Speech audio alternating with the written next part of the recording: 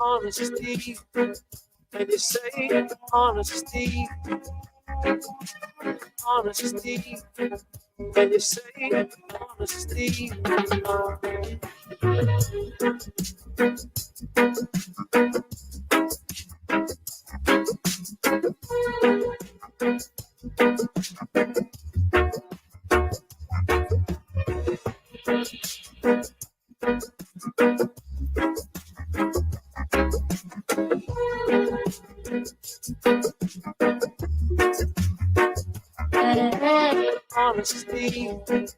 and you say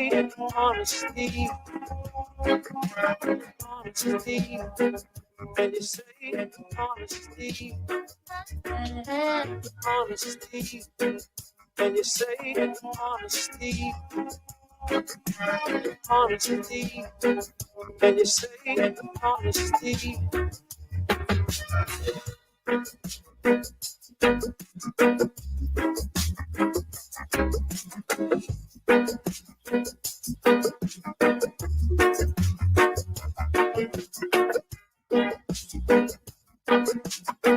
and you say honesty.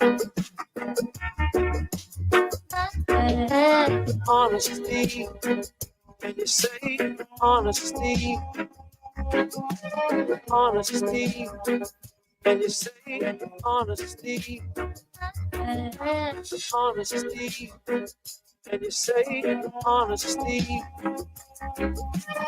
honesty, and you say honesty.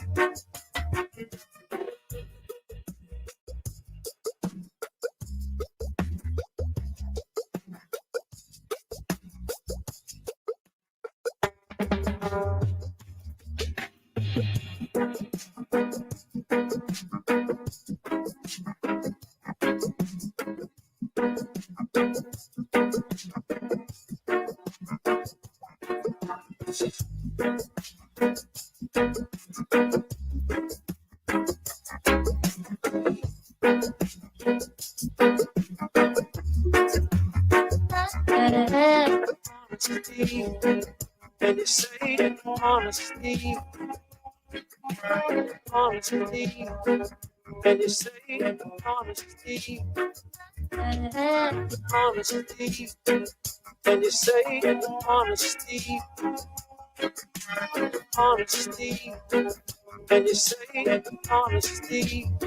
honesty, and you say honesty, honesty, and you say honesty, honesty, and you say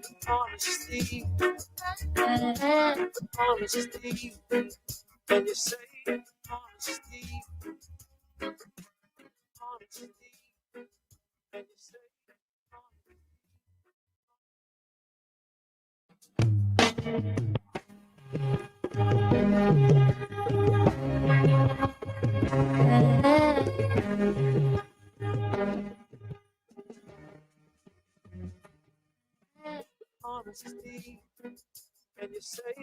honesty,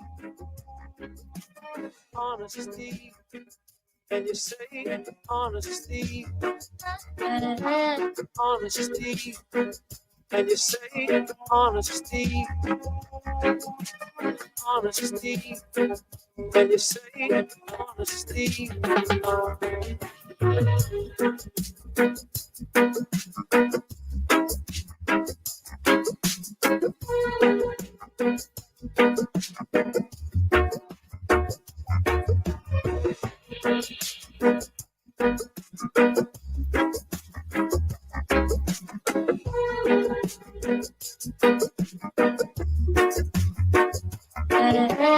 Honesty, and you say honesty, honesty,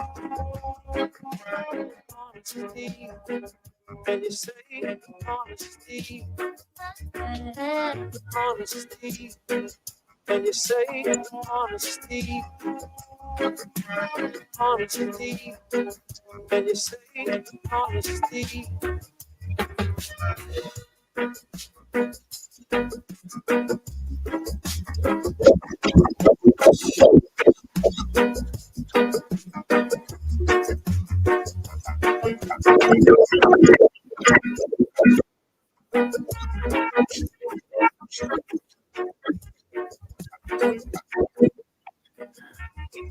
It's that time again.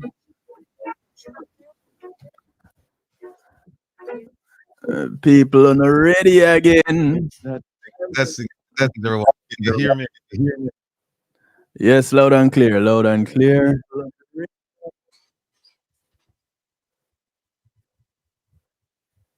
All right. Yes, Kevin, welcome, welcome. Folks, this is me and Kevin. Greetings, greetings, greetings, and salutations. Listen, sincere apologies. Because you probably know that we're starting late every week. Like we start like around 5 after or so. There's a very good reason for that, and I'll have Kevin explain it because he can do so much better than. Well, it's real simple, you know.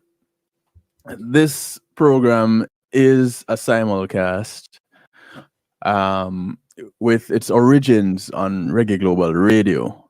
So what the YouTubers have the luxury of having is the being on a platform that is really easy for them to get to. But the other platform is also easy, Reggae Global Radio, which is actually the home of Reason with Rattigan. So those that go to Reggae Global Radio to catch me at 8 o'clock, you can go there to catch the Rebel from now. And you watch on the Global Base TV if you're on a computer. The chat room is right there. The video is right there below it. And that's a simple explanation. A little bit long, but it's still simple. All right. So, Thank you, sir. greetings all. Yes, yes. Dub for tune. Yeah. That's what I'm saying. Let me just say welcome to Reason with Rattigan on Reggae Global Radio and YouTube with yours truly, Will the Rebel. Alongside Kevin. Feedback, Kevin. I don't know what's going on here, but hey, it feels so good to be back. I missed you. It feels like I've been gone for months, and it's only been 1 week, but that's how close we are. Now, as you're aware, last week we had our second protest in New York. Now, we anticipated fewer protesters than the first New York protest. And despite the calls, plural calls for cancellation from some quarters, we said no. In fact, we said hell no. No how, no way. And we went ahead and the protest was outstanding. The passion, the vibes, distribution of the message were far, far greater than we could have ever imagined. The numbers are staggering. And our message of holding government accountable was delivered in a massive way. Jeffrey Tavares, for example, Mr. Vumva Vumva V, streamed approximately 7,000 devices were logged onto his platform. Another platform streamed the event, and more than 40,000 devices logged on. I think as of today, it's 44,000 and viewed the event so far. Now, here's a story regarding that platform, and it could only happen as a result of the divine. There's a popular program on social media called Jamaica Walk By. I don't know if I tell you the story, Kevin, but it's an interesting story, and I need to tell the people them. Yeah, you told me. You were telling me about it. Yeah, Fabian. That's his name. He's walking here, and he was walking around, just walk by places, introducing people to the program, this program, and he was on a train along the railroad, coming from wherever he was coming from into Manhattan, and sitting across from him, and by the other person, he saw this lady dressed up in her colors, red, gold, and green, and he said to her, "Where are you going?" And he started up a conversation with her, and she said, "I'm going to the Jamaican protest."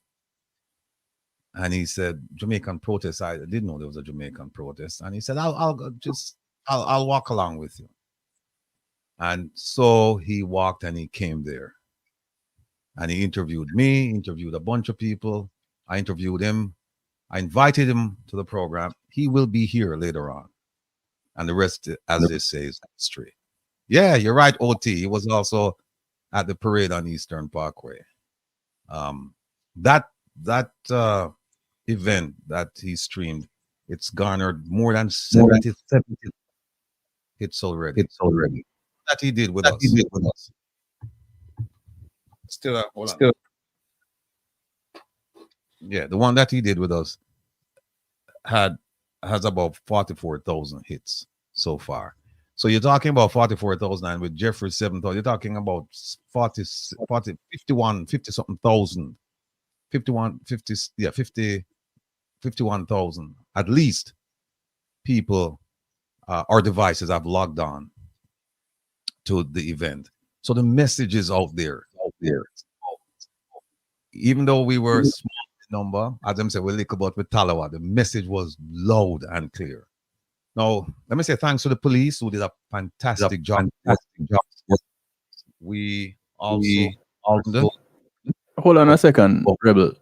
You have a strange loop back. The monitor in the studio there turned on. yeah. Mike, check. I'm still Check hearing check your monitor if it turned on, because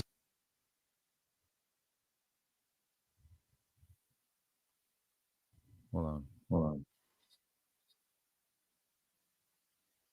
Mic check. Mic check. That's fine. How about no? Still hearing. How about no? yeah, there's a second input somewhere that I don't usually hear. Check it again for me. Just look. I don't think any tabs open that is giving any feedback. Yeah, Anthony R says getting an echo. How about no? Mic check. Mic. I don't hear it now. Yeah, I barely hear it. Do it again. Mic check. Mic check. Mic check. Mic check. Mic check. Yeah, man, it's there. It's That's odd. That's very odd. Mic check. Mic check.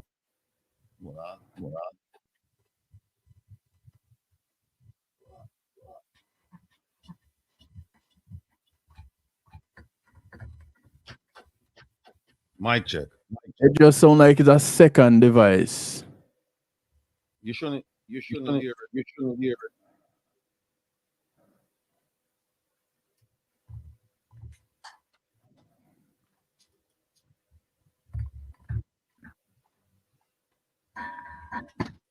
Mic check. Yeah. Good. All right. Still hear it.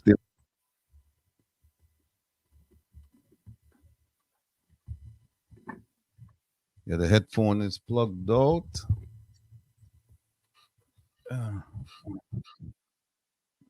Maybe a Kevin.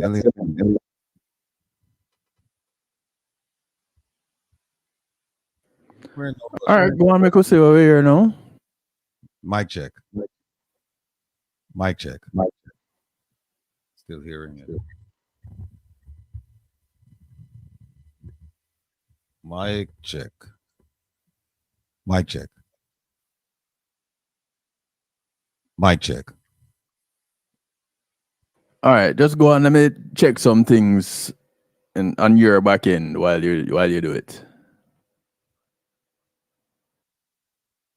Splash Digger said sound better. Better but an echo. Catherine Daly.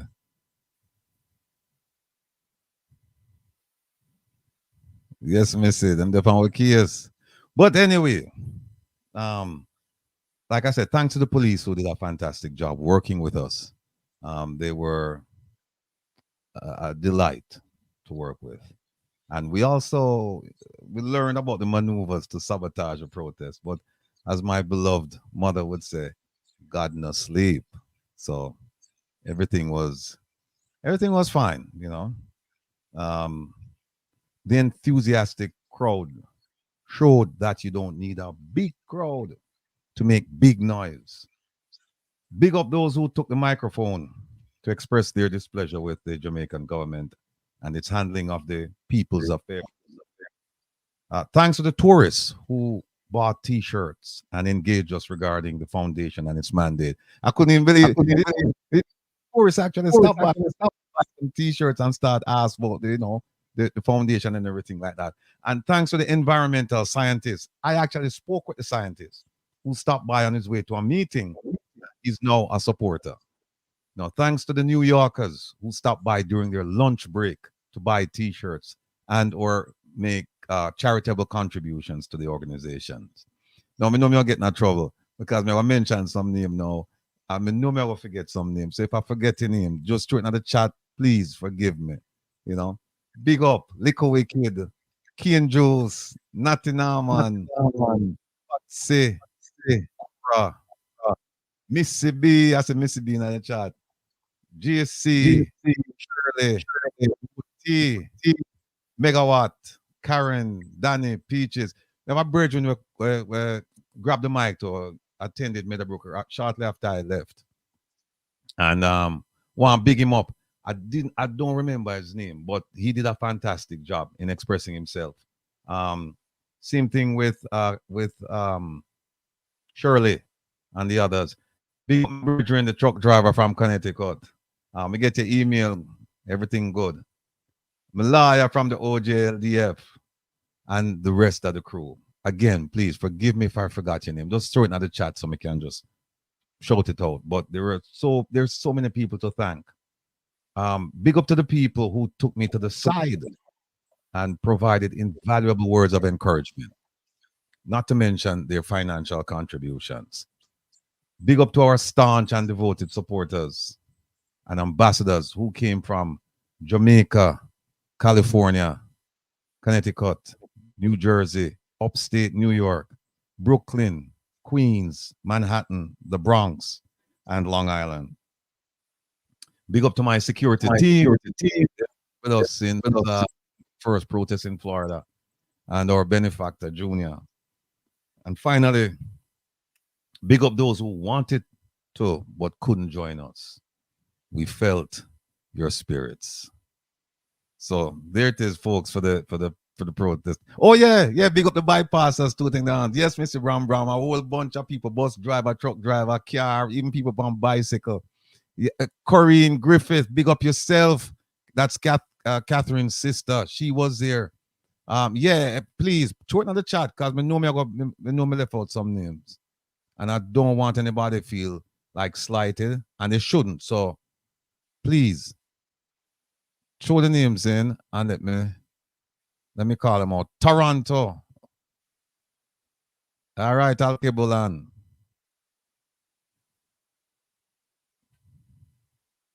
JM, I was there when the drivers were blowing their horns. Yeah. More alive.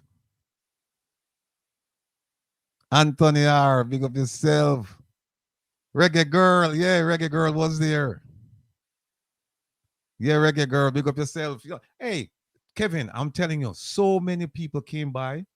They were not counted because these people they came by on their lunch break. They just said, look, we just want you to know that we support the efforts of the foundation, and we have something to give to you, or we're going to buy some T-shirts. One gentleman came there and he said he couldn't stay, but he buy 2 T-shirts and he said, listen, I have to take a picture with you. I have to wear the T-shirt and take a picture and send it back for my wife at Jamaica because she watched the program all the time. I don't remember his name. Forgive me, my brother, but you know who you are. Right.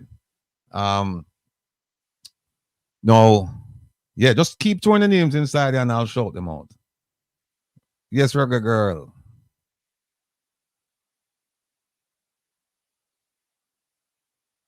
Ah, Jim, yeah. We took pictures so my lady could see that I was there. Or you tell her, say that go somewhere else? Or you went somewhere else, Jim? But yeah, Jim, big up yourself. Um, all right, no. As promised, tonight's edition of Relax with the Rebel feature fantastic. Lovers Rock. In Reggae Global Radio at mid join the wonderful enjoy the beautiful music. Shout out. Till I get the thing them till I get the feedback. Who was on JM was on lunch break. OT. All right. As shout out to prayers for Mama Eileen, Papa Trevor. Ma P, it was great seeing you. You know it go, Mama. Right? Mama tell me to lay down, rest myself because me look tired and why 1 hour turned into 2 hours and whatever. But it was great spending some time with you. And you look good. I look forward to seeing you pretty soon. And thanks for everything. Michelle, big up yourself. Margine, Uncle Moulton, Mildred, Desmond, Joanna, great seeing you too. And the headmaster. And I look well, man. Big up on yourself. Paul, Sassy, Mrs. Nelson, Bob De Souza, Barry, Tony Jump, Mr. Baxter, and last but not least, Fittis, the artist, Dread. Let me see what my body. Oh, Ralva. Ralva. See, Ralva wasn't there, but her spirit was. Just like the dozens and dozens of people who call me. Big up my brethren up in Massachusetts who have rotator cuff issues, who couldn't come, but I saw it go.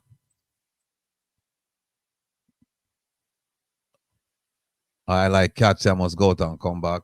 All right, now see where. Now wait for the boss to come back. Now wait for Kevin. Um, yeah, I'm here, man. I'm not. I've been listening closely to see if when the feedback comes. I'm not hearing it right now. Oh, you're not hearing it?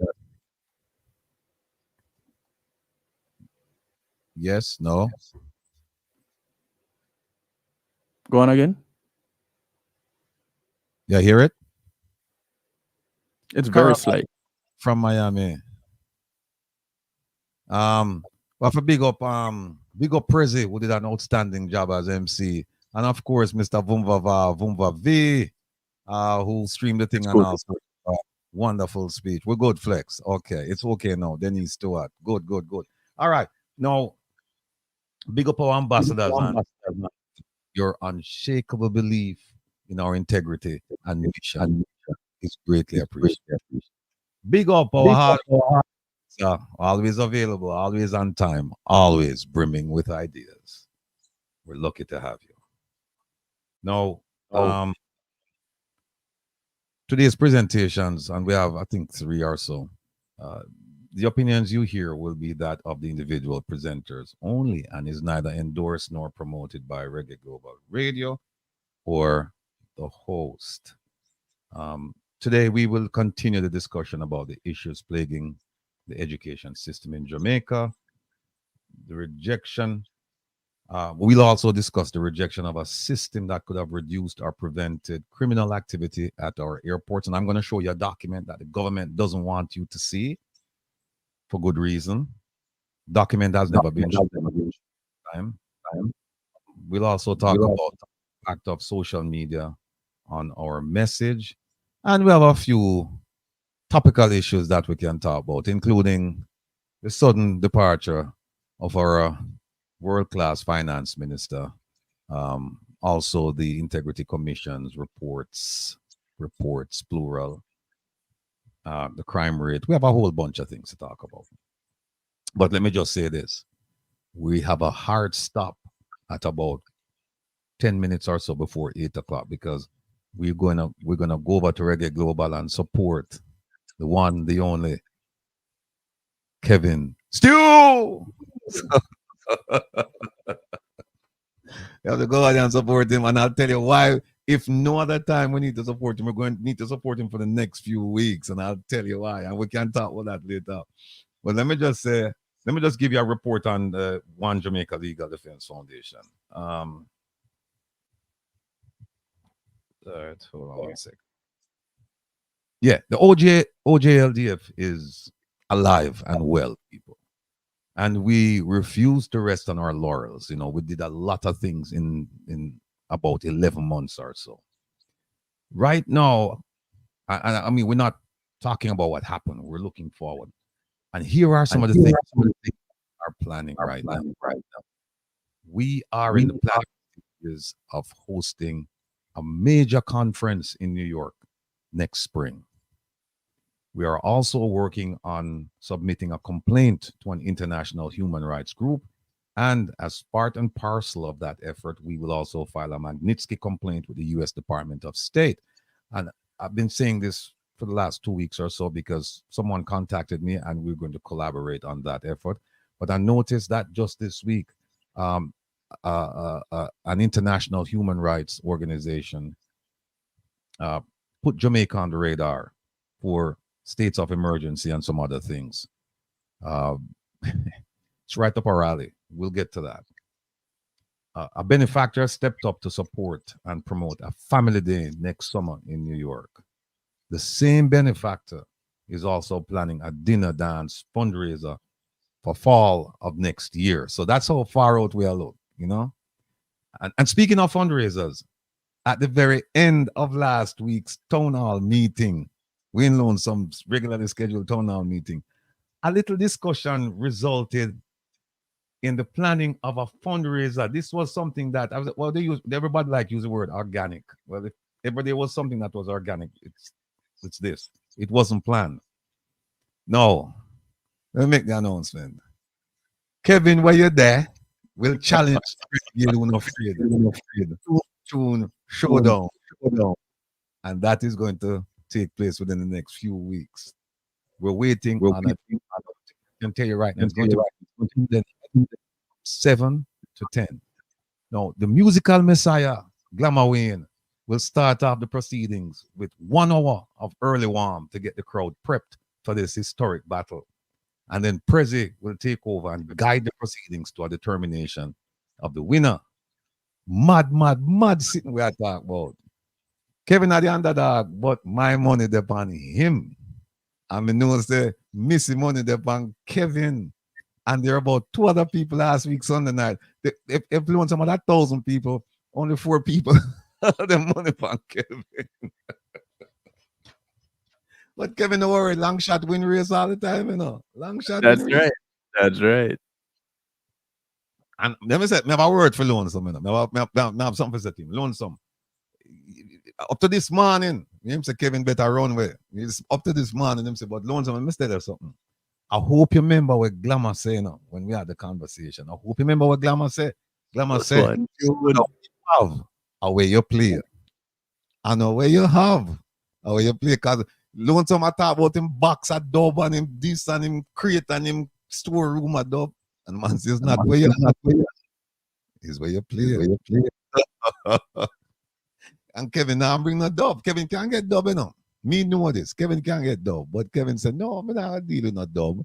Well, I got tune for tune. And so, who that's the money upon? Petra say money upon Lonesome. What is this? That's okay. That's okay. As long as some of that money go towards the foundation, I am good. Yeah, it's for our the foundation. We're going to talk So wherever you're putting your money, Petra, wherever you're putting your money, as long as some of it is, well, the majority of it can go towards the foundation because it's all about the work. Well, that's Nerine says, sorry, Kevin, you'll be able to loan some. May I have to go with killer sound. All right, Nerine. All right. Well, I tell you what, my money, I'm gonna tell Lonesome, I'm gonna tell Glamour, I'm gonna tell them say my money depend Kevin, right? My money depend on Kevin. And you know, loan some him take it to heart, you know, because last week when we start talk about it, McCall Kevin. McCall Kevin. How it start again? Oh, I know how it started.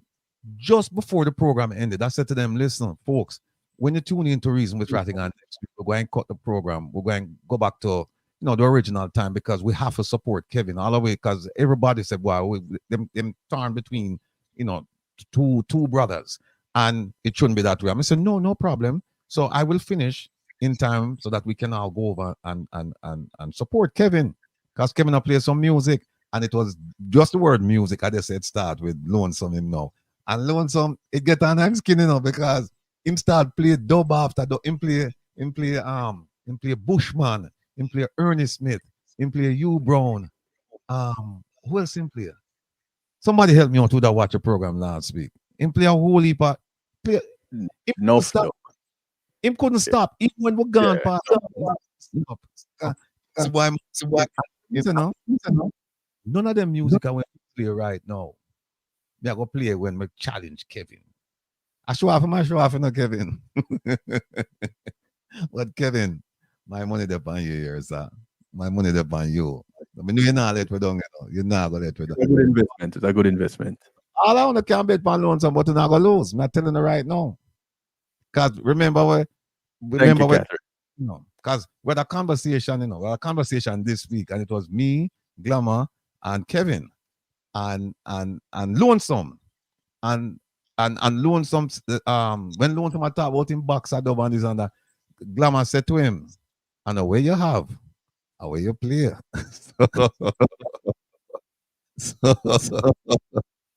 so, Petra, we have a promotion. Yeah, we have to promote the thing because it's going to be.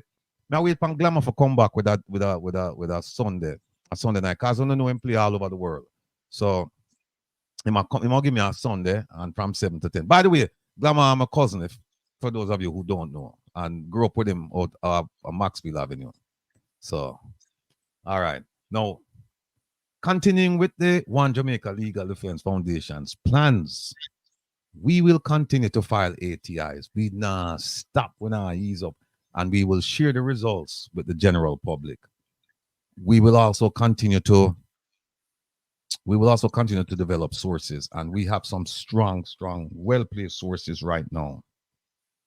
Well-placed, and that's how I got this document we're going to show you today. We will continue to file lawsuits as necessary against the government.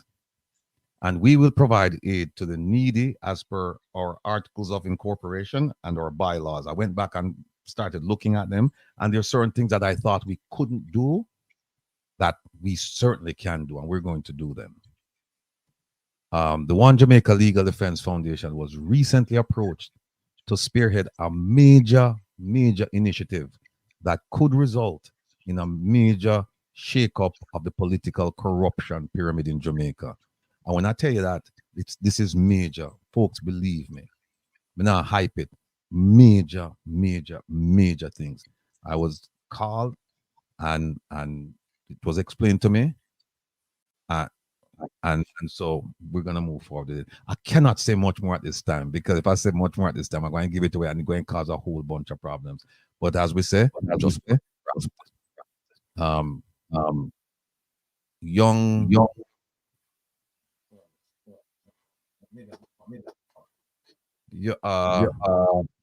Marcia Murray. Yeah, ma'am, used to live at 51 in Marcia. Used to live at Watt Town, right in front of Lincoln Avenue. Let me see who else there. Yeah, but young. My bet is with Kevin Stew. Mr. Rattigan, what are your intentions if the PM name is in the IC report? Elegance, you draw me out, elegance. You draw me out. It's a good question. No, it's a good question. No, it's a good question. But hola. Yeah. No. Let me our 2023 tax filing should be posted by next Saturday on our website. Let me repeat. Or tell Grandma Janet. Yeah, All right, Janet. All right, me make him know. Yeah, our tax filing. Remember, I said to you so that we have to be accountable not only to the people but to the government, the U.S. government, the IRS, and so our time has come, October 15th. But I met with the accountant, and our accountant, I don't know, regular accountant. Our accountant is a CPA who has a PhD who used to work for the IRS. So at a level there with it. And I spoke to him. I saw him Wednesday. Had lunch with him on Wednesday, and I spoke to him last night, and he said it should be completed Monday, around Monday, Tuesday or so. So hopefully we'll get it up on the website, and then you can look, you can scrutinize it. But by the way, in going over the invoices and the statements with the I came across an invoice. Hold on, wait the Kevin, where the invoice there? Like this? No, not that one. It's it was so interesting too because Oh, all right. you and I had this discussion in the week about it. What was that? You and I had this discussion about it in the week, Right. and here it is for you to present. Yes. There are certain things, people, that you need to pay attention to, and will explain as he brings it up and shows it to you. Well, I'm going to tell P Breeze. P Breeze is 51 Maxwell Avenue in front of Lincoln. 51 Maxwell Avenue, the big yard next to the bar where the bus stop used to there. You sleep there, so. What town are the one with in front of Lincoln Avenue? Lincoln Avenue or Lincoln Crescent? One of them. Because Beechwood Avenue running out Lincoln. I don't know if that Lincoln. I used to live up the settle.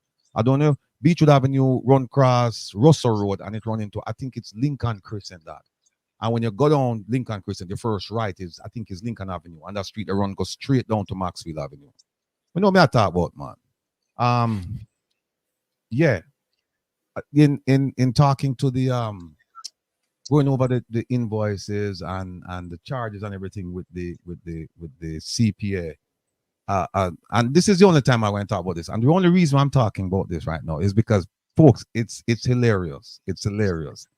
And I wasn't going to show it, but me and Kevin had talked about it, and we just said, you know what, we could just show it and then we just move on, right? No. If you remember, well, actually, I came across an invoice for the quote unquote luxury SUV that me, Rattigan, reportedly rented for $1,500 in January and used as transportation during the weekend that the protest took place in Miami. Sure, all of you hear that story there, right? Now, that report was erroneous.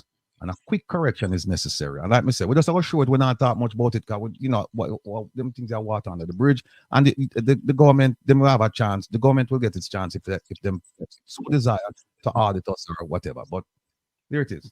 Now, here's what you didn't hear. The vehicle was rented in New York. You didn't hear that piece.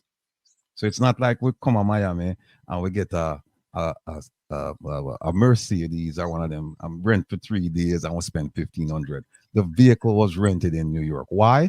Because when I spoke to one of the directors who lives in New York, and we started looking for tickets to fly down to Florida in January, which is high season, the prices were exorbitant. Plus, when you get to Miami, you'd have to rent a car anyway, and it's high season. So we decided, hey, you know what? Make a rent a SUV and we just drive down. So the vehicle was rented in New York and he stopped and picked me up. It's a slight detour still, but him stopped and picked me up in Maryland. And then we went all the way down to Miami. And on the return trip, drove all the way to Maryland, dropped me off and went home. So it's not like we have people at Atlanta where we go to our way or some other place. It was a straight ride, the round trip, the round trip from New York to Miami with a stop in Maryland accounted for approximately 2,758 miles. Let me repeat that. The round trip where we do from New York, one stop in Maryland, down to Miami, round trip, 2,758 miles. That round trip accounted for approximately 2 days of the road. They picked me up. The vehicle was, and I'm going to show you the receipt now in a few. They picked me up Wednesday. I was picked up on Wednesday. We got to Miami on Thursday. We had the protest on Friday. We stayed in Miami stayed Saturday, and Sunday we were on the road. And if I was off at I think 1 o'clock in the morning, 2 o'clock in Monday morning. Right? And for those of you who remember, I was on Lonesome Show that Sunday night, and clearly people could see that I was in a vehicle. All right. Now finally, here is the receipt. We don't need a drum roll for this, Kevin. Here's the receipt. Right. All right. The date. That's the first thing. There's a date. 6. Right. Now, there it is right there. Let me small this up.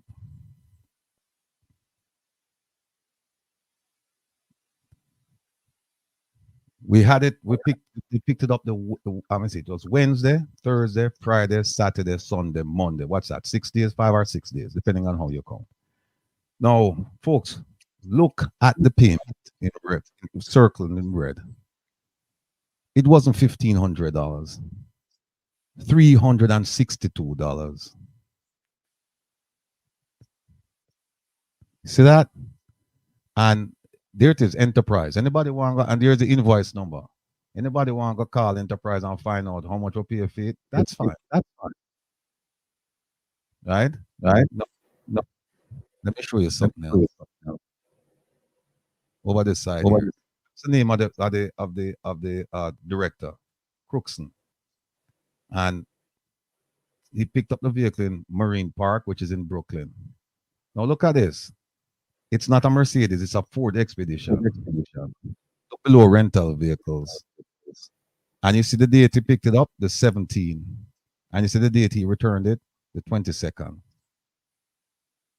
And you see the amount of miles we put on it, 2,758. Right below that, right here. Right there. So here's all I have to say. It's a Ford Expedition with Mercedes trim. Let me just say that. Let me just say, we don't need no further explanation of this, except to say that whoever examined the payment did not examine the invoice, because there's several invoices attached to that payment, and they didn't do their homework. Maybe they couldn't do their homework, but that is what happened, you know. So again, to be clear, no vehicle was rented for $1,500. The vehicle was rented for $362. There it is right there. All right. Let me see what I want to say.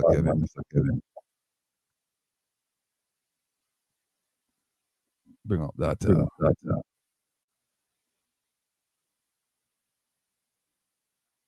Yeah, we have State of Education in Jamaica Part 1. Jamaica Walk By. That's it. That's the young man who came to the protest. And then we have the State of Education in Jamaica Part 2. The first one, we're going to have a teacher. She refers to herself as a regular. Second one, we're going to have a... She refers to herself as a what? A regular teacher. Okay. When I talked to her, she said, just call me a regular teacher.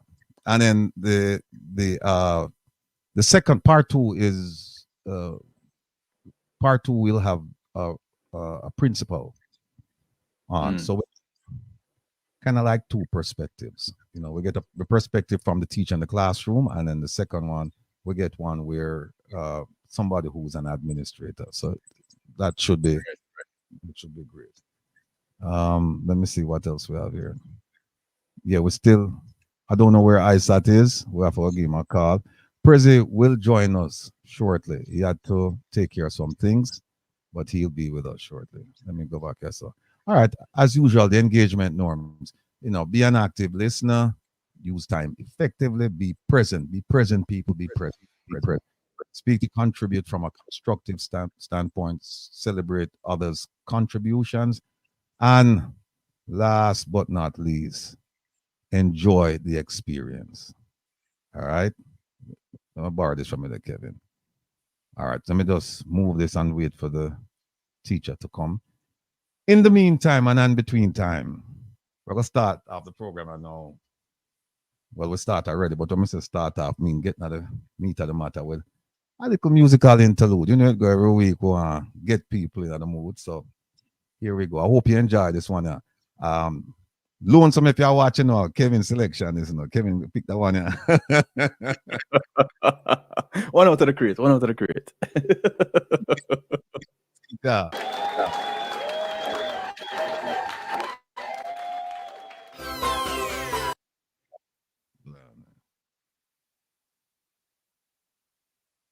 All right. But as a lot of you know, Bob was also a lover.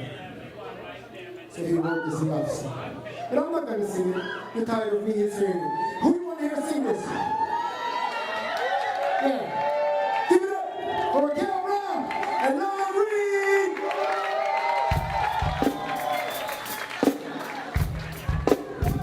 You're not armed, how you feeling?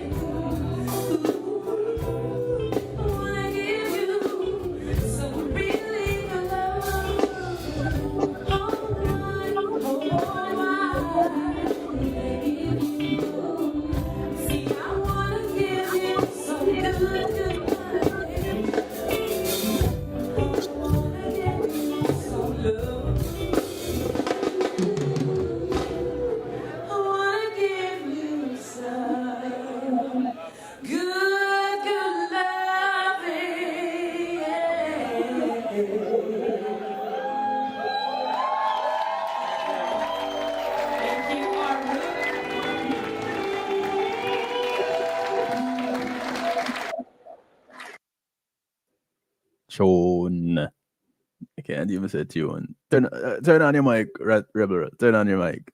Yeah. Tune, we say. Some people are lick out still. Those who have rain right now, just understand there's no ill intent. I want to know. So them say nice thing, Kevin. You know, remember, it's not where you have, it's where you play it. There you go. Real quick before I forget, Healthy Eats with Carol, please give me a link now, please. Shoot me a message, 773-789-STEW. That's 789-STEW, 773 area code. Just drop me a quick message. I need to chat with you a second. All right. Let me just drop the scene. All right. I start soon join. We have about another hour before we get in with the teacher. So let me throw this on. And no, this most of you know this professor, well renowned, world renowned, and he's an attorney. He's also part of an anti-corruption agency. I think it's in Kenya. No, he's going to talk about fighting corruption in Africa, but it might as well have been fighting corruption all over the world, particularly in the Caribbean and specifically Jamaica. So you can substitute some of the countries with just the word Jamaica, with the term Jamaica, with the country Jamaica, and you'll see what he's saying. And you'll quickly realize that some of these corruption issues, they transcend land boundaries, they transcend cultures, they transcend, just people. Meaning that it doesn't matter where you're from. It appears as if there's certain innate qualities about people when it comes to in fact, you know what? I have a thing here from Marcus. Marcus Gavin said that. Hold on a minute.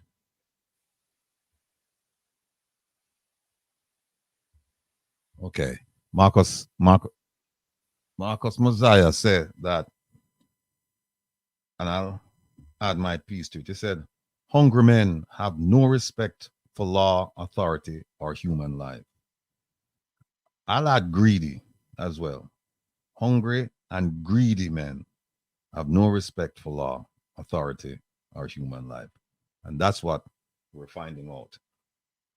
Without further ado, here is the presentation. Welcome back to Sunrise Daily. We are talking about tackling corruption now. We're joined by Professor Patrice Lumumba, who is a former director, Anti-Corruption Commission in Kenya, and is the director, Kenya School of Law. Thank you for coming on this morning, Prof. Thank you for the invitation. You know, when we talk about corruption, people describe it in different ways because their understanding of it in some cases appears to be different, to the extent that maybe government agencies and the people, in most cases or sometimes, not necessarily on the same page. Do you have this kind of challenge in Kenya where people say, no, what I did, this is not corruption, this is just a normal thing?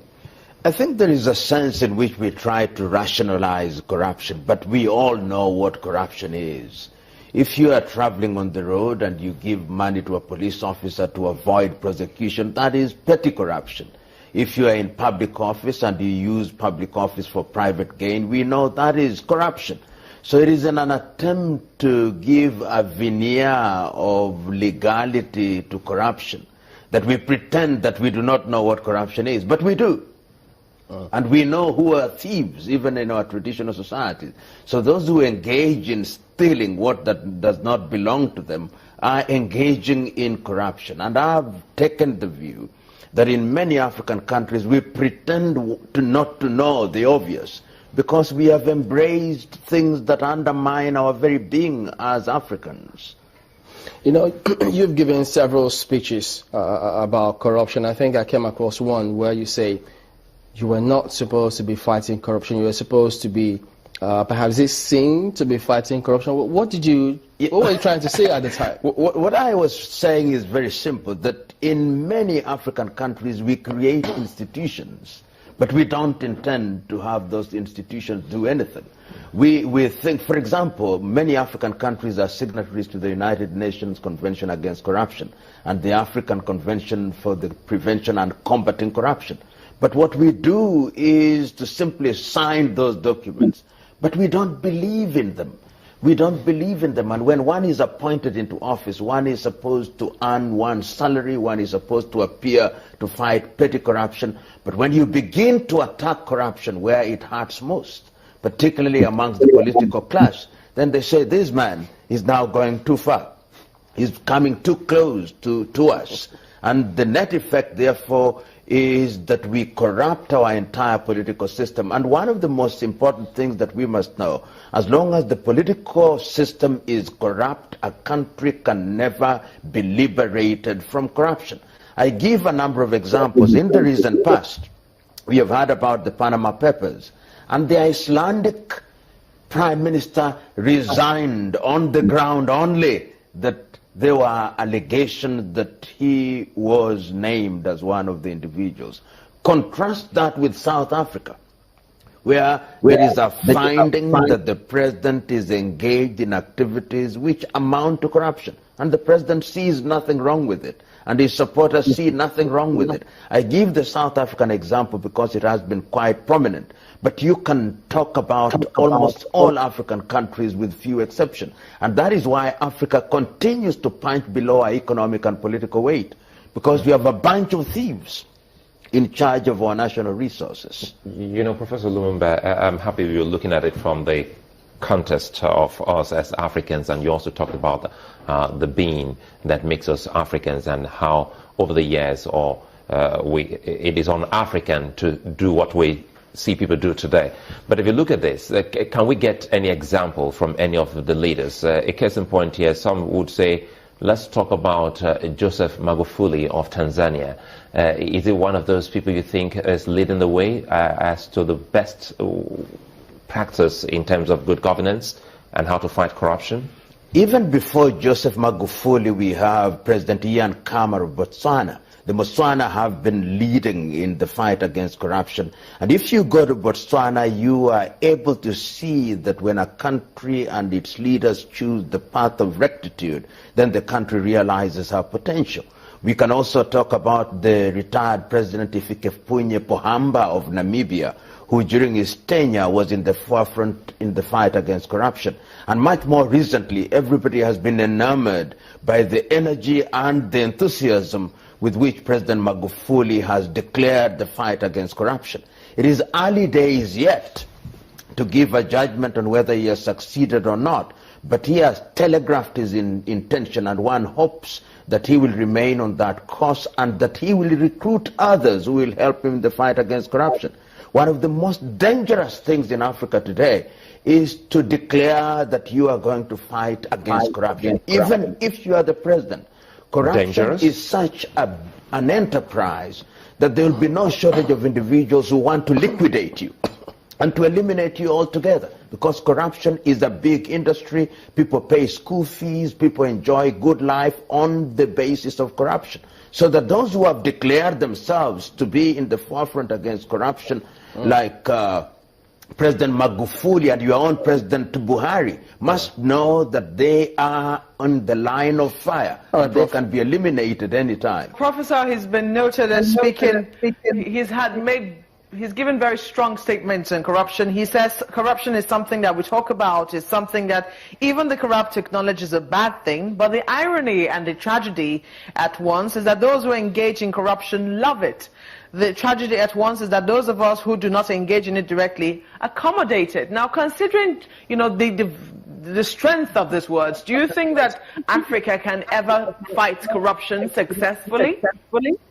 You know, it's not going to be easy. What I view as the impediment in the fight against corruption is that there is a sense in which in many African countries we have even ethnicized corruption.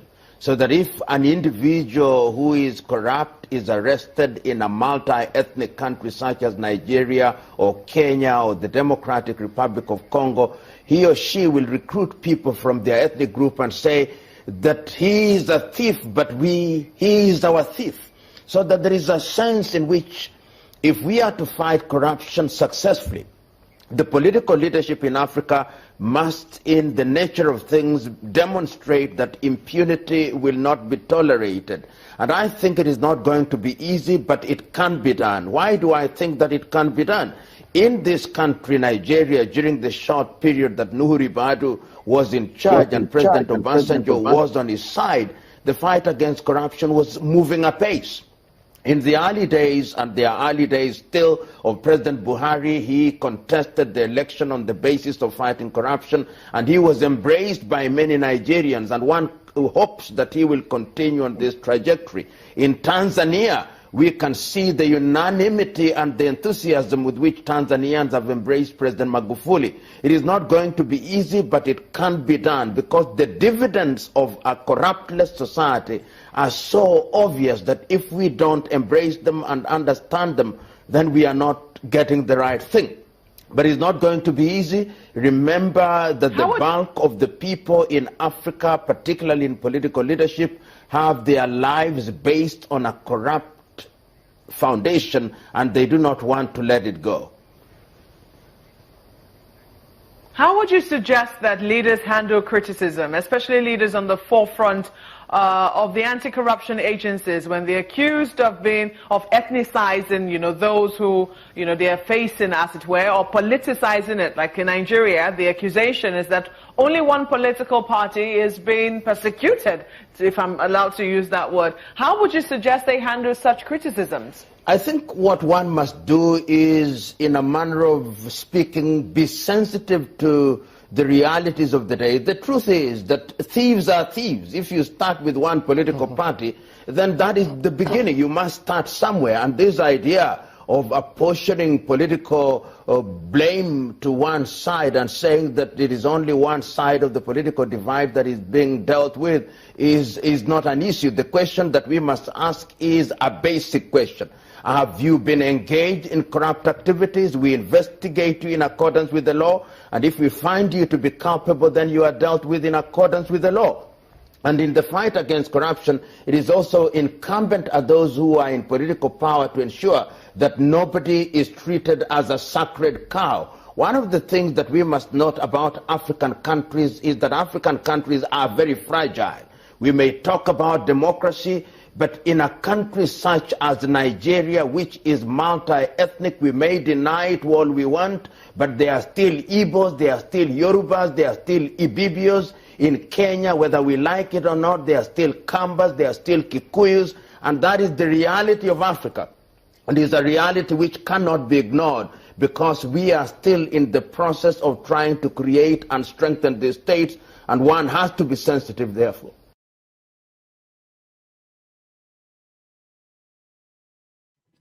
All right. I mean, that little 10-minute clip explains a lot that we should know about corruption. But somebody might say, well, yeah, theoretically, it could apply to all of the countries, including Jamaica. But then he's in Africa. Well, take a look at this if you think that it's only Africa. Look at this. This is a story that was published a few days ago, 3 days ago. And we say that Haiti is a failed society, but look at what Haiti is doing right now. The headline reads, Haiti unveils new corruption cases against high-level officials, even as impunity persists. Haiti. And here it is. Investigators with Haiti's anti-corruption agency donned caps and face masks on Tuesday as they stood behind boxes of evidence that accuse high-ranking government officials of crimes ranging from illicit enrichment, does that term ring a bell, Jamaican people, to abuse of office. And it goes on. It's the latest crackdown on widespread corruption in the impoverished Caribbean country, long known for its impunity. The newest cases involve food meant for public school students being diverted for other purposes to government fuel being used for personal benefit. Some of the same things going on in Jamaica. some of the same things going on in Jamaica, but Haiti is trying to do something about it. Here it is. Haiti unveils new corruption cases against high-level officials. Now, everybody has been asking about, let me see if I find, everybody has been asking about the Integrity Commission. Now, hold on a second. Let me move that.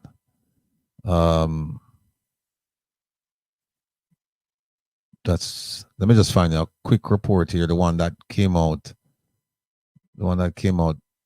When was it, yesterday or the day before? I don't remember, Kevin. Help me out.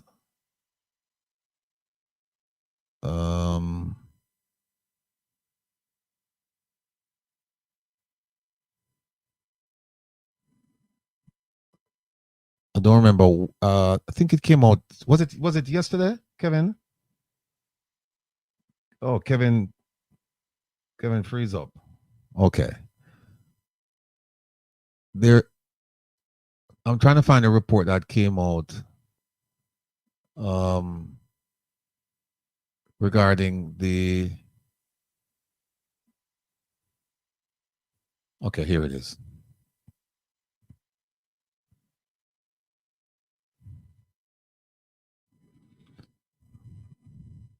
I don't know how many of you saw this. This came out 2 days ago. And here's what's interesting about this. It has to do with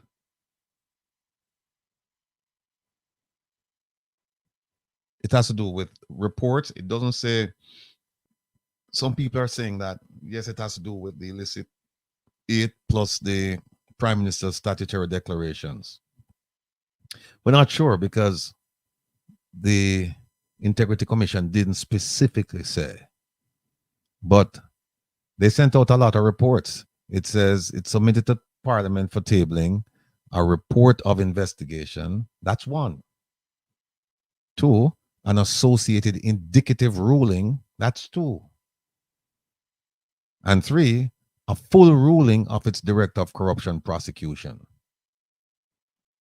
So at the very end, just think of it like the last one is the most important one, because the corruption prosecutor is the one who will decide who will get prosecuted, who will be exonerated. And we haven't seen something like this. I haven't seen something like this for quite a while. In fact, I don't remember seeing something like this where you have a report of investigation, an associated indicative ruling, and also a full ruling. And it appears as if they're connected. And listen to this. Look at this second paragraph. It said a special report under section 36.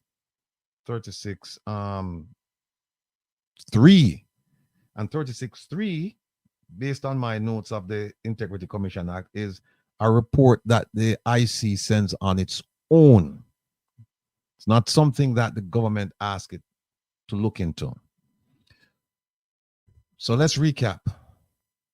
On September 5th, the Integrity Commission submitted to Parliament for tabling a report of investigation, an associated indicative ruling, a full ruling of its Director of Corruption Prosecution, and a special report under Section 36.3.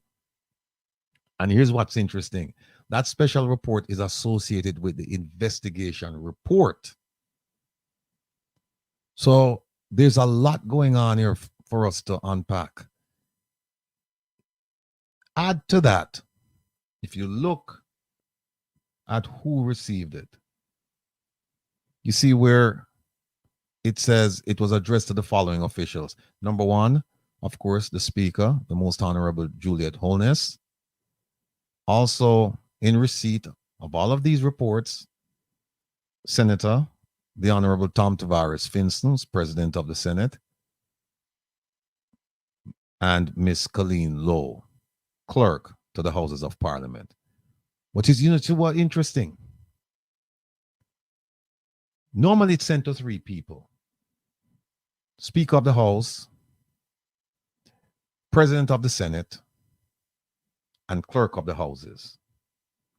But there's another person mentioned here, the Honorable Heroy Clark, Deputy Speaker. Deputy Speaker. That tells me right there that there's something going on with the Speaker. And out of courtesy, they're letting the Honorable Heroy Clark, the Deputy Speaker, they're making him aware. So this is rather strange. I went back and I looked and I don't recall. It may have happened, but I don't recall seeing a report sent to the Speaker as well as to the Deputy Speaker. Because if that being the case, look at Senator Tom Tavares Finson. They sent it to the president. They didn't send it to the number 2 person in the Senate. They sent it to the number 2 person in the House. There is a number 2 person in the Senate, but they didn't send it to that person. They sent it to the Honorable Heroy Clark, Deputy Speaker. So it's not looking good. And there it is. Section 36.3 basically says that the commission can at any time submit a report relating to any particular matter, which in the opinion of the commission requires the special attention of the parliament. Note those words, special attention of the parliament.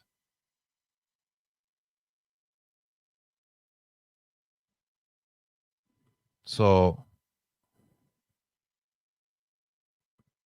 hold on, let me get Kevin back in. Yeah, Kevin, I was just telling everybody that I went back and looked at some of the reports, not all of them, but I don't really think something sent to 4 people. Normally it's sent to 3. But be that as it may, even if they send it to 4, it's very concerning that you have so many reports going in, and some of them are connected. Now, folks, as we say, just watch the ride, because we've seen this before where things were sent over to Parliament and everybody say, yes, I'd elicit it, and it turned out to be something else. So let's just be patient and let's wait to see what's going to happen. We do know that there's a report that requires the special attention of the Parliament. Just for clarity, when something is requiring the special attention of Parliament, what does that mean? It means that it's significant that Parliament is in recess, I believe, right now, and they're planning to come back to deal with these reports, particularly the one under 36.3 that requires the special attention of the Parliament. So what it means is that the Integrity Commission on its own, this comes in the form of a complaint, or it didn't come in as a statutory declaration. On its own, it went out and it investigated something or someone. Okay. And so now they're going to release. But you have 3 more reports as well. So I'm just telling people just to be calm, just to be patient, just to wait. I mean, it looks to me like it's something very significant, not like the previous 2 or 3 or whatever reports that we received. Okay, Lawrence Howell mentioned something which is quite interesting. He said the only other time they sent it to the Deputy Speaker was when Miss Dalrymple Philibert, Marissa Dalrymple Philibert, when they submitted a report for tabling that concerned her. So they notified the deputy, so that they said, okay, she's on the investigation, so just prepare yourself. Out of courtesy, they did that. And now here it is again that we have a second case where it's been sent to the deputy. Could it mean that the speaker is in trouble? It could. Only time will tell. And as we watch the ride. Sound like a grab your popcorn kind of a thing. Watch the ride. No. Let me show you something here.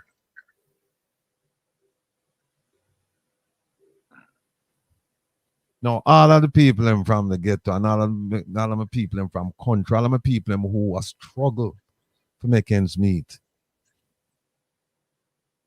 they can identify with this report. But for a lot of you, I shouldn't say a lot, for some of you, you probably didn't know that this was going on. Probably didn't know that this was going on. And I'm going to put it up on the screen now so you understand, you get a sense, or maybe you've heard but you didn't believe it. Here we go. Survival mode. How some Jamaicans scrape by with tiny purchases and poor man's wholesale sells toothpaste for $20 a squeeze. Mm-hmm. Think about that, folks. Not a tube of toothpaste, and you buy a squeeze to go brush your teeth. Which means you're either brushing your teeth on spot with probably a bottle of water, or you're getting a squeeze where you put in I don't know, a Ziploc bag, a little plastic container so that you can take it home and possibly share that squeeze. Okay. Yes. Here we go. Here we go. They said when $20 is all you have for toothpaste, see that as well? A squeeze of toothpaste sells for $20. Now, this is worth reading. It says Jamaica's economy might be flashing some green lights, meaning that it's looking good for some. But for many, the reality is a far cry from financial stability. As the cost of living continues to skyrocket, desperate measures are becoming the norm, with vendors, wholesalers, and retailers resorting to breaking down products to meet the shrinking budgets of struggling customers. We're talking about the minimum wage people and those slightly above minimum wage. Here it is. Take Sample Wayne, the man behind the Poor Man's Wholesale. There's an establishment called the Poor Man's Wholesale in Kingston. For more than 15 years, Sample Wayne has been the go-to guy for those who can't even afford a full tube of toothpaste. Here, a squeeze of toothpaste will set you back just $20. A single slice of bread costs $25. And a single chicken leg will be $20. A regular size 6-ounce toothpaste retails for about $480 in supermarkets. The price for a loaf of hard-dough bread is in the region of $550. And a pound of chicken is priced at $300. If you're making dumplings or spoiled, no problem. Sample Wayne's got you covered with a dust of the starch for $10. And when your thirst needs quenching and your pocket is dry, but you cannot afford $280 for a small pack of Lasco food drink, Sample Wayne will solve your problem for $100. Whole heap of people can't want, meaning one, and all them have is a $20 for the squeeze. So what me I go do? Turn them back because them not have it? Them no need for brush them. Them no need for brush them teeth too. This is what Sample Wayne said when asked about his unusual business model. This astute and understanding businessman is even slicing up cake soap, the old school remedy for those pristine white school blouses. The cake soap, what you say?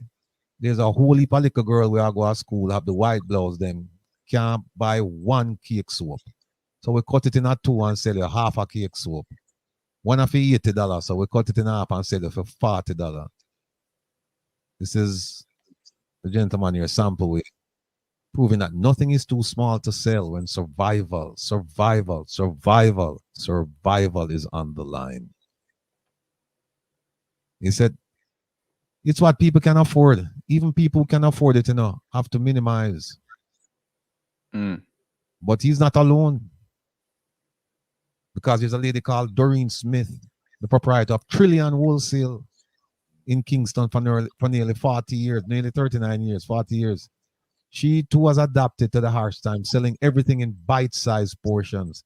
People still come here and buy like quarter bread, one egg, one frankfurter, all a bag of shampoo, she said. A frankfurter, $60 for a frankfurter. One egg, $60.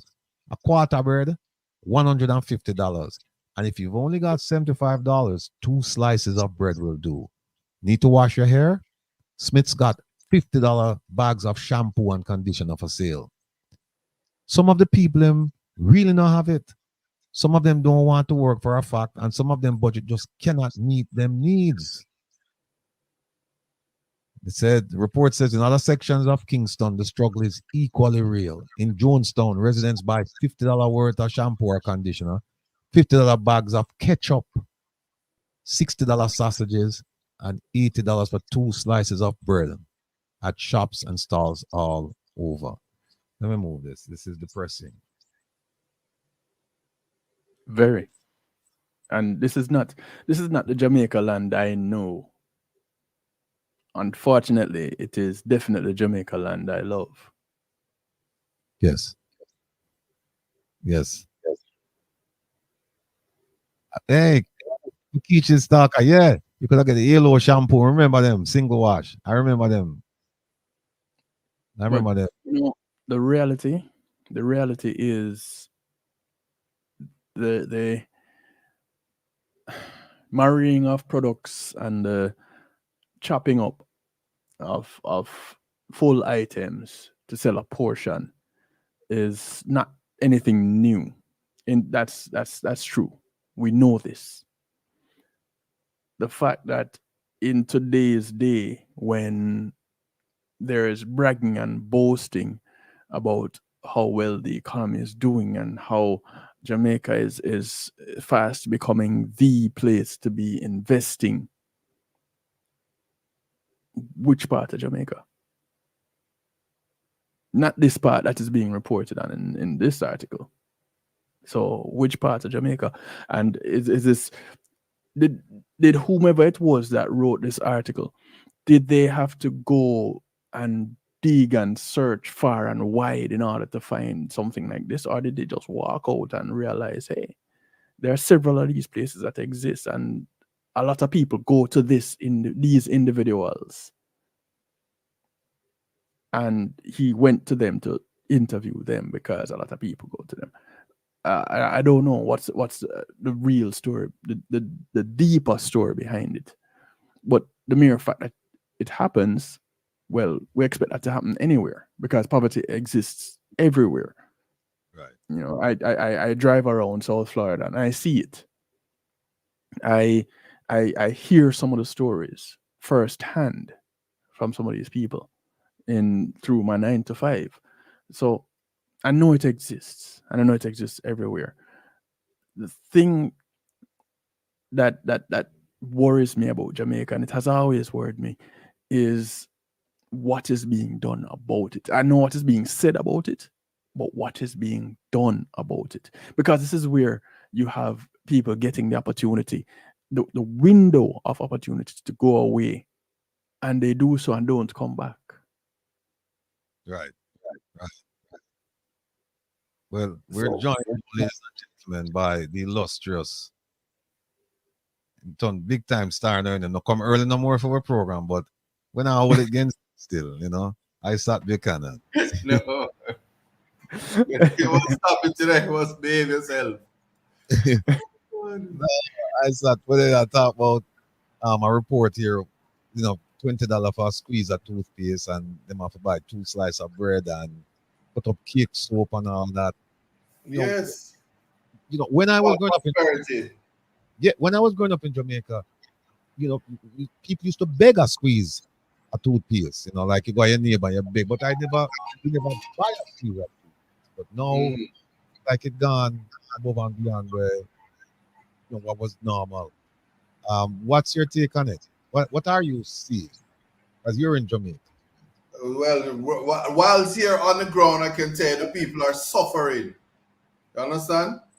I'm not exaggerating. I'm not making any fun of it, but one can recall that the last election when you were telling people, vote with sense, because if you vote wrong, don't beg me.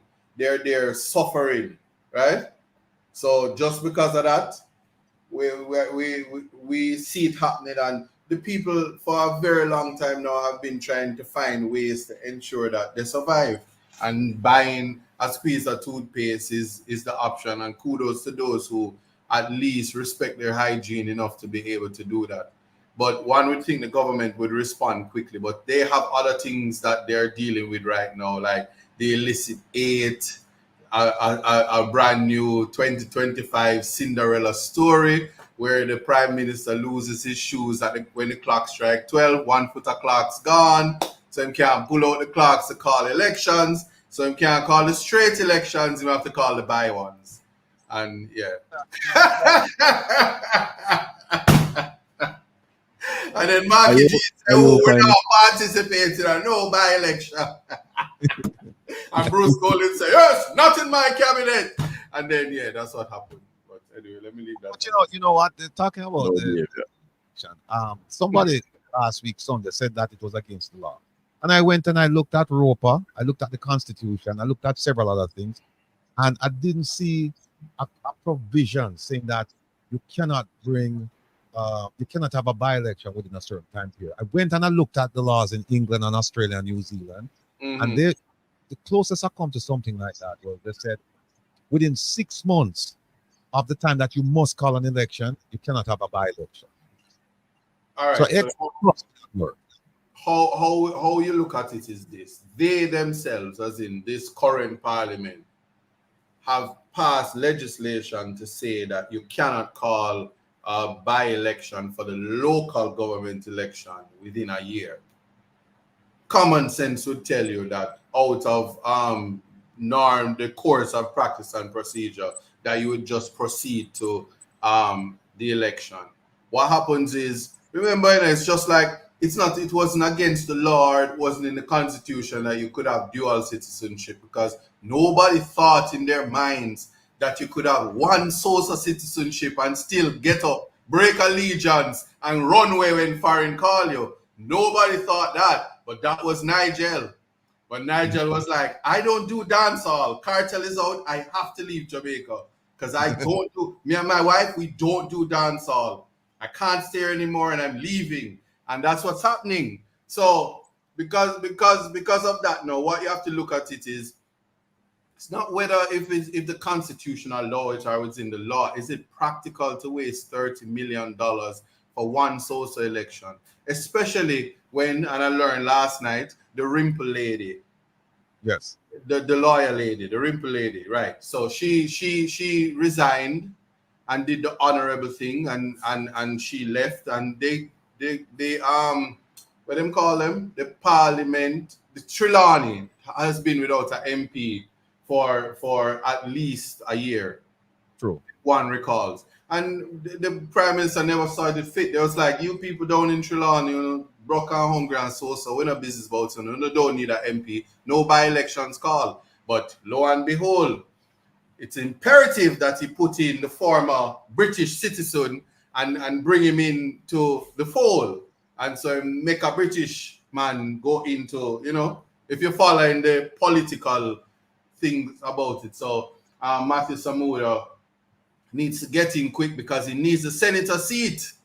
Because like we always talk about it, I always thought Madame Flavel, who is a very horrible Minister of Education, was the most competent person for the Ministry of Finance.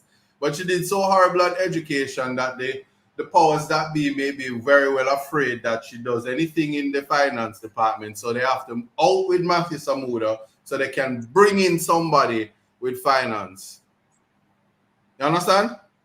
Well, Andrew, you know, so Missy said you should have seen me in my blue clocks last week. She's right.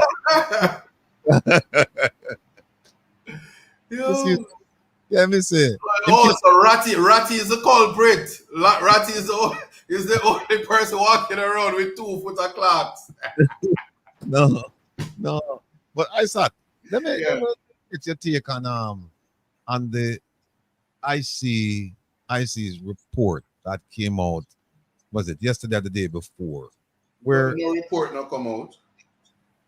No, the IC's notification that they've sent their reports over to be tabled in the Parliament. IC no teeth like Damien Dash. So okay, we know it's there. They don't care. Right. It has no meaning. But I used to think I don't know nobody at the IC. I have no friends over there or affiliates or associates. I don't know nobody over there. One thing I can tell you is they do their work and they don't care who won't get burned because them dealing with integrity, and people hate that fact. So let me make that clear. Two, that's why I had it in my brain that the election was going to be called on the 11th of December, because they don't want to mess up Christmas. They need at least 2 weeks for runway when them lose. You know, those kind of things. I thought the general election was going to be December 11th because the IC report was going to be so damning. But I guess because of all the election calling, they're just going to ignore it. But we should learn who the illicit people are. I don't know if it's 8. If it's 8, it would be great. But if it's 9, the Integrity Commission report comes on time. If it is 10, just call the election again. It no matter. Me and them are a friend, you know. Come on, help me out here, Kevin. Yeah, we'll see. I try. But I don't play. No. You sell off. Yeah. And then see Larkin saying the ruling could just be like, slapping everybody's faces. Our prime minister is of the utmost integrity, and there was a mess up. It was really the integrity people who didn't know how to add, spell, and subtract, and all is well in the land of Jamaica, and where prosperity is reign, and people who have bad breath have a good reason because toothpaste is expensive, and they don't have the $20 to buy a squeeze of toothpaste. Simple like that. Yeah. Well, you know what? You started off by saying the IC, the Nana team, right? And I agree with you. Seriously, I agree with you. I don't know if you were joking, but I'm no teeth like Damien Dash. Okay. Because I'm looking at 53, 3, the gag. And I raised it the other night. I said, it says, until the tabling in Parliament of a report under Section 36, which is a normal report, all matters under investigation by the Director of Investigation or any other person involved in such investigation shall be kept confidential, and no report or public statement shall be made by the Commission or any other person in relation to the initiation or conduct of an investigation under this Act. Now, it to me, it's inelegantly worded, and it's cause for confusion, because it would suggest at first blush that if it's under investigation, you can't talk about it. So once the Director of Investigation said, my investigation is over, an ordinary reading of 53.3 would say that, yeah, that you can talk about it. But also, it talks about all matters under investigation by whom? The Director of Investigation. There's also the Complaints Division, and they're the ones who receive statutory declarations. They can do preliminary investigation. Can they speak about their preliminary investigation? Because under 53.3, it would appear as if yes, because it doesn't refer to them. It refers to the Director of Investigation. It doesn't refer to Information and Complaints Director. So if I were, I'm just saying, because there is room for confusion here. If I were Mr. Christie, I would come out once the Director of Investigation submits his report, and he's done so already, and I would talk and say, "Can we go court so we get a ruling?" No, but they have a competent, one of the most brilliant minds across the entire Caribbean who sits on that commission. Oh, you mean Seymour Panton? Yes. Hold on a second. Mr. Panton, if I'm not mistaken, the same one. And Mr. Panton, if you didn't say it, that's fine. But you know what? Keep talking. Let me find. I just want to make sure that he was. No, I'm just saying. I'm sure they get solid legal advice. Unlike the Prime Minister, who seldomly gets that. The IC actually get solid legal advice, and they don't want to put their foot in their mouth, which is why they're gagged. And I think the gag is fine. I think what has to count for something is on, to borrow from the words of the mother of morality, that leaders should take the high road and resign when certain things come up. Certainly, it's one thing. You can beat your woman with a chair and still keep your post, but you can't use words from a dancehall artist, because that is the mother of all sins. So when you look at stuff like that, the IC has done their job. They have sent in what they need to do, and it's a matter for the Speaker of the House or the Deputy Speaker, as well as the Senate people, to do what they're doing and let us know what's in the report. Naturally, if nothing damning is in the report, we're going to hear about the report sooner than later. Well, I would rather hear about it sooner. I'm saying that 53.3, if that's what they're relying on to say, well, you're going to know about it later. I'm saying, because in fact, there's a 36.3 report. There's one that the Integrity Commission did on its own. It wasn't one that came in as a complaint or as a statutory declaration. I would refer by somebody. They went out and they did it. And 53.3 is actually silent on those matters. So if I were Mr. Christie, I would have come out and said, listen, we need clarification. Because you could look at it any just ways you could look at it and to remove the confusion about this gap. But people hear it all the time. Oh, them gap, them cancel, them. I would say to remove the confusion. Judge, we're asking you to make a declaratory. Come out and say what exactly is this speech so that ordinary person. Okay. It means that they can talk about it under certain circumstances, and here are the circumstances. Or they cannot talk about it, and here are the circumstances. So that's just my take.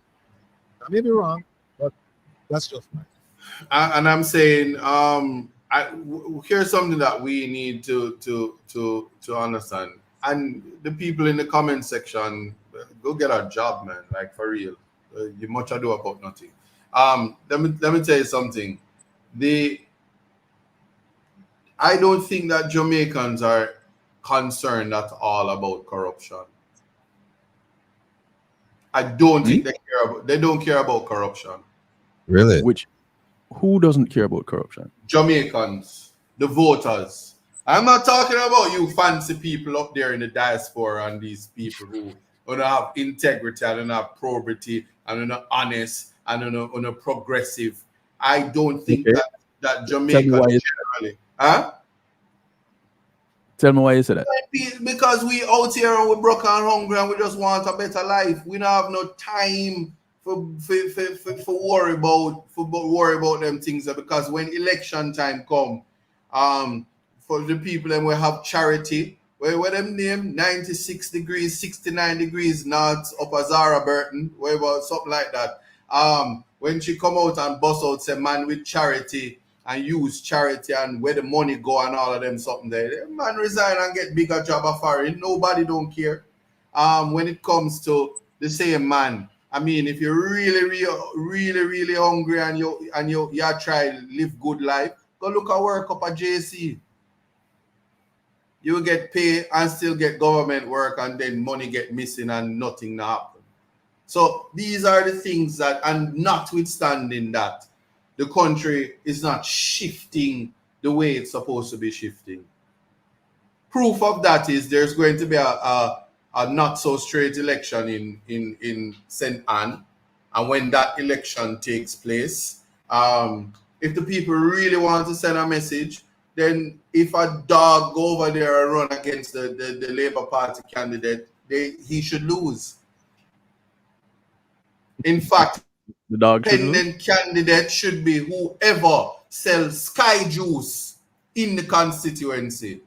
We want Mass Joe or Farmer Joe in the constituency independently. Go me with my no teeth like Damian Dash is going to be the MP for you. And the people must say the way how we reject corruption, we're voting for Mass Joe and change Joe life. Somebody from that community, independent candidate. Well, that now leans more towards something that I've been saying all along. Yes. People who represent a constituency need to be out of that constituency, meaning that they're living in this constituency. The problem is we can't find people who are willing to step up to do just that. And apparently, if there is someone that tries to do that, then them get run out of town. I agree with you, but that's the point. The point I'm making for this particular what is going on. If you are satisfied that a general election is to be called, there are enough vacancies looming that it only makes sense that you call the general election. And the Prime Minister elects not to call the general election, but is going to take it one by one. Take it day by day. By elections, day by day, one at a time. I found it. Now, All right. you just talk about the illustrious Honorable Seymour Panther, legal luminary, and that he found guidance to them. Here's what he wrote in the last annual report, and I think you're going to find it interesting. Where is it? All right, here it is. I quote, "I do not for one moment query the veracity of declarants, but I have noted that the Director of Information and Complaints has received responses indicating gifts having been made by individuals who have died. These gifts are without a paper trail, and of course, the donors are no longer able to verify same. It is perhaps something worth watching. The Commission is not keen on investigating matters relating to donations by persons who have died." Now, how does that make sense? Square that one up for me now, Isaac. You want me to make that make sense? Yeah, you're saying that this guy's providing, you're saying he's one of the brightest minds in the Caribbean, jurists, and Yes. ton of experience, and right. And so I'm saying to you, tell me now, and he's on the commission. I'm saying, so how does this make sense when he says, listen, we see where people are coming to the commission when they provide their statutory declarations, and they're saying some of these gifts, well, we have no paper trail, but Nostro dead and give to me, right?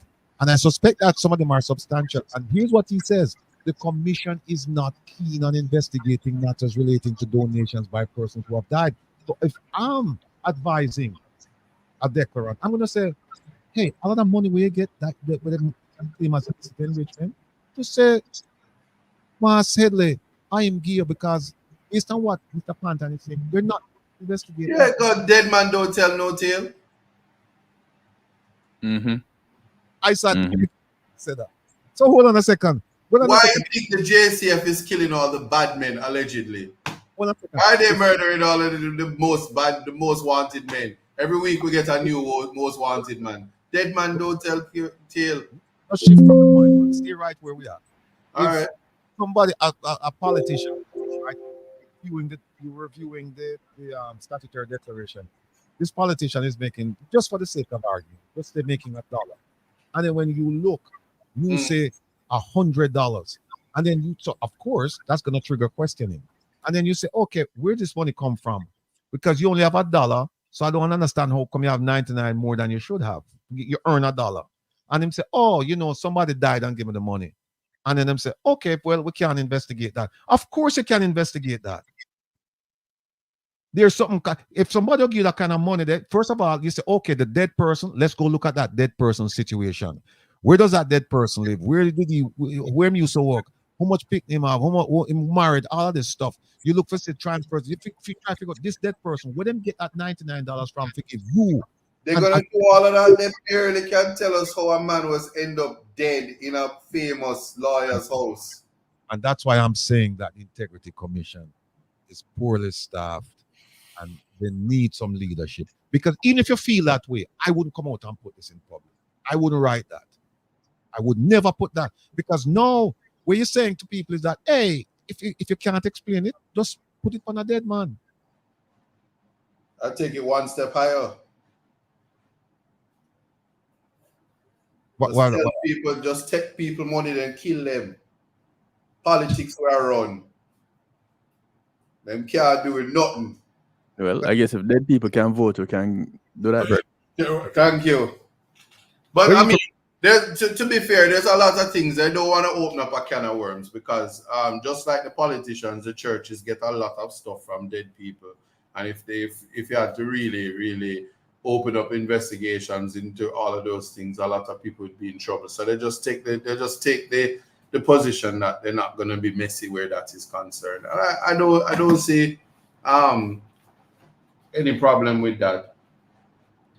I see a lot of problem with that because what happened is a loophole, and if they're not going, oh, something wrong with them. If they're not going to investigate that, then that's where I would base my argument for the monies that you can't really account for, to say somebody gave it to me and the person is dead now and there's no paperwork.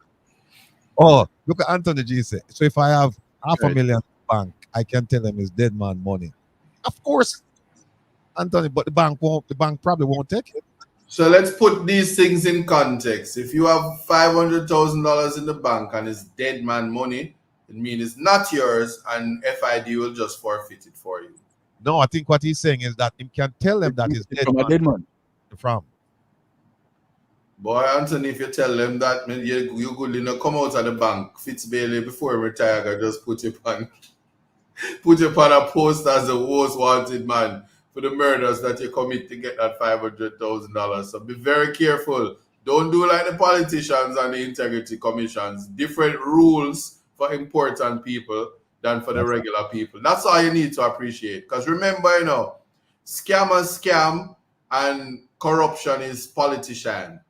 It rhymes. All right? There we go. You're on a roll. You're on a roll today, I said. You're on a roll today. Yeah. Given the answer is yes. Yeah. Okay. Yes, I'm gonna move that. I thought, Kevin, let me I don't know if Kevin going to come for this thing here, but look at this, folks. Town hall meeting with Prime Minister of Jamaica, the most honorable Andrew Holness.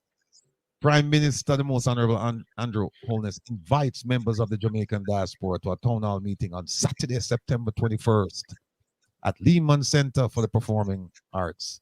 This is your opportunity to hear the Prime Minister, to have your question answered. You will also hear from, when people come from Form, F-O-R-M. You will also hear from Senator the Honorable Kamina Johnson Smith and Consul General Mrs. Alcyon Wilson. Come early and have your passport. Other consular questions answered. Also find out about business opportunities in Jamaica. No, we don't want to hear about that. We want to hear about the poor people who get $20. Please. And for those of something is wrong with your mic, Mr. Rattigan. Yeah, it's acting funny. Yeah, I don't know if you need to turn up the. Kevin can tell you. Oh, something.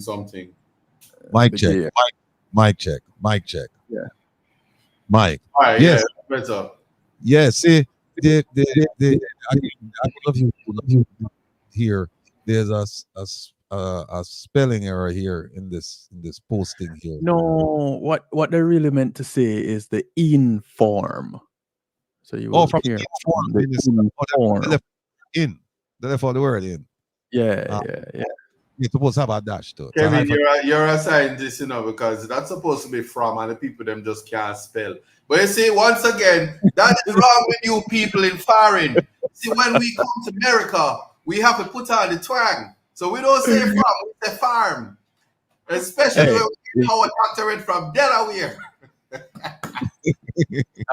So my high school group, so a few of them live in New York, and one of them got an invite to be at this town hall meeting, and he put in the group and he said, all right, so who going to pantomime with me? And I'm like, youth, the better pantomime, seriously? But that's what he refers to this as, and boy, rang him. For Shirley and a few other ambassadors and supporters, they were asking about the address. It's Lehman Center for the Performing Arts. It's located at 250 Bedford Park Boulevard West in the Bronx, New York. So you can just look up Lehman Center for the Performing Arts. And it's Saturday, September 21st from 6 p.m. till 9 p.m. No, Here's the thing. I have my ticket. I registered because I have some questions I would have liked to ask my favorite minister. See, then no. My favorite, no, she's not my favorite. My favorite CG is Mr. Mayor down in Miami. But I still admire the CG, Mrs. Alcian Wilson. I have some questions for her. And of course, I have a ton of questions for our Prime Minister. So, Am I your favorite Prime Minister?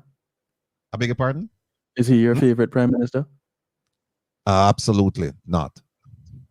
Okay, because I know the CG down here in Florida, when you say your favorite minister, your favorite prime minister, and your favorite CG, then we probably start worrying. It's open to the public, so I registered.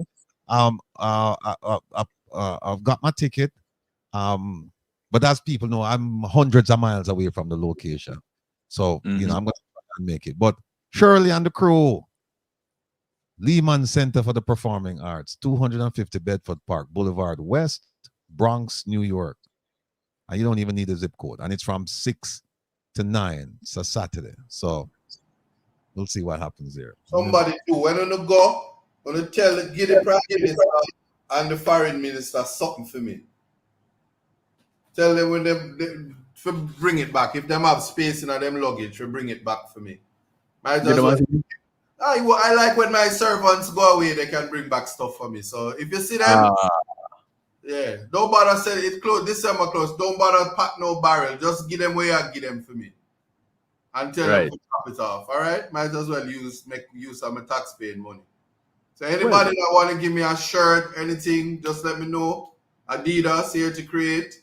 If it's a hot box of KFC, I'm not going to take it because I don't want nobody poison me. So you have to know who you're making bring the food for you. But anything else, all right? Thank you. No, Lachlan, I'm going to ask some questions of everybody. I'm an equal opportunity questioner. I ask everybody questions, you know, because there are things that each person is responsible for that Jamaicans, whether they live abroad or at home, they have a pressing desire to know. Now, I wanted to show this thing here. Kevin,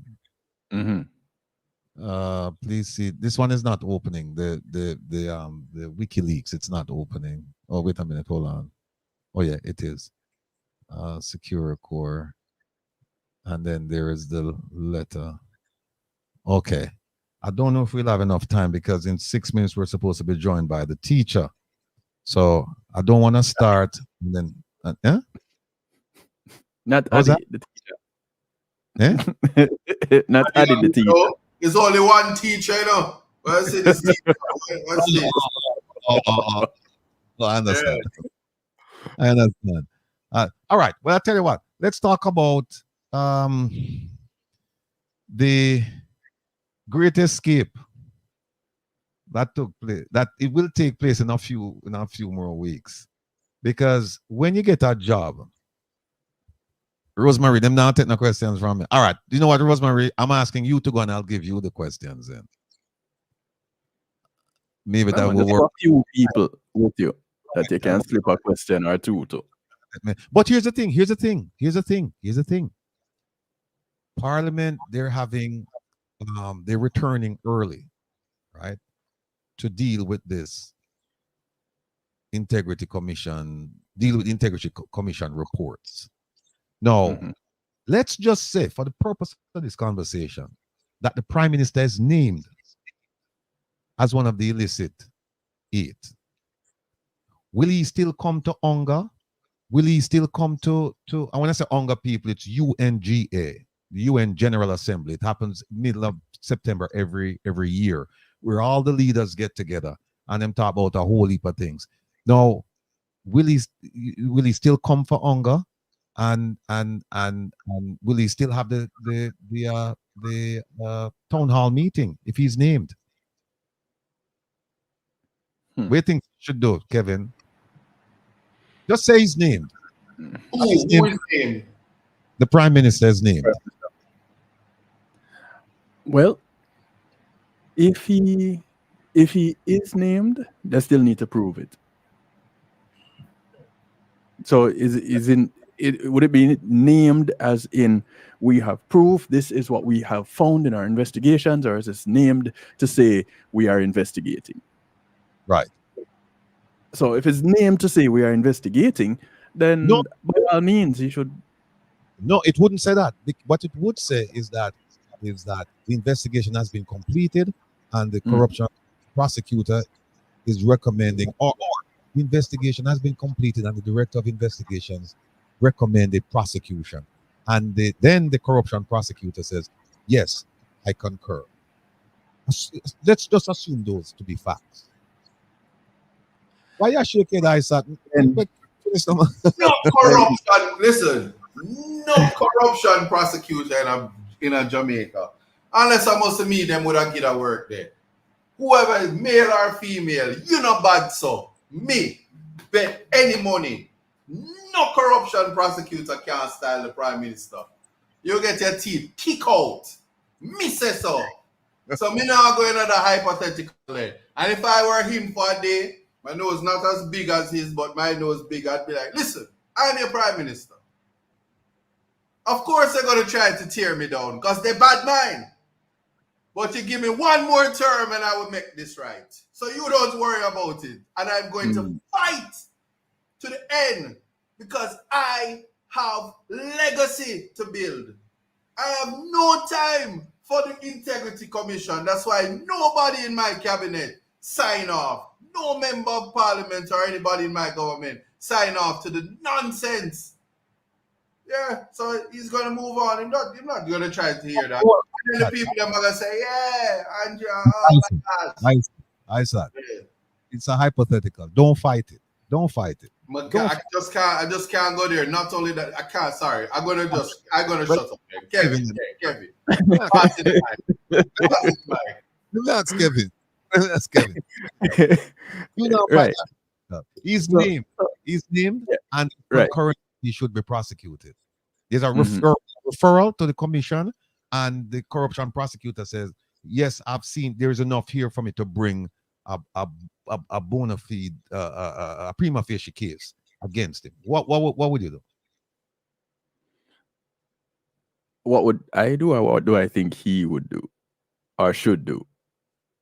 Because at this moment, him can pull off one of the acts like this guy here that we have in the United States. This popularly bright.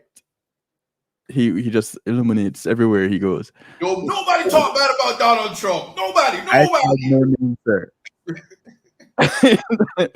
But he could very well and pull a card like that and say, "Yo, man, a bad man. I didn't do those things. They're just spreading alternative facts, and they're all in on it. It's a real because you have to repeat everything. It's a real travesty. They're just trying to slander me. They're smearing my name. They don't want me to win. They know that I'm the front runner for the next election, and they're just against me in a big way.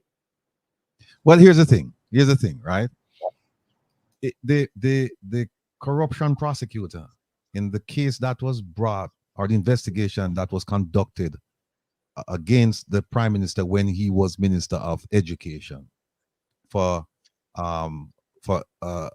interfering or influencing contracts to go to somebody whom he had a business relationship with and who was a member of his constituency, right? They interviewed him twice, and my reading of it, the corruption prosecutor should have and could have brought that case and let a jury of his peers, let them speak. But the prosecutor decided against it. So now the prosecutor says, okay, you know what? And I mean, we're just prognosticating right now. But we don't know. If that person should come right now and said, there is enough here to bring this case, what that would tell me is that the evidence would have to be overwhelming. It would have, because we saw a case where she could have, and she just said, "Hey, I don't have enough evidence," because they interviewed him twice when they should have interviewed him just once. They interviewed him twice, and him wiggling way out of it. Even though I still believe that they should have brought charges against him, but she didn't, right? And that's her prerogative. So if I see something from her saying that yes, he should be brought before justice or to face justice, I'm going to have every confidence in her that she's going to pull this thing off. I know ISAT doesn't agree, but, because I'm figure that nobody in their right, nobody occupying that position in their right mind would ever, ever, ever think about bringing an action against the prime minister. At least not now. Not in this era. Maybe never. You're correct. And I want to add to that. I want to address Kevin, because every now and then I have to defend my prime minister. And I think it was very rude and out of order of you to compare our Prime Minister, Mr. Andrew Holness, the most honorable, with that convict. How dare you? How dare you make that comparison? How dare you compare the Prime Minister with my favorite politician? You just see the out of order. I didn't compare them. I just said what he could do is pull a card like this individual, because a Trump card. It's I see you know casino,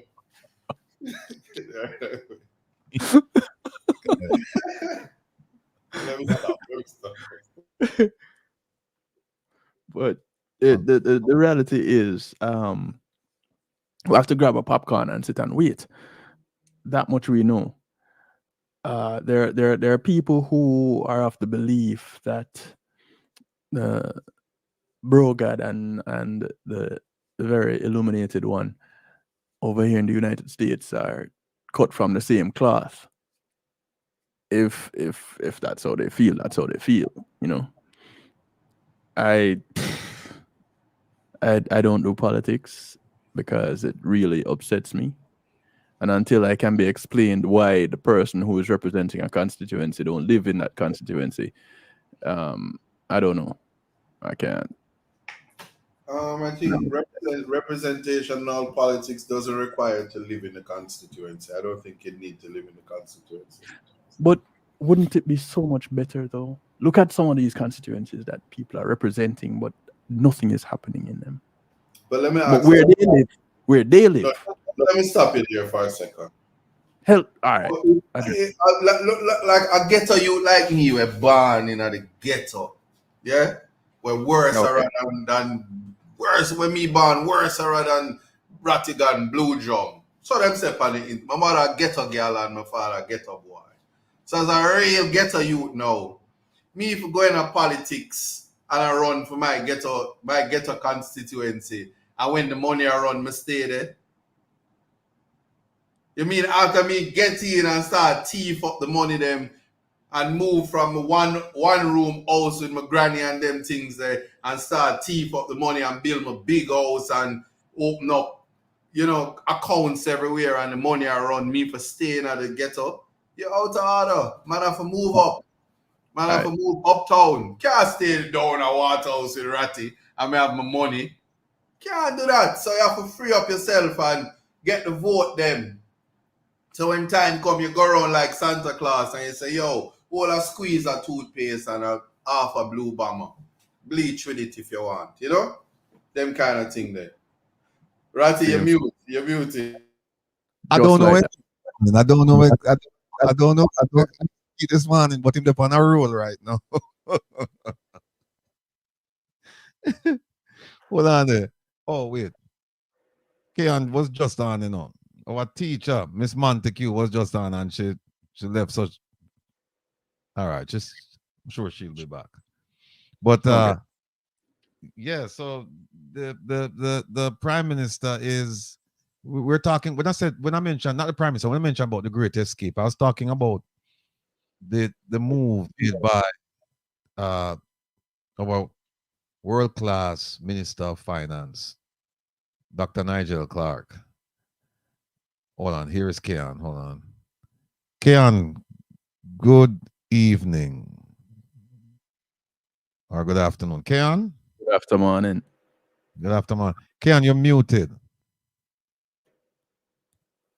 And hidden. I guess you can't hear me. All right. Keon, you're on? You're live? Ah, there she is. Yes. Good evening, Yes, everyone. everyone, please greet Miss Keon Montague, the teacher that everybody around this corner here love of. And Good afternoon. Keon, can you hear us?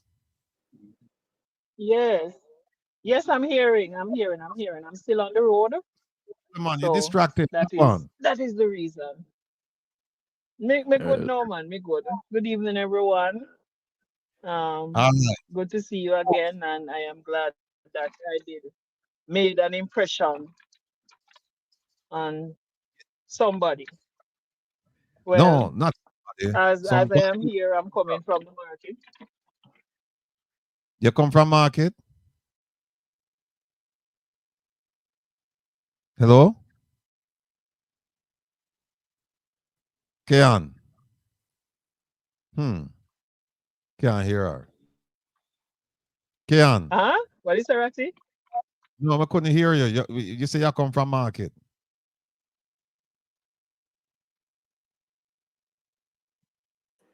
Look like our connection is choppy. Yeah, yeah. Keon?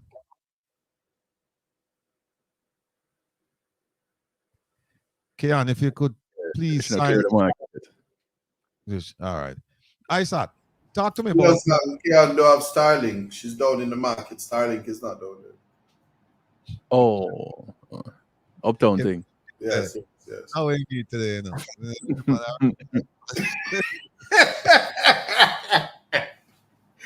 show up cause the sun and shine. Starlink embarrassed me for the last 4 months. Jamaica says she refused to prosecute Dalrymple. No, that's not true. That case against former Speaker of the House, Marissa Dalrymple, Philibert, that case is out is in Alpha Tree Court. That case is there. Isa, talk to me about the leap made by the illustrious Minister of Finance. It's a good leap. A good leap. I'm very proud of him. All right.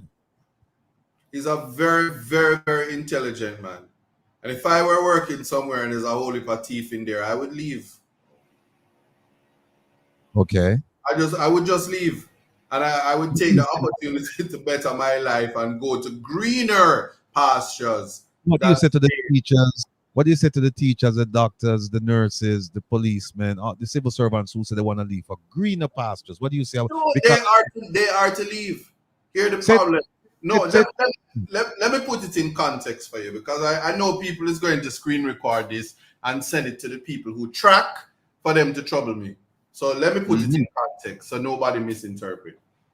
If we follow the Cuban model and educate our population, because clearly we are bright, given the opportunity, we excel more than the common folk elsewhere in the world.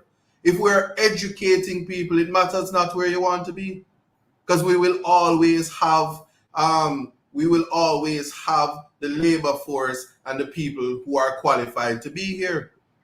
And so that is the issue. So while people are talking, that's why they came out and said they give out 623 scholarships and say, people don't run. People, please don't run. Don't follow Nigel. Nigel has no allegiance with him, one citizenship.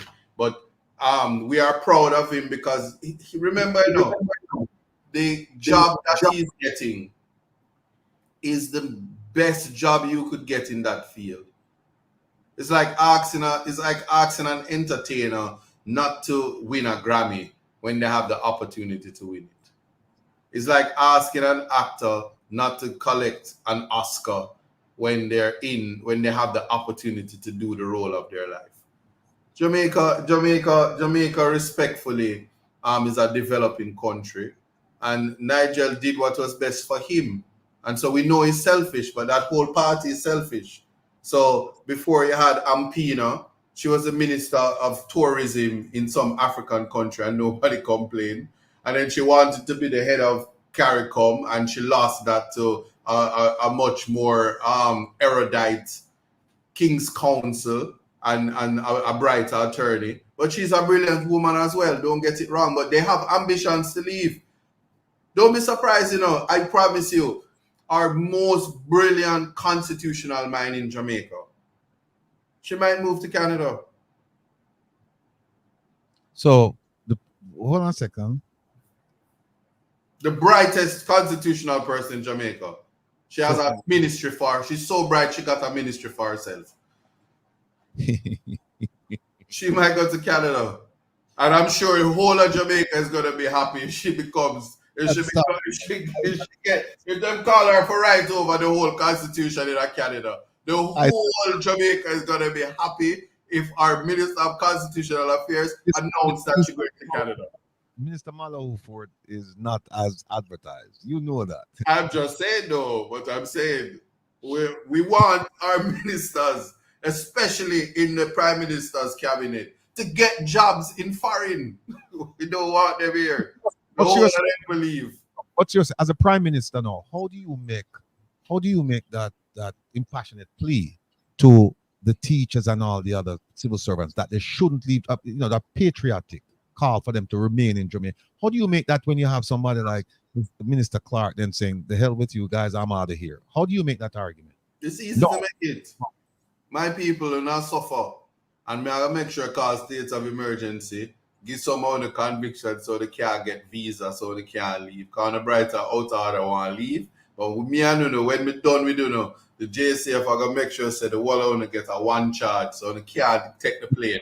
I don't have to stay here and look at work and wipe windshield and car glass. That's how it go. That's how we drop it. Kevin. No, I'm not being, say I'm being serious right now. That's the thing. And he did make the compassionate plea. It's the reality. Yeah. It is very real.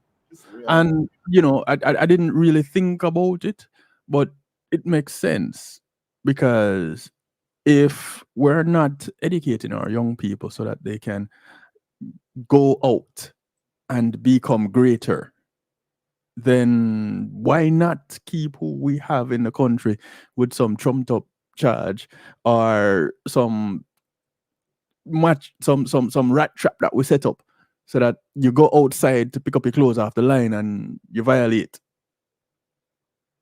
Why not? Well, that argument, no, yes, it's defeated by the fact that this gentleman left. And keep in mind, that remember the Prime Minister said that you get the government you pay for. This was the basis for the increase. Listen, the man get to be increased. They're going to come back and tell you that increase was little bit. Because that increase couldn't hold a Nigel. So pastures not green out here. Yeah, but the point I'm making is that he got 200, somewhere between 200 and 300% increase. No, and it wasn't enough. It wasn't enough. So people need to understand this. What do you say about the person who get 20% then? I'm doubling them broke and hungry and pauperized. What do you mean? Okay. Come on, Mr. Rattigan. We don't need to sugarcoat this, Our people are suffering. Our people that need to understand that education is the great divider. It is the only thing that can only thing legally that can, apart from those without talent, many of us don't, that can get you to change your life. So education is important, and if we educate everybody and push for that, then we can bring back respect and integrity to the professions. People should see the JCF and want to be in the JCF, but not necessarily the basic 5-6 C's, and this would not be the only marker. You would be required to be. It's almost like automatically every every member of the JCF should be a JP. That's a level of unquestionable integrity. Likewise for teachers. The teachers I have, they don't exist anymore, Yeah. I have teachers right now if I'm in a supermarket and I see Miss Simpson, and I see Miss White, and I see Tracy Robinson, and I see the people who influence me, the reverence that you have for these teachers, it don't exist with the cadre of persons that are becoming teachers. Speaking of persons, Keon, can you hear us? Keon. I don't. Keon.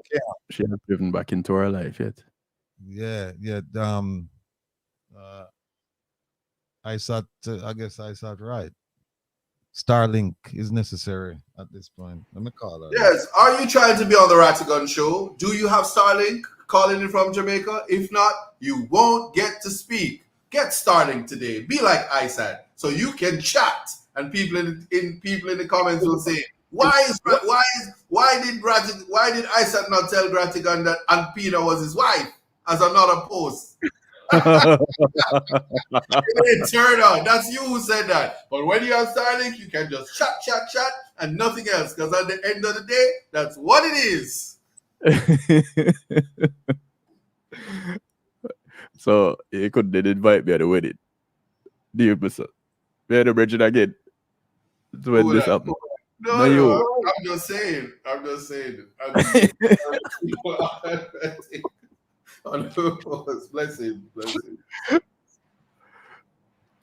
But listen, at times it may seem like we're beating a dead horse, and we're doing it with a green branch.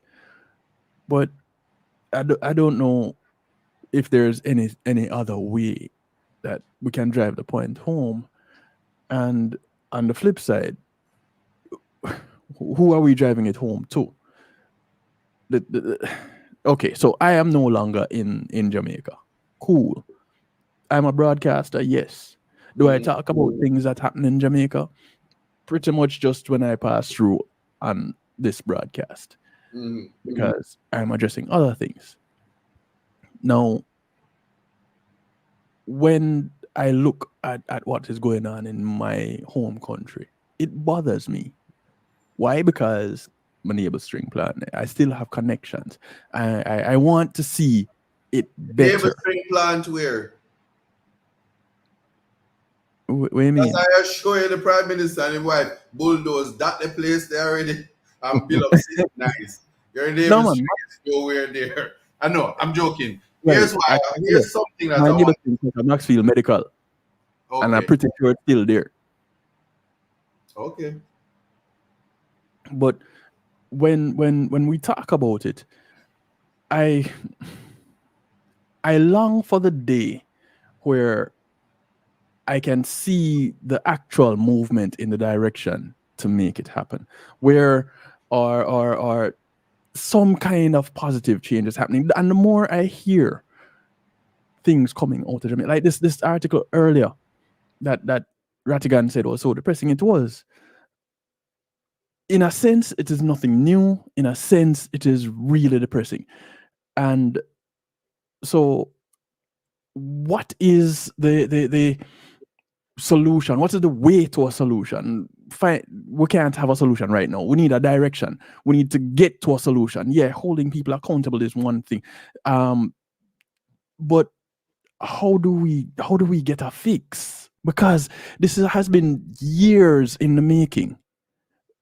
This is a lot of it's the dripping water chipping away at the concrete underneath, and now it has become this gaping hole that seems impossible to fill.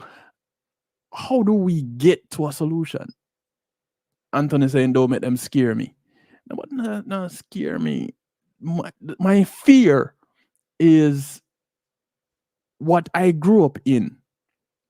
What I see now is nothing in comparison to that. Because I got an education, and those of my colleagues, even the worst of them, are pretty much successful today. Most of them, some of them. But I digress. I can't see that happening today. there's a video that I think Rattigan is going to play. This classroom, this whole department, that humanities department. Yeah, that's an empty. Yeah, and the teacher's gone. No teachers there. But that's good. That's what I'm saying. What the Minister Clark has done is something good, and I want people to appreciate that. So, all right. You just have you have to. Rattigan is laughing. We have done a great job in educating people so that they can leave. No, listen. I support freedom of movement. No, you know what this is. We need to move away from the ad hominem. Stop focusing on. Listen, Nigel Clark right now is no different from the astronaut that was on the rocket ship and had the Jamaican thing. I'm always proud when one of my niggas leave this rock. I'm saying it like that because that's all this is. And we reach and shatter glass ceilings. It would be the only basis, as I'm speaking to you right now, that I think Kamala Harris should be the next president of the United States because she's Jamaican. You know what I'm saying? Them kind of things there. It's one of us, and we want to reach achievement for the flag. So him getting big job. I think we should take it. So separate him outside of that now and appreciate that there is not enough resources in the Jamaican space for the type of education that's being pushed out. And respectfully, I'm saying this, that I feel that Flavor, if we're going on the educational aspect, she's a brilliant finance person. And I always thought she was the right person for the job. And I thought that it's all literally career suicide to put her in education because that's not where her aptitude is. But we also see somebody who's the Minister of Security that should be in the hospital stitching up people are giving out prescription for amoxicillin so people don't dead from PH pylori. But anyway, I'm not a doctor, don't pay me no mind. So when go ahead, Rattigan, because I'm talking too much. Go ahead. No, I was just saying, so when we put that together, one thing, this is only strengthening the argument that we've been having on this show, is that this is why the diaspora matters. Because here, this is a man that get educated, he is a Rhodes Scholar, he married a woman outside of Jamaica, he's been living his life afar. The only thing he can do here is come and assist with what is going on to make Jamaica a better place, because we're a developing country. But one thing I can tell you, what I will say to the people to answer you, Kevin, is when a little ghetto youth like me who are prison for some time, come back to Jamaica discarded. This is a beautiful country where because of education, endless possibilities to be the greatest versions of yourself. And I see enough other races who is the worst, bottom of the pits in them country. Some of them clean, let me not be disgusting, but them is the worst of the worst in the country where them leave from. And them come to Jamaica, rent a one room, and them open up some of the big harbor dasheries and the things them right now, and them driving them Range Rovers, and them make use of the very resources and behaving like them a smarty pan our Jamaican people. So you see, for that, what we are preserving is what is ours here, and opening up the eyes of the Jamaican people to what's out there in the Caribbean. You go to St. Vincent and all the beaches belong to the people. Access to the beaches for the people. The people wouldn't be experiencing sufferation if they had places for meditation and feel the freeness. Like the importance of the freedom of movement. Why aren't we more integrated into the world? And even for myself, it's not until I'm going out into the Caribbean and realizing, now I know why me and Motley is so brilliant, and Ralph, why them love them down there, and why Jamaica itch up like Kingston 21 under Miami. Yeah? No, I understand. No, I understand why that is happening to us. So for us, and the responsibility of the diaspora is to continue to welcome those who make the transition, assist them in being the best versions of themselves, so that when you look back, we can stop the bleeding, which is mass incarceration, meaning turning ordinary citizens into criminals by nonsense legislations and amendments to the legislations that these people who don't have the aptitude to do it are sitting down doing it because they have the numbers. This is a real thing. Mature consideration in tampering with the Constitution and legislation thereof. And we have to have that mindset. But I don't think the Niger situation is a comparison to the teachers and the other things. And to me, the sacrifices that you make, it must start with making it from your family first. So you see, none of my family them a suffer. So they can cuss me, but them not suffer. Them will fight for me, because what I do for my family is to make sure that we're not suffering. All right. That's what is important. Oh, by the way, somebody just said that they were putting questions in the chat and we weren't answering them. I apologize. Next week we'll have somebody who can monitor the chat for us. We have no shortage of people who do that, and then they can get the questions to us. So I apologize. If you would be kind enough to put the question. Can I answer this though? Sure. Kerry says Kamala Harris is incompetent and cannot be president. She not ready yet. But Donald Trump was president of the United States. How do you say? And I have to say that now. Mind you, Trump is my guy because he grabs the vagina. Can I say the P word on this? Be scientific, sir. Right, he grabs the vagina, so he's my guy. That's my hero right there. And the basis on which he became the president of the United States is because sometimes he says it looks so good, you just gotta grab it. And he was president. How can you, I don't know if you're black or you're white, tear down a black woman who is an attorney, a prosecutor, a governor, the vice president of the United States, and say she's not qualified already? I don't get the conversation. All right. It's something that we have to kind of remove from the dialogue. But all right. See if you can get this one here. Kian, let me see if Kian. All right. Oh, she's Kian, back. you're back. Kian, can you hear us? You're muted. Kian. All right. While she's having some technical difficulties here. But let me make an argument in opposition to what you just said, Isa. No, you see, if Dr. Nigel Clark was a lecturer at the university or working in private industry and decided that he had a job offer that he just couldn't refuse and he was going to take it and move his family, I would understand. I'd have no problems. But when you go to a constituency and you tell them, I'm here to serve you, not only that, they must give me more money for serving them. And the people did. They gave him more money to serve. And then him just up and bop. Now that particular job, just to give people a sense of the type of job it is, you usually get around 3 to 6 months notice. They say, okay, you're going to get the job. And especially given his position as minister, they know that, okay, I have to wrap up some things and come. Yet, him only get the Jamaican government and the people by extension 30 days, right? So I have a problem with where this 30 days will notice come from. But I also have a bigger problem that you going to serve. You didn't going when you made that decision to be nominated and to run and to be elected, you made it based on service to the people. And then when you green a pastor and you said to them, say, you know what happened? We're gone.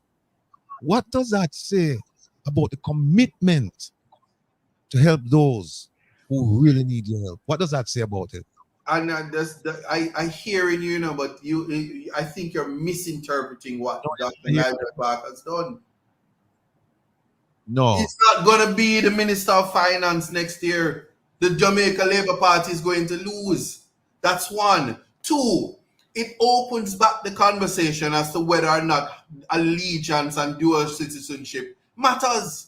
When somebody have one source of citizenship and still will jump ship, it means nothing. And also, you get what you pay for. So you have a set of people who are good at PR and is good at selling salt to all the snails on the rock, and they get chopped. Him choppy line and him gone. So did you expect he's a politician? Did you expect integrity, probity, loyalty, commitment to the people who vote that you only see every 5 years? Come on, man. Let's be for real. Well, you know what you just did? What you just did. Yeah. You just made the argument for what I'm telling people to do, which is to become an educated voter, which is not to be a legacy voter. But that has always been the conversation. Because here it is that you have somebody who come and promise you the world, promise you that he's going to stand by you, going to take care of your family, going to do this, and going to that. And by the way, don't forget that his foundation, there's some questionable things about it, because what we saw, based on a report recently, was that it spiked just before the election, because it was a by-election, I believe, when he ran. It was a by-election for him. And then he ran in the regular election.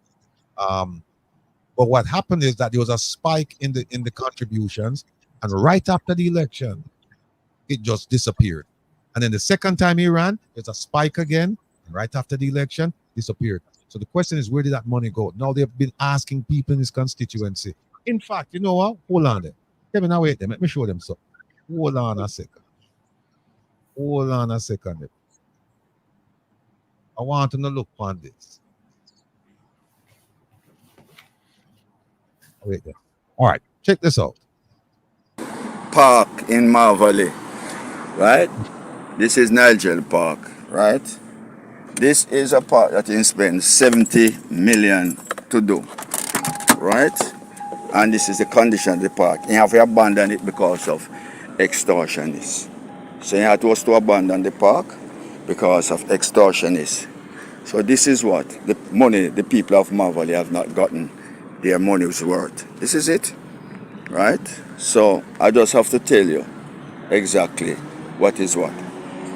Yes, so the park was supposed to be for the people of Mar Valley. Yeah, man. So the people of Mar Valley have not gotten. So look at it. This is it. After how much months, this is what the park is look like. Nothing in it, right?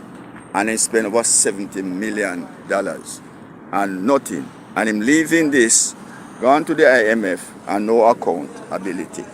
So me just tell you, this is what work on the ground is all about, Not in groups, investigative public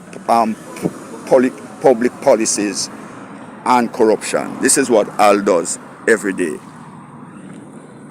See it here? This is it. This is it. This is Nigel legacy. Leaving behind destructive park in Mar Valley. This is it. And you have the councillor in the era who does nothing. And the people never vote for King, who was going to be one of the best councillors in Jamaica.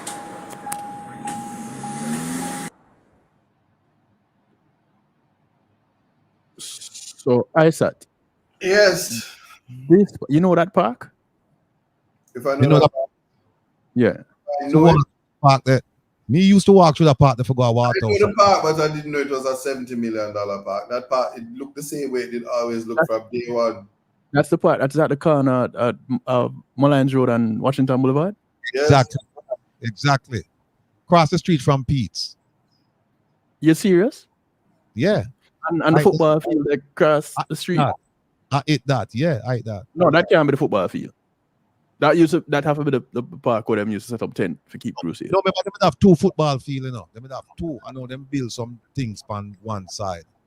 These are the one where they ride on the border, the Washington Boulevard. Yeah. No, sir. Hugh and then me used to live, So you're right. Yeah, they're right up the street. Right. You're 2 minutes away. Right. Now, to think that that is $70 million. Let me see if Kean, can you hear us? Yes, Ratty. Yes. I can hear you. All right. Are you in a place where you have a good Good. Yes, man. I am Yes. where I am in a place where the internet is a little bit better. So Okay. I am, yes. All right. And I must say What we're gonna do, good Kian? evening to everyone again. We're gonna talk to you for the next 20 minutes or so, and then we're gonna have you come on an hour later with the principal. No Because we need to problem. find out what exactly happened during the first week of school, and we need to hear your Wow. perspective. We need to hear it from the principal's perspective. Now, you've described yourself as an ordinary teacher. Am I correct? Now that you tell me. Ordinary teacher. Yes, ordinary teacher. No position, not looking any position. Just an ordinary. Get up in the morning, reach to school, teach my class, got me out. Okay. No. Straight off the bat. Tell us what happened the first week. Give us your assessment of what took place excuse me, the first week of school. The first week of school. Let me say now. Well, the good thing about it is that we got chairs for teachers and we got desks for teachers. And also we got AC in the staff room now. So you know the temperature is brutal. However, when we came in this time around, we got our ACs, we got a staff room, and we had access to chairs and tables. And those that Chichi eat out, some of them were replaced. So that's one of the good thing about it. Some schools to say to be up and ready. Yes, this week is just orientation, so the students would come in according to their grades. And then on Friday, no, everybody would come in. Everybody came in. So, and we just meet, greet, and talk with the children. All right.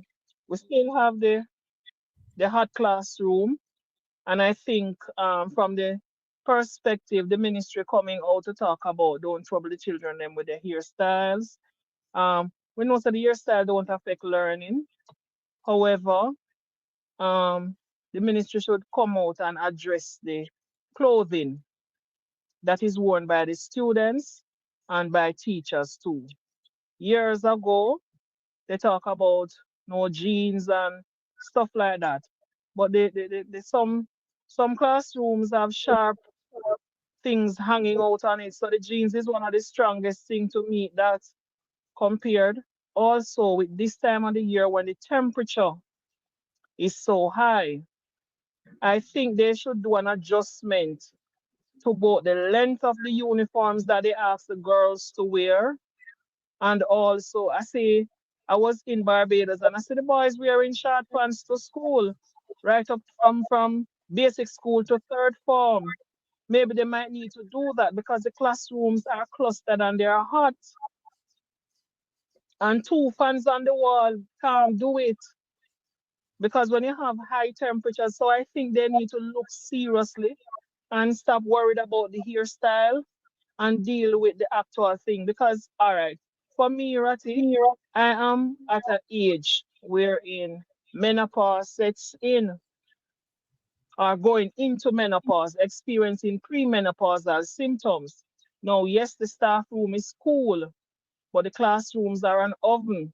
So I think need to start send out something now pertaining to what you wear, the type of fabric, and give some adjustment because they know it's the old set of persons them are now in charge of the school most times. And even if the principal is young, some of the senior persons are some big old woman when near retirement. And as a result, them want still see how we are gabardine and them something the same way.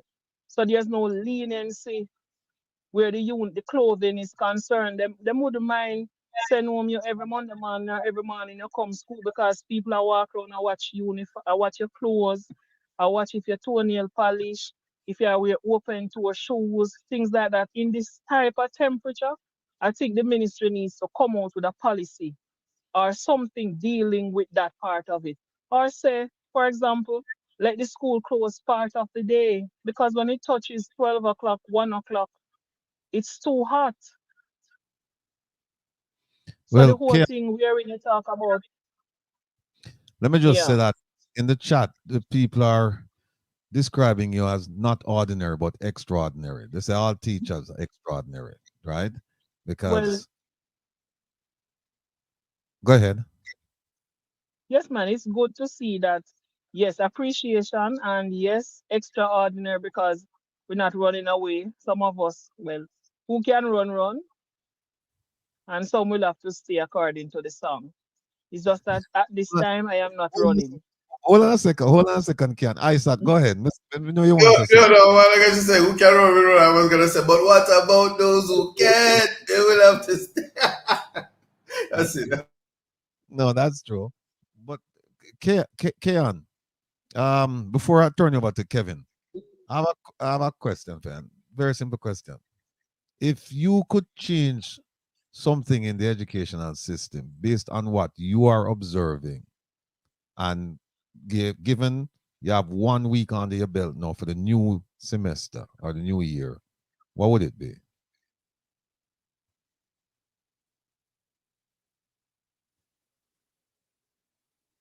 Keon? Keon gone. Hello?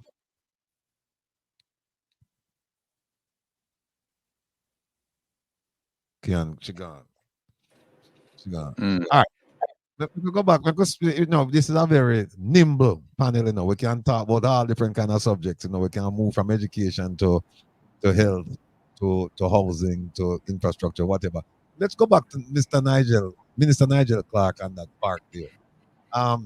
So I'm still saying, Isaac, that I know, and I get your point. I understand what you're saying, but if you're a member of the constituency, if you're a member of his constituency, and him come on, and him come around and him campaign, and him tell you this and him tell you that, it must be a real disappointment to see a park like that, and that the man is gone.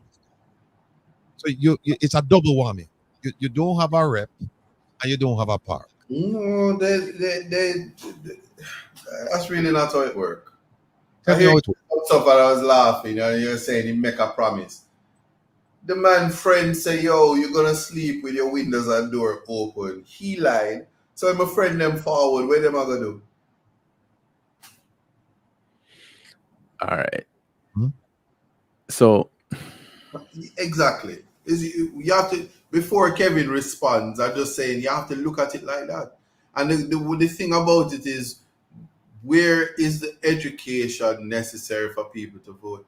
That's why I keep telling you, that if you feel betrayed, can the same government say, but here is somebody else? Can the prime minister say, Nigel gone left you, but not to worry, I use Ajax bleach? That was Dorian Samuels, in case you missed it. I just, what else could you be saying? All right, but I digress. Nothing can come from it. What has happened is shameful and is a signal that this is the end of the current government. Not care what they want to say. And I see them get some people talking about, oh, game on. And I'm like, Negro, this is not no game. This is real life. What's the game though? What's the game? Hear them, oh, we revamp. I'm like, Negro, you ain't revamping. You think you can come out, I'm now the new part of the communication, looking like you eat more KFC than me, and talk about your revamping. Let's be for real, man. This is embarrassing, to say the least. And I'm doubling down to say, I agree. History repeats itself. Portia, after Bruce was calling the 1 million by-elections after the dual citizenship debacle, and she lose two of them and say, we're not challenged no more. Call the real election when the time come. And, then Bruce get in him little trouble and had to leave. And then Andrew gets him little run and lose. And so what's going to happen is, it look like Andrew are going to get in a few little trouble when the IC report come out. And then a new prime minister, as in a new leader of the Labour Party is going to emerge. Possibly Matthew Samuda, because probably the only clean person over there. Probably, allegedly, I don't know. Please don't sue me. But he's probably the only person who has to be an MP that makes sense, that can be the leader of that party. And he needs a seat for it to happen. Anthony G. Wright, we should have played the words of former spokesperson for information spokesperson, because we realize that they don't have a minister of information. You've always told people not to trust the words of politicians. Yes. Just punish people to tell. I feel like I was in class and if we never learned nothing for exam, we know that question there. Hey, listen, you know, the people I'm so depressed right now with everything that's going on. We want to play a little tune. Just take a little. It's a short little thing, but it's a musical interlude. That's some youth to come from. I think Hawaii them come from. But I just want to listen to this little tune and I like refreshing yourself, and then we'll come back and then we'll continue with it. Here it is.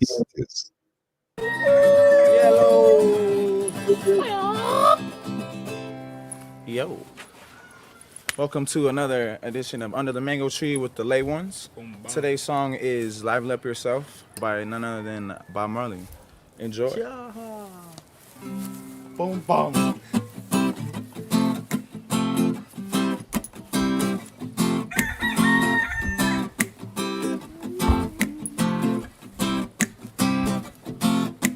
Well, lively up yourself and don't be no drag. Yeah. Well, lively up yourself. Reggae is another bag. Yeah. Well, lively up yourself and don't say no. Yeah. Well, lively up yourself, 'cause I say so. Hear what you gonna do. You rock so, you rock so. Yeah, yeah, yeah. You dip so, you dip so. Till you dip through my door. Yeah, skank so, you skank so. Yeah, yeah, yeah. You come so, you come so. Come alive today. And lively up yourself and don't be no drag. Yeah. Oh, lively up yourself. Reggae is another bag. Yeah, yeah. Lively up yourself and don't say no. And don't say no. Oh, lively up yourself, 'cause I say so. What you got? Yeah, I don't know. Yeah, I'm trying to wonder why you wonder why you act so. And don't be no drag. Yeah. Oh, lively up yourself. Reggae is another bag. Yeah. Oh, lively up yourself and don't be no drag. Yeah. Oh, lively up yourself. Yes. Kelly. Life up and live up. Lively up yourself, right? Because believe me, there is so much to feel depressed about that. You have to really make an effort for lively up yourself. And that's what we are doing. I make an effort so that people can actually feel lively about something. Because if you stop and you think about it, you sort of fall deeper in a depression. Because True. there's nothing much to celebrate when it comes to taking care of the people. There's not much to celebrate. Big up yourself, Ed Robinson. Big time. Much respect, sir. Yeah. So wait a minute. Ed? Eh? Ed Master, man. Yeah, but I'm just realizing, Ed? Yeah. Boy, somebody call him out. I saw JM Official on earlier. That was kind of expected. Glad you're feeling a little bit better today. But it is one that you hardly ever see out. Somebody had put in the chat that Nigel get position because he made the Bank of Jamaica or the bank in Jamaica pretty much an IMF bank. So we don't control our money anymore. That's why he got the position. I guess he was working for the other people, and now he get position in the group of the other people because of what he did. That's also what somebody put in there earlier. Okay. Just when we started the video, actually.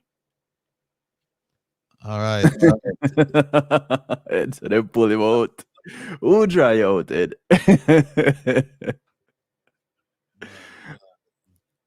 Now try to get I try to get on the Virginia, Fabian. Okay, okay.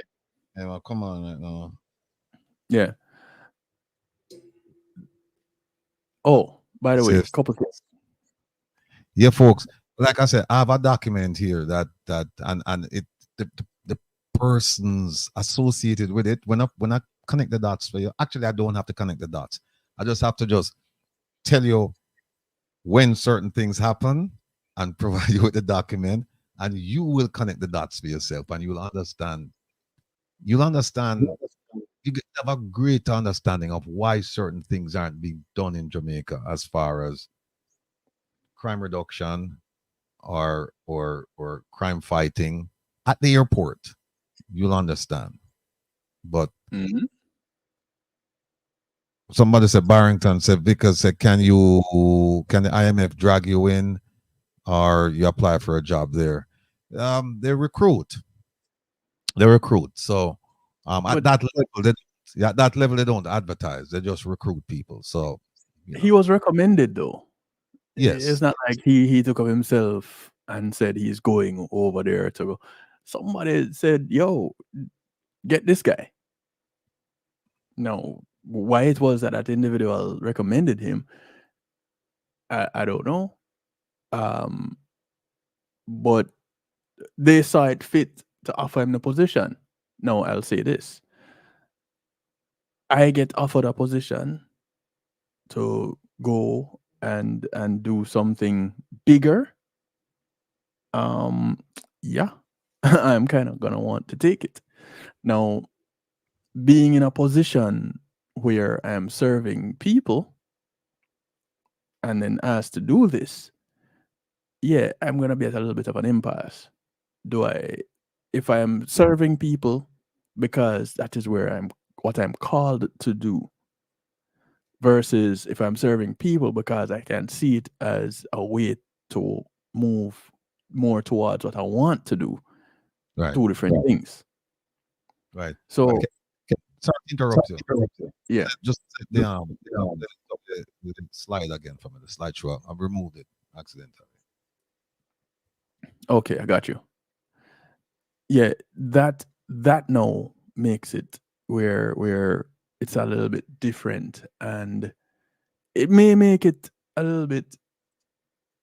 Oh, click on the wrong thing. It may make it a little bit easier to move. Really and truly,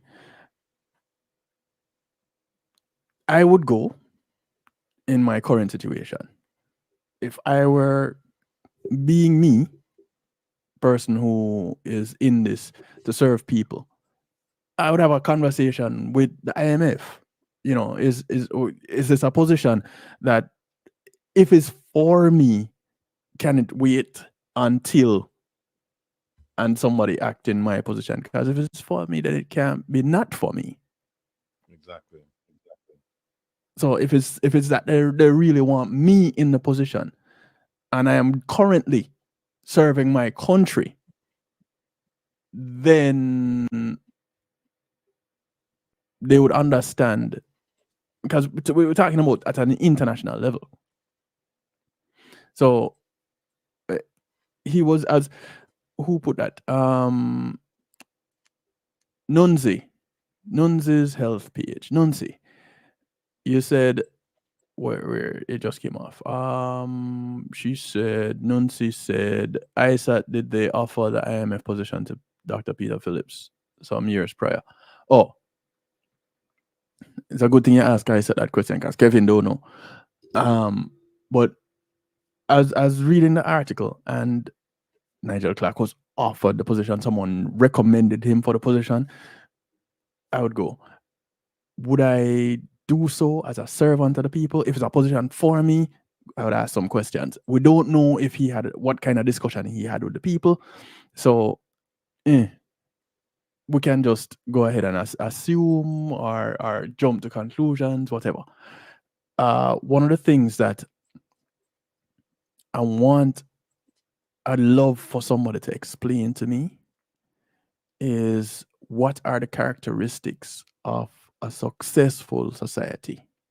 So society, whether it be at a neighborhood level, at a county or parish level, at a country level, what are the characteristics of a society that is successful?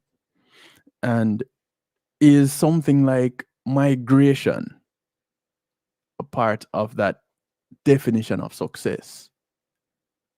Does it mean then that if you get to a level and you're asked to leave, or you look to leave because there's no higher for you to go, is that the makings of a successful society so that someone else can come up into your position? What is the makings of a successful? Is it akin to that of a business, a successful company, where people come in at entry level and they work their way to the top, and there's room for that, because as people retire, there's space for them to go up into? What is the makings of a successful society? You're muted, Rebel. Rebel, you're muted. No, man. So while we're up on the question, can you swap the slide for me, please? Okay. It never go up. Yeah, folks, people have to understand that what Nigel Clark was doing in Jamaica, and next week we're going to do a piece on his accomplishments or the lack thereof. Trying to get the GDP to debt ratio to 70 is one of the worst things that could happen to Jamaica economically. Because if you look at how much money is still owed, I think when he came on board, it was it's 2 billion, I believe. I know it's 2.3. But don't hold me to it. I know that it hasn't, if it's gone down, it hasn't gone down significantly. But next week, we're going to do a piece on it, and you'll see exactly what we're talking about. So he as I said, because the whole purpose of that exercise was austere measures. What does that mean? It means that you have to take money that you would apply to social activities, programs, and of that nature, and you have to, because you're trying to pay off the debt, so you'd have to cut a whole bunch of programs. So poor people just get poorer. I don't know how else to sum it up. And now he's going to the organization itself that this is how they operate. Keep in mind, it's a lending institution. They give out grants too, but it's a lending institution, and all lending institutions are in business to make a profit. Mm-hmm. They're not there because they like Jamaica or anything like that. They're there to make a profit. Is that it, Kevin? Where is it? I don't see it. Right here.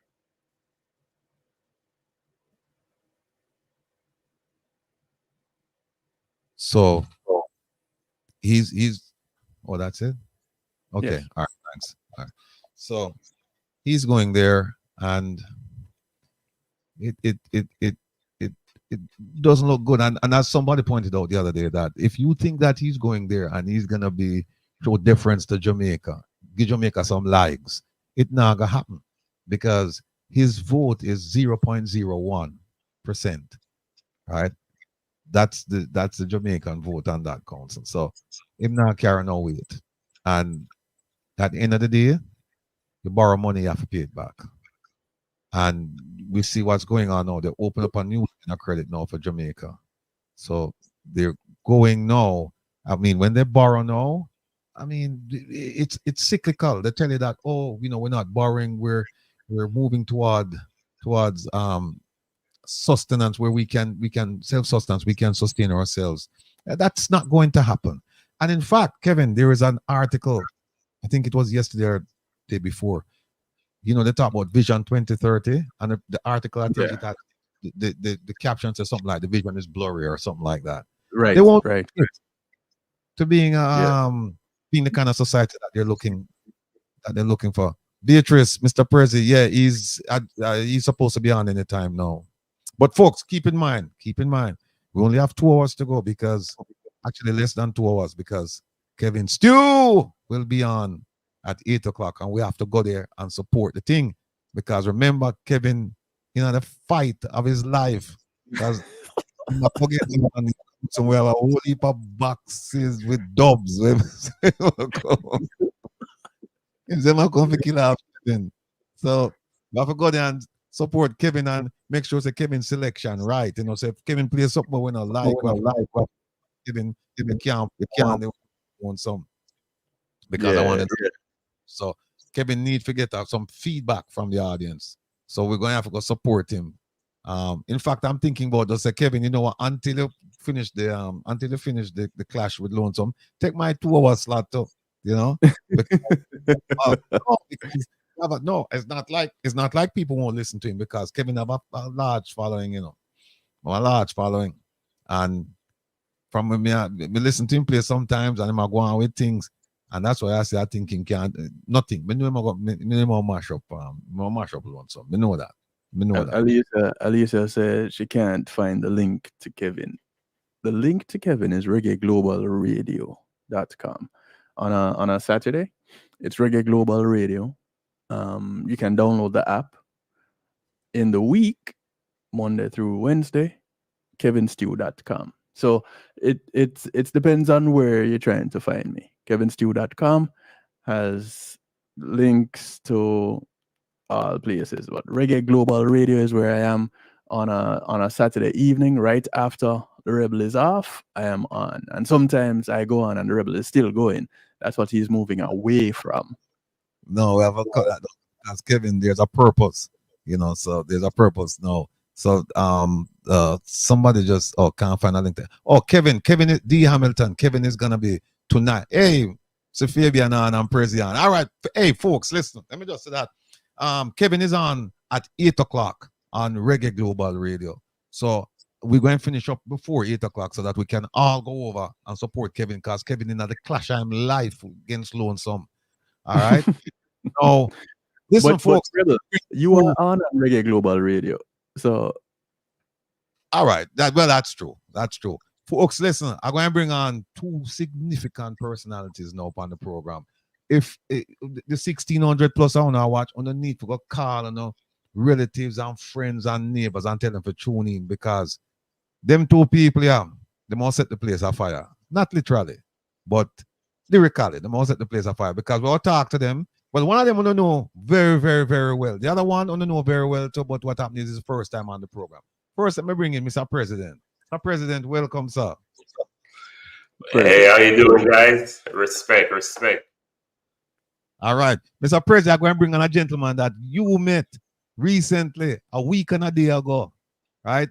People I present to you, none other than Mr. Fabian Allen, the creator, the originator, the man who run the thing called Jamaica Walk By, one of the most popular programs on social media as far as Jamaican is the Jamaican issues are concerned.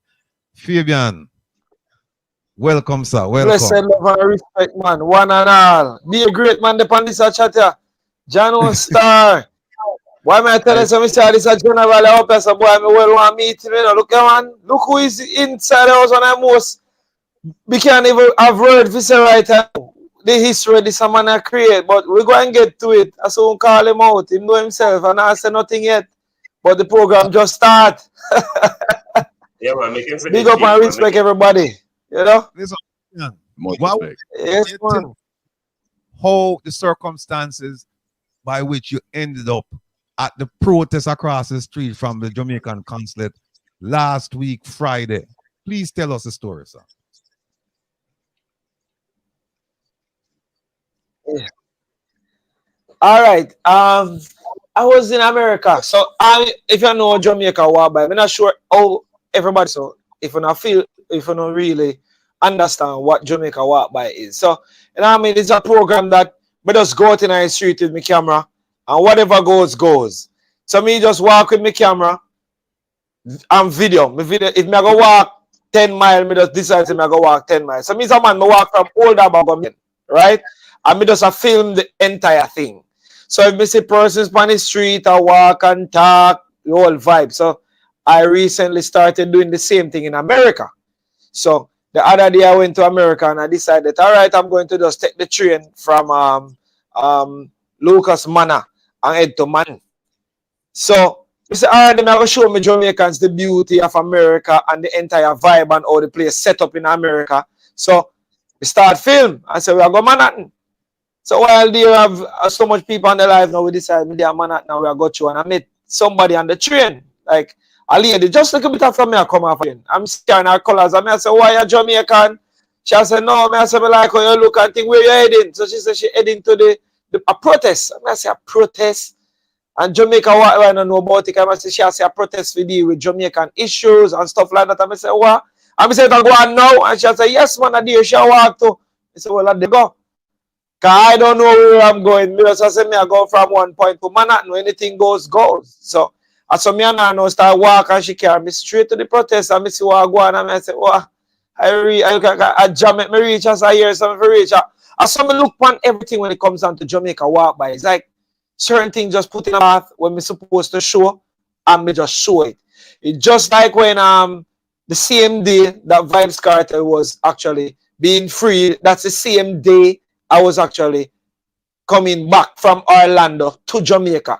So by the time I reach in Jamaica and my camera that I roll, we go straight in everything. I don't know how things just work that way when it comes down to Jamaica walk by. I don't know if you explain it or understand it. I mean, not plan nothing. I mean, not do nothing broad for me. It just work that way. So that's how we reach at the parade, get the video, the thing while I go on, see everything while I go to meet. Oh, that's how we even reach.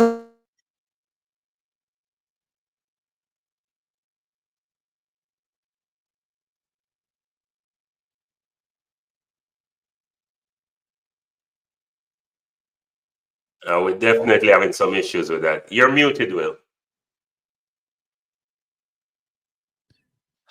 Yeah, me just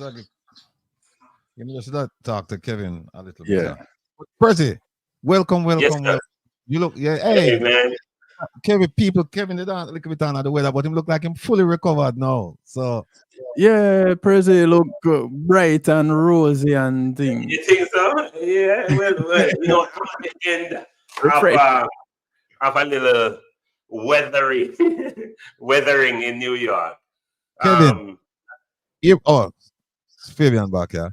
About that. Okay. All right, no worries. Yeah, my apology. No apology necessary, man. Kevin, I mean, Prezi, people haven't heard from you regarding the protest last week. I mean, I tell them, say, why the vibes and everything, it was just tremendous. You were the MC. Give us a sense of, you know, the activities from where you stood. I'm walking in the footstep of my learned friend. I'll do a shameless plug and say, listen, Mr. President is the best MC for any event in Oando. So make sure if you need a good MC, as my learned friend would say, call me. All right? Yes, call ISAD. That's right. That's right. But listen, but I'm dead serious though. I've MC'd many shows with many Grammy Award artists. Just say, you know, and so tell the promoter. Anyway, so as I was saying, the protests. I heard you talk about the whole situation and the vibes and the energy. But let me tell you this: the energy at that protest is one of the highest. It was excellent. I think the people who came out were the right set of people we wanted there. And I love the theme that most of the people have. There was like, yeah, now the dead weight gone. Now it's time to re-emerge and come out back as a phoenix rising up. And I think that was a very good analogy because thinking about the tumultuous situation that the organization have gone through and all the negativity. And again, you know, all publicity is, you know, is good publicity, bad or good. Look at our great Trump, you know, so take everything and turn it into something. But as it relates to everything we've gone through, just to see the love, the support, the energy that we get from the people was phenomenal. The message is consistent. We're banging that drum, we're beating it, and we're not going to stop because our goal is to really let the Jamaica government know, yeah, there may be some fringe elements, there may be some ruffling of some feathers, there may be some people, you know, some deadweight that might fall off, but the mission is always going to be the same. We're here for the Jamaican people, and we are here to speak truth to power, and that will not stop. And that's what we did last week at the protest. That's exactly what the people wanted to hear. And, you know, with everyone's participation, Fabian come in and put the icing on the cake. Because, you know, for those of you who don't know, Jamaica walked by, and I really want to hear a little bit about how Fabian conceptualized this idea too. But the whole thing about just interacting and seeing the needs of the people, some of the footage that he covered, I wish that the leaders of the country would see some of the deplorable conditions, some of the conditions on the road. Many times he's out there, even got held up and robbed just to bring this kind of information to the people. So I understand that there's a lot of sacrifice that goes into doing what we're doing. And sometimes, you know, everything that we've seen happening over the time also proves, Will, that, you know, what we're doing is really bigger than us. So as it relates to the protest, let me come back to say it was effective. It was high energy, love the vibes. And I think, you know, the people that was there was a right set of people. And we never eat the patty with Rattigan. And I promise you, we the last time that was another thing. And we didn't have the, somebody said, don't say brown paper bag president. Whatever you say, do not say brown paper bag. But I would say, you know, the people came out and we have a metallic box and they were giving and donating to the organization. So all the naysayers and all the people that want to stand up upstairs on an office and an ivory tower and take pictures and say, look there, there's only 50 of them down there. Yay! The last time there were more. Hey, listen me, whatever you want to say, can say. But I tell you this, that the effect has gone far more than you can imagine. So watch, the results are coming in. So as far as that is, that was phenomenal. And as my brethren say, I just jaw works. Well, let me just say that our dear friend and colleague, Mr. Vumvavi, he was streaming, and I think he ended up with about 6,000 or 7,000 devices. But this gentleman right here, right? And I call him a gentleman, they might say he's a youngster, but no, he's a man in his own right. This man here, Fabian Allen, what he did for us in terms of spreading the message was more than we could do for ourselves, because the footage that he took, the interviews that he conducted, in a matter, I think right now it's at 44,000, not 4,400, 44,000 devices have logged onto his platform. Watch, like we did a week ago. Talk to us, Fabian. Talk to us. Yeah, and it was beautiful, you know, because to be honest with you, I personally did not know about this movement. You know what I mean? So to be right there at the right time, and then I have so much other persons on the live, because I had a few hundred persons on the live watching what was going on, and a lot of persons did not know about it. So then and there, you could see the persons commenting, all of the persons commenting, saying what they think you can feel about this movement, especially a movement like that taking place in America. Remember, you know, we wasn't in Jamaica, you know. Yeah, we were actually in America. So a lot of persons wanted to follow up on it. So even now, every single day, somebody contact me about how to get contact with the movement. So I have to be sending them to who even by word of mouth, because some persons didn't get to watch it the same time that it was going on. But afterwards, they watching the live and stuff like that, and saying that how can they play a role, and if I'm playing another serious role, I said that I am going to speak with all the persons in charge to see how we can be of more use then, you know what I mean, to get the message across. So pretty much over 40,000 views and counting. And trust me, by accident, imagine if we had said that I known about it and I'm telling all my viewers and everybody that this is going to go on, or something like this is going to go on, and I'm going to be there and they should look out, it would be a total different case. You know what I mean? We probably buy up 200,000 views or 200,000 devices would have gotten to see what was happening at that time from till now. you know, because people would be prepared for it. You know what I'm saying? So, You know, the mhm. the day after, when is it? It was a Friday, the Saturday, right? I actually met the lady that was on the train with you. I met Yeah. her. Yeah, because I one of my brethren girlfriend.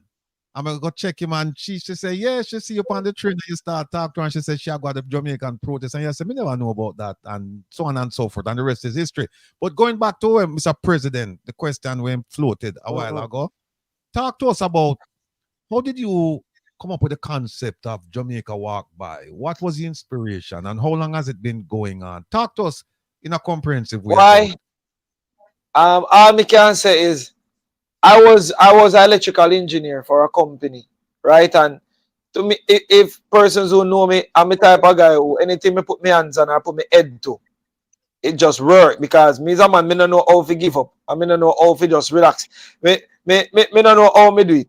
So doing that, me just figure one day me drop down on the work. And me drop down on the work because me as I work so hard and me do some work for extra hours because me just I get me little Fabian, fun and everything there. So yeah, Fabian, hold on 1 second. Let me just say this yeah, to man. people so that they can appreciate your presence here. You were in America for an extended period. You got home, yes, because you and I spoke. And Yeah. when you said to me, boy, when you get home, you just want to see your bed, and that's it. But you said to me, but listen, I will come on the program. I want to come on the program. And then when I gave you the time, you said, no worries. If it's 6 o'clock my time, your time, whatever time, I will be there. So I just want people to know, say, you are making a sacrifice by being here today because you just got home and I know you're tired. So I just want to express my thanks for you for being on the program. I remember I know me not sleep yet, you know. I got home yesterday. But that doesn't mean that me never have other stuff like this so me did a deal with and stuff to go up on the road. Yesterday was actually my daughter's birthday. So me end up have to come in, carry her out, go up on the road, then do all of that. Still not sleep yet. And then me say, me make sure to do that. But as me say, I will heap a great man here, so, and people are going to understand. Say, being great, not just wake up and go sleep. Or them, you know, like that. You understand? So we have to put in the extra punch there, the extra movement there, if we want to get above. You understand? So remember, you know, when Kobe say, when you want to be like Michael Johnson, when name Jordan, you find out say Jordan I train 2 times a day. So I have to train 4. You understand? If you find out say man I train pan 2 point time, I have to go start train pan 3 pointer. So I just how me put my life, you know. So whatever I want, with great people I do, me have to try the greater things. To go up to get my message across. You understand? So to the Jamaica Walk By thing. So as I say, I drop down on the work, and when we come back to like maybe a day or 2 after, I tell myself, say, no, I don't feel like I might think this.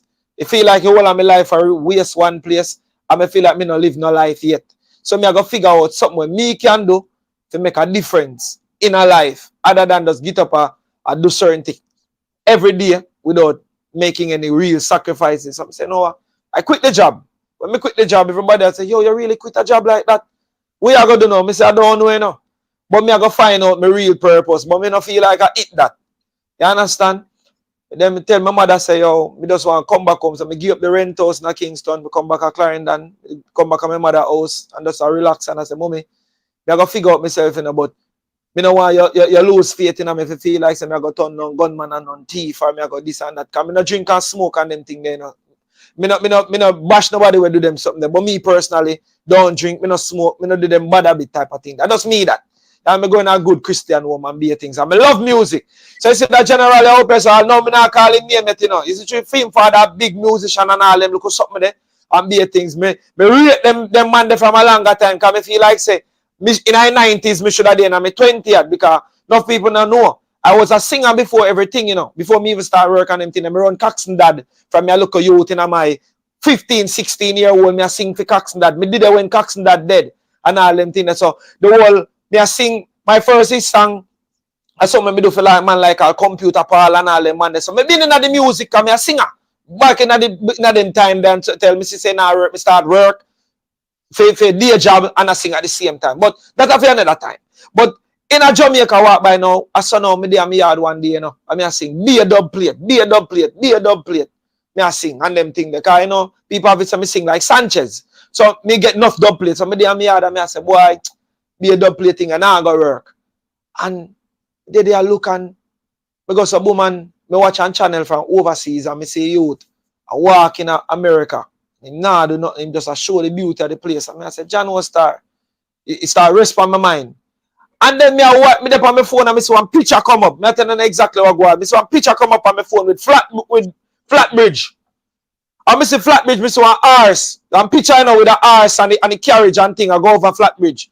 And me I said, John, imagine for the videos of how Flatbridge did really looking at them time there and the whole thing. And me I said, John Star, I wonder if we can do something to preserve the culture. Like 50 years from now, people can get to see the real Jamaica and how people attack, the care them and everything. I'm saying, no, say, I gotta do something like that.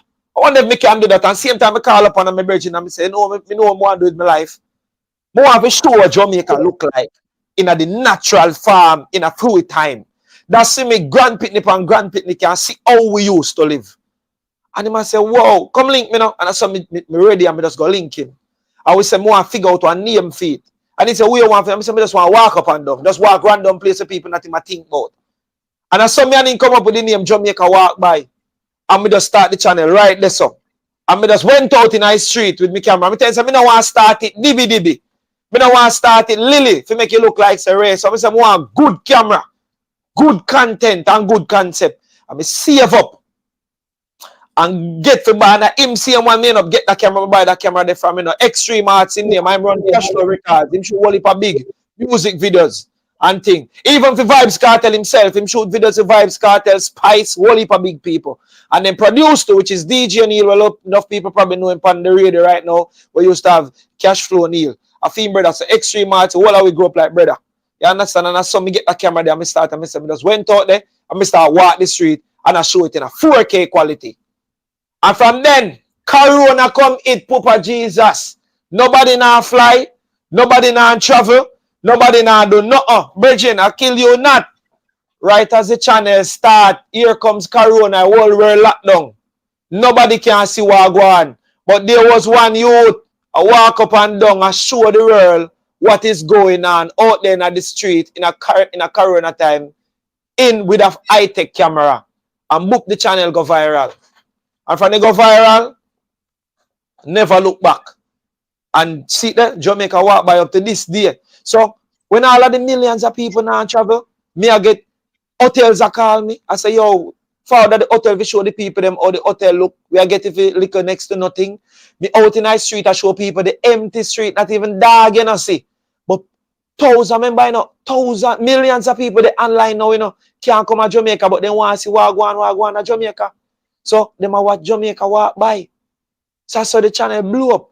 And we went from, like, in a 1 year time, 2 year time, we reached 100,000 subscribers. By after Corona, see, we reached 200,000 subscribers now. And sitting on with nearly 40 million views.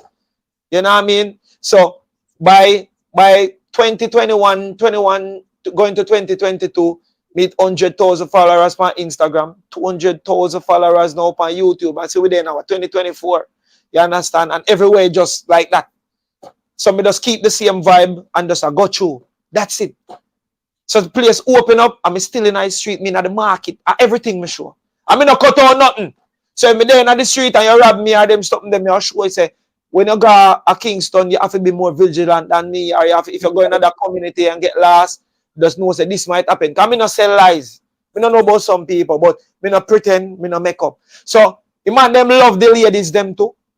So when I walk in the street now, I show them how to look at a girl for the first time. So I see a beautiful girl, I go over there. And I say, hi, hello, excuse me, my name is Fabian. You know, I see you in the street looking all beautiful, lovely like a rose petal. And I was like to talk to you for a minute. You know, I'm a YouTuber and I'm showing the world how to really approach a nice, beautiful lady like you. You might spare me a minute. And then with a laugh and thing, I said, boy, you can't serious. And I say, yeah, man, I'm serious. Right now I'm recording.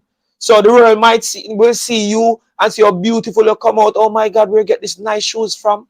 Oh my word. It seems like your mother and father is a very beautiful and handsome young man. Because that's how you really get a grafted like this, so special. So those are the things that I'm doing on the street. And the man, they were like, no, sir, this man, I can't serious. No, sir. So it is very entertaining too. You know, I remember, the general knows, say, if father as a musician, have to be lyrical in high street. You understand? So, that's how we do it. So we take it from the music to be authentic. So when I check it out, I send a lot of beautiful ladies viral. Because when they talk to me and people see how them nice, everybody I say, boy, me see up on Jamaica walk by and I tell us, you look sweet and the world works. So them love it for that. You understand? Me see man them too. Me see some man, they say him now with him tall here, me book him up in the street. Me I say, massive no know who that brother ya.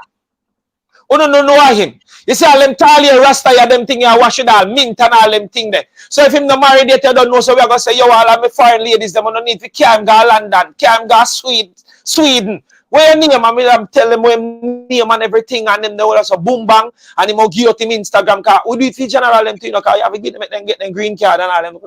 I mean, they find them love car. If you're not working at Jamaica, I must be somewhere else. I mean, I go show up on Jamaica, walk by, which party there, and them I find him. I saw me work. You with all the nice clear off head and all them same thing there. Yes, man, we find when I white them fear one of them people that from down and stuff. And you have to rub your head when you're tired and all them. Something hold on, walk by. But we just the people want to know one thing. Walk by, Jamaica, walk by. Are you get Nigel a job? That is all. Yeah, bro. That's not me work, man. I tell you, there's a vibe, there's an energy. Me, I tell you, like Jamaica walk by, we just be real. And the people them love it. Be surprised how me go to America, you know, everywhere. Everywhere I go somebody dep and I can't you that. I mean, I say, what you mean? I say, Jamaica walk by. Why? You know, trust me, man. So from that is just an energy, it's just a vibe. And you know, sometimes I feel that way if I say, you know, corporate not really recognize the thing or them look at thing. But me not feel no way like this something to say it or broke my vibe. You get me? The other day when Vibes Cartel come out, the same day me did it, me just go up on the Gaza, because people say, go on over the Gaza film place. See there, the video then nearly reached 200,000 views already. And me have like, on the live, I had nearly 10,000 people on the live in a few minutes and things. So it was great. I really wanted to be around the prison, but through me the just forward, me couldn't get to make it around there. By the time I reach around there, him actually did let out already. So me just go over on the Gaza that is over Waterford and thing, because that's how people follow me. And I say, yo, do this, do that. So I got some energy, brother. Trust me. And the vibe, somebody can't find it. In the chat asks, where in Clarendon are you from? All right, I fall from a place in Clarendon, Sandy Bay. But originally, me is an old Harbour youth. One place named Bannister in Old Harbour. And that's where I forward from. So Jamaica walk by first video, actually from our Old Harbour town video, where we walk through Old Harbour town and just show them exactly what Old Harbour town look like. Beautiful and things. So now we all put in drone shots and everything where me I walk, you see the drone up in the sky. So you get both on ground and you get up in there. I say it work. Yeah, Kevin. man. Kevin. Yeah, man. Yeah. You have any questions to Jamaica walk by? Fabian. So, Fabian, bless up. At any Yeah, point man, big up my boss. Yeah, at any point in time when you started doing this, two things I have to ask you about. When you started doing it, if you ever stopped and wondered, boy, is this what I should really be doing? And had some naysayers saying, yo, you can't find something else to do. And two, what was the kind of feedback you got from people who caught the protest in New York? All right, the first question, all right, to tell you the truth, is me just started. My girlfriend, I mean, my girlfriend actually started, because at them time, they me tell us nothing ain't going on for me. So me did just meet a little girl and she did nice and she did it for me. You see me? So imagine, and me can be real with you, me can completely be real, because that is Jamaica walk by. Me not put nothing under wraps, me just tell her like it is. At the time, they married, you see me? And the girl, you know, the person me married up in left Ghana, England, and left the baby out of Jamaica with me. So me have my little son on my foot. And me tell me, say, me have a little son, so me da go hard. And then me not on a job. So me have a youth, me married, me not on a job, and none of that. Not now going for me, living in my mother's house and all of them stuff there. And so me go to a little event and me meet a little Cathy and she say, yo, I believe in anything, you know, based on reason with her and sitting. So me end up in go live with she. And that's a you see me? So I saw the thing now while I go, to be honest. You see me? So Me then and now me and I start a thing and we are go on. Yeah, when me tell my friend them and them look at thing there, I say, what go watch you walk street and just a walk a show building and car and all them things. The people now watch, like I know nowadays people attention span kind of short. Because the whole real thing and the whole this, that, and that people not really. I say nobody now go watch. I say, well, I want my videos them for long. I mean I cut out nothing. Because I don't want 10-year pass a man go say, Lord, he cut the video right at the building where they move a building there. And there was skyscraper did and then people now go really have a vision of exactly how the place used to look. So when me I drop a video 2 hour long, 2.5 hour long, because everything me I try to show, the garbage, the pothole them in the road, because if in the future we get the right leader, and then the whole of them road they pave off and pretty like a money, people forget how we say, in a 2023 the man they used to run it and look on the road, look on this, look on that. The building, everybody can see the changes or the improvement. And if there's none at all, you go see, say, you mean to tell me, say, 50 years ago, the pothole they did there, and 50 years, same way, the same God, pothole still did it, because me and you can't talk about some of them pothole, you know, we know, like, back away, back, you know. Them patch in, and next 10 years, you know, we're still a site, you know. You know, so no lie, me I tell, right? We know a pothole them in Jamaica now, like a head, right? So, it is a vibe like that. So people used to discriminate the thing. Nobody now go watch that. My friends and no family with me have never, although me have friends and family will probably never subscribe to Jamaica Walk By. So it has been a very long road for me. Me averaging phone, let me take it up and say, I want to subscribe to me thing. Randomly, you know, you give me a phone for some reason. And when me go up on Jamaica Walk By, I'll click up on one of my video. Dislike me see. Let me silent look a bit. You know hear what me say a while ago? Yo. Imagine you have a virgin, you're virgin, you know. And you for some reason you say, I want to subscribe to me thing. I'm going to go on it. In a subscribe, or you see a 2-3 video of a dislike on it. In a fame phone. With fame thing. Yes. You don't know the levels of you don't think woman broke heart yet, and them the thing they broke heart, brother. Woman broke heart and them think they are not broke heart. Broke heart when time you get deceived by actually somebody you really care about. And not even not about no love thing. You see me? Some you never expect. I have some woman sometimes you expect them to break your heart, you know. And them things they say you never to feel no way. But you see one day you're looking at your back of your brain and say, I can't believe. Like you lie down in your bed and say, no, sir, this can't happen. This is not real, none at all. And them type of thing they broke my heart. So when me see them, I think the brother, me I say, no man, Jamaica Walk By now gonna away then. Cause me I own a bridge in them can't dislike a video them. That means say, it thing Lily. But me never stop. Me say, Jah must create a way, but me know say at this me want to do, and I hit me I go do. People cuss me off. Boy, you're a big singer, and you come and walk street. So when I time me did start feel now like, you know, like my brain I say, yo, so me stop talk. When me do my video them, me don't make nobody know who I do it. Because I know that little shame thing they start coming like I say, no sir. Kind of shame I know people are gonna say, wait, a big singer that I walk up and down on the street, I walk too much mile, man, the bad voice and all them things. So me talk make people know say I'm me, so me stop talk. And then the people them start saying, no man, you have to talk, youth. Your vibe and the energy there, brother, you have to talk, man. The people don't want to catch a vibe there. And that's what me say, no, so me not make nothing, make me stop that. So me start talk back again and start making people them know say I'm me, and me never show my face, none at all. And the people then say, we want to see you to back of that camera. Because that youth we have to see you. And then sometimes people then like they want to protest now. And I say, brother, we are going to tap watch if we don't see you. Because with them voice and them sweet talking, then them sit there with the people them a road, who want to know back at camera. And then me start turning upon me. And from me turning upon me, brother, I hit that. So your next question, me jump into it now. We also the protest. The question them with the people them been ask me and thing is that, you know, from the whole starting of it. Because you know some people have it say, I make it up. Like me did no lady did it. And them a somewhere we put into place me forward there. And the whole thing, I know people just some people does not believe in a jar work sometimes, you know. So when they see something right in a then yai and see what happen, some still not believe. Then some people say, yeah, me make it up and me didn't know say around them I go and all sort of foolishness. But we not pay that no mind. But question people want to know what is it about? You know what I mean? Where them plan to lead this? How long is it a thing where one of the specific questions I know somebody asked me is it a thing where people just doing it to get a little recognition and then after time, you know, hear about it? We realize a lot of persons do that too, you know. You understand? What I'm more serious man to pan this to the general right up there. So we soon call him out the right name to, you know, because from me seeing jump on that thing, them never stop until look at. We don't even know if a history, if we call it, or some. Me still there my yard more time and I wonder what go on. But right now, if me book on me tour, I me a call. Even me go me bed, I mean I wake up.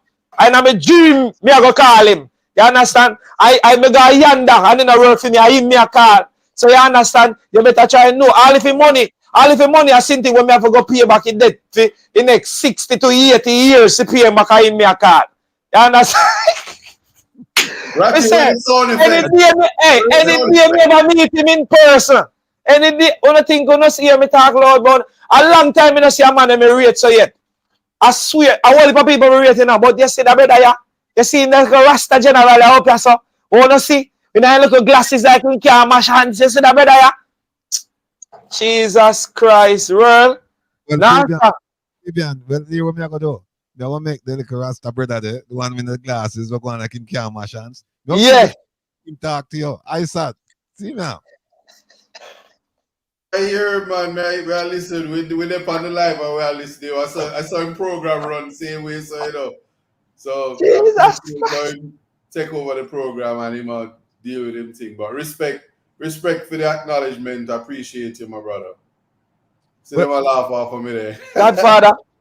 Yeah, Godfather, let me. No, go ahead. Let me tell you this, man. Let me tell you this, Godfather. You see, you're one of them man, you know, when me look on you like it's that.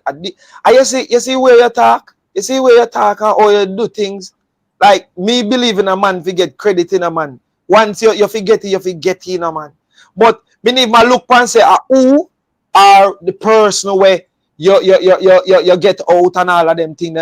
But I see a next brother where did last in our system for how much years.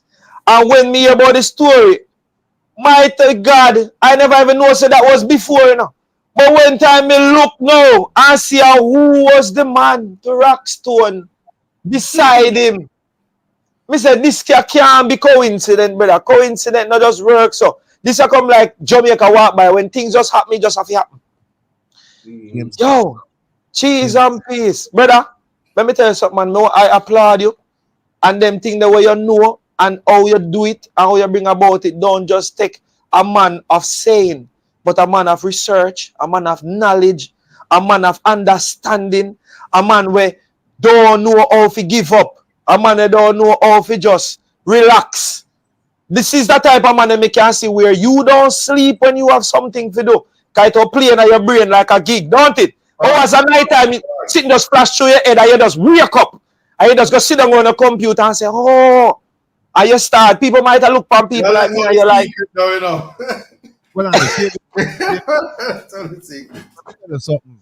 You see, when you go, you know, God forbid, our that him have to represent him. I hope him not have to represent you for nothing because you're good youth and things are going to go on good for you and much continued success. But if him have to end up in that position, then just make sure say him have on a certain ring because him come on and brandish all the ring enough time and say at a ring the cause for certain things happen. So just make sure say I'm a married ring man. You're not going to give her too much of the secrets. I'm married ring man.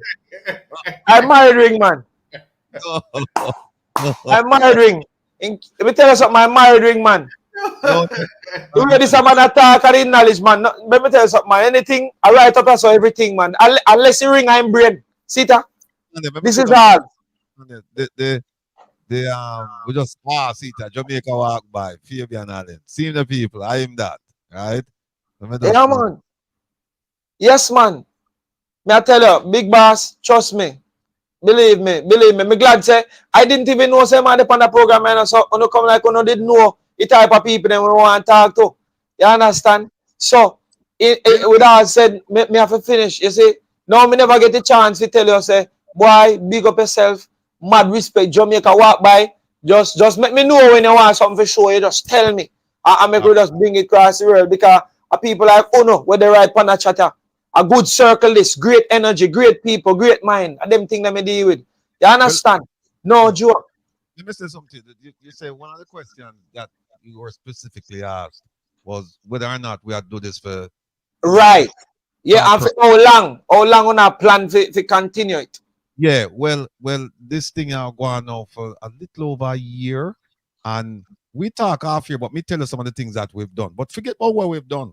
I'll tell you what we plan to do for the next year. And yeah, fascinating because it's a small group, you know, the circle is a small circle, but it's a very effective circle, And when we sit down, we don't really talk about people, we talk about ideas, and the only time we talk about people, how we can get the government to deal with the Jamaican people in the way that them should deal with the Jamaican people. That is our primary concern. It's about good governance, and we are whole government accountable. And never before in the history of the diaspora has the government been held accountable the way it's being held accountable right now during this time period. Yeah. And it's not just us. I mean, we have a bunch of people holding government accountable. Even people that we have disagreements with, at the end of the day, we still have the same mission, which is to hold government accountable. And I'm very, very proud of that we can put our differences, we can even live separately. But at the end of the day, our focus is in one direction, and that is to hold government accountable. But no, man, we are going to welcome you to the circle, you know, because we see where we can collaborate and we can do our things and bring more pressure for beer upon the government, so that, you know, right now people are suffer Jamaica. We just put up something when people are buy a squeeze of toothpaste, you know, 2 slices of bread, 1 egg, and with 13,000, and the interest and the exchange rate just went up. So the buying power, you know, they're there. No, they're there. It rough. It rough bad. It rough bad. And to many people, you know what I mean, sometimes me know too, because me someone me give you a lot of food in the street, you know. You understand? And me do it randomly. So beer. Yeah, so that is me. So remember, sometime I normally take out me look 20 and 30 and go out there, and then me can't even find back my bus fare now, because me walk down so far, me park my vehicle one place, and walk down so far, and when I reach back so far, and I realize I give away all my money, and me need to go back at the vehicle. So me have to go beg now, somebody back a piece of thing now to pay back my bus fare to go back. Sometimes I go to that point and I say, Jesus and peace. I can't believe I lost $500 me there for me give lady. And I realize I have to go back which part me I go. I have to go walk it back, you know. Can you believe that he catch me a couple times, you know? Where? Me just give away, because every minute me tap somebody say, you know what? And then you know Jamaican stay enough and then watch your program, you know. And sister, use a man where you're on light. And then sister, you're on light, you know. And you don't ever buck you up in the street, you know. You know what trouble. So, me as a man now, me don't know if it's no more time. So, when they buck me up in the street, me just say, yeah, man. In my head now, I say, yeah, man, I'm supposed to have more 1, 2 bills for sinners can pay me for you go back. And then you book up on the right woman now, I say, Lord, you know, me have my little daughter, and we no eat from morning. And I say, $200 me have left, you know. Boy, God, we bless you. You give it away. All if I lie them, I tell you, you give it away. Then me can't reach back where me I go now. Me have to go walk now and say, yo, me general, and I know, say, me want to reach downtown. I mean, I realize, say, I lost $200 me have to go give it away, you know. I beg you back the next thing up, you drop me back down the road. I have to go boom my drive. You understand? But I say just always work out. So now, from what me have to start currently do now, me have to put the money in my shoes. Where one enough to sell, you have to put in your socks or put in your shoes. You know, give it away. Yeah. Yeah, man. No joke thing. If you say no money, don't tell me take off your shoes. No, I beg myself now. Say, I hope me never take off my shoes and give it that to and say, why me have got just boom my drive. Yeah, it can't work. Let me ask you this. What is the future of Jamaica? We know what the present is. What is the future? All right, to be honest with you, we just currently start branching out to different countries. So the future of Jamaica Walk by now, we hit 200,000 subscribers on YouTube. I don't even say 500,000. Yeah, big up. Look who clap me, man. Look good now, man. Look who just clap me, man. And I say I'm great. For this man, I give me a round of applause, man. And I say I'm greatness, man. Then I say, I can't stop it again. Look at who goes to boom boom and clap. Look good now, man. Mr. Isaac himself. See me just calling him there now. Mr. Isaac himself. Big up. We have Mr. Rattigan there up on the live, and Mr. Isaac himself just goes to boom and say round of applause. They can't stop me. I straight at 1 million we go right now. For this man, I clap and make a ring go together. So boom boom. I hit that. You understand? Knock him man, I broke him man, broke every crystal ball and negative energy, everything we can stop Jamaica Walk by. Right now, we can't get stopped. The aim for Jamaica walk by is 1 million subscribers me I aim for. I'm willing to take Jamaicans and think to the world. Meaning, we go forward and we go walk and we go find all of my Jamaican people them. We Jamaican restaurant them, we Jamaican business them, we Jamaican people them, we do great things in America. You don't know, so me all walk the street what there in America. And me go some woman get pulled over. You don't know who pulled me over? One American police captain, where a Jamaican, the captain in the police force over there, Jamaican. And that the man they pull up on my foot in a white shirt and everything and say, Jamaica walk by, are you that? So you must know me I walk the street and see police and the man they pull up. They go say, Rattigan. What me do now? And a visa me have. You understand? And when me realize that the captain over there in the police force is a Jamaican in a white shirt. Pull up and say, me I watch your channel, boy. And me I tell her, say, I do some big thing. And me I say, hey, you know, capo. And the man I say, yes, man, I feel like say, oh, Jamaicans only come over here and do foolishness. We have some big people over here away from Jamaica, you know. We left Jamaica come over and do some great things, you know. Man in a white shirt. But then a Manhattan, again, big police again in a Manhattan, mirror shout out my name. Jamaica walk by. I may have them thing up on videos. So I soon drop them video there. Make the Jamaicans them see say, you can left Jamaica and go anywhere in the world, go be great. You understand? You don't have to just sit back and feel like say thing have to go one way. No, you don't have to go one way. We have some tons of big businesses, some big restaurant, clothes store, barber shop, crazy amount of thing. Even people who run newspaper company in America are Jamaican. And we go over Jamaica to go show all our Jamaicans them say, we have Jamaican right across the world just to do some great things, some big business. That's why you see me personally. You see, all like Chinese, them we are open business in Jamaica. Me no feel no way, no. You know why me no feel no way? Me used to done it. And I say, boy, Jamaica, and I make whole heap of Chinese. I take over Jamaica and all of them things. But let me tell you my reason when me understand about that. You see, when me start travel and realize, say, Jamaicans, our Jamaicans, I take over some part in a foreign, me take back my chat. Me take back my chat. Me understand, say, yeah, Chinese out more up whole heap of business in a Jamaica, and that is so true. That is so right. But let me tell you, the same thing goes in other people country where we have some Jamaicans. I take over whole of one part and place. Everything where you see go down the line. Every clothes store, every shoe store, every restaurant, everything. A Jamaican want them. So if find people, them Americans, them must say, oh no, say, oh, like Jamaican, them take over our place. Then can say so too. Me now go around there, then can say so too. Because when you go Jamaica Avenue and all them place there, I see how much Jamaica and the jerk chicken spot them. Right now you have one spot in America where them block off one whole avenue where they must sell beer and crab in people them place. Beer and crab. Everybody goes, you see beer and crab and festival and fried dumpling and saltfish and all them things in America. So me can tell you straight, the Jamaica and them take over some place. You go up there, you have Jamaica Avenue, you have Jamaica Railway Station, you have Kingston this, Kingston that. You go on some craft market, the whole of people they road black off. A Jamaica and them black off. And they, I mean them capture it. It means I feed them one of them control the whole of them section there. And me no see no Chinese do that here in Jamaica. I mean I tell you God truth. You understand me I say? So we can stay and say, yeah, Chinese them are one this and one that. We need to start just warn some of them in a like how we are doing it a foreign. We can start do it in a Jamaica and afraid. Just start warn up back the business them out and do it because Jamaicans are doing it overseas. Oh no, answer me, tell me if I lie, me I tell. Facts. No man, absolutely true. Absolutely true. You sell the Nigel departure proper. I hope him come on your show. See it there? Yeah, make it be known. So yeah, you have to step out. And there's yes, man. Reason why anybody have to stay if they don't have the capacity to leave. Hey, Fabian, yeah, let me ask you. You're at the Independence Parade in Brooklyn. I was there also. Oh yeah. I never see you, but you were right where the shooting take place, or nearby where the shooting take place. Can you tell us how did that make you feel, hearing the gunshots, watching what happened? Tell us a little bit about that experience that you have in that moment. Boy, to tell you God truth, that was one of the last things upon my mind that could happen.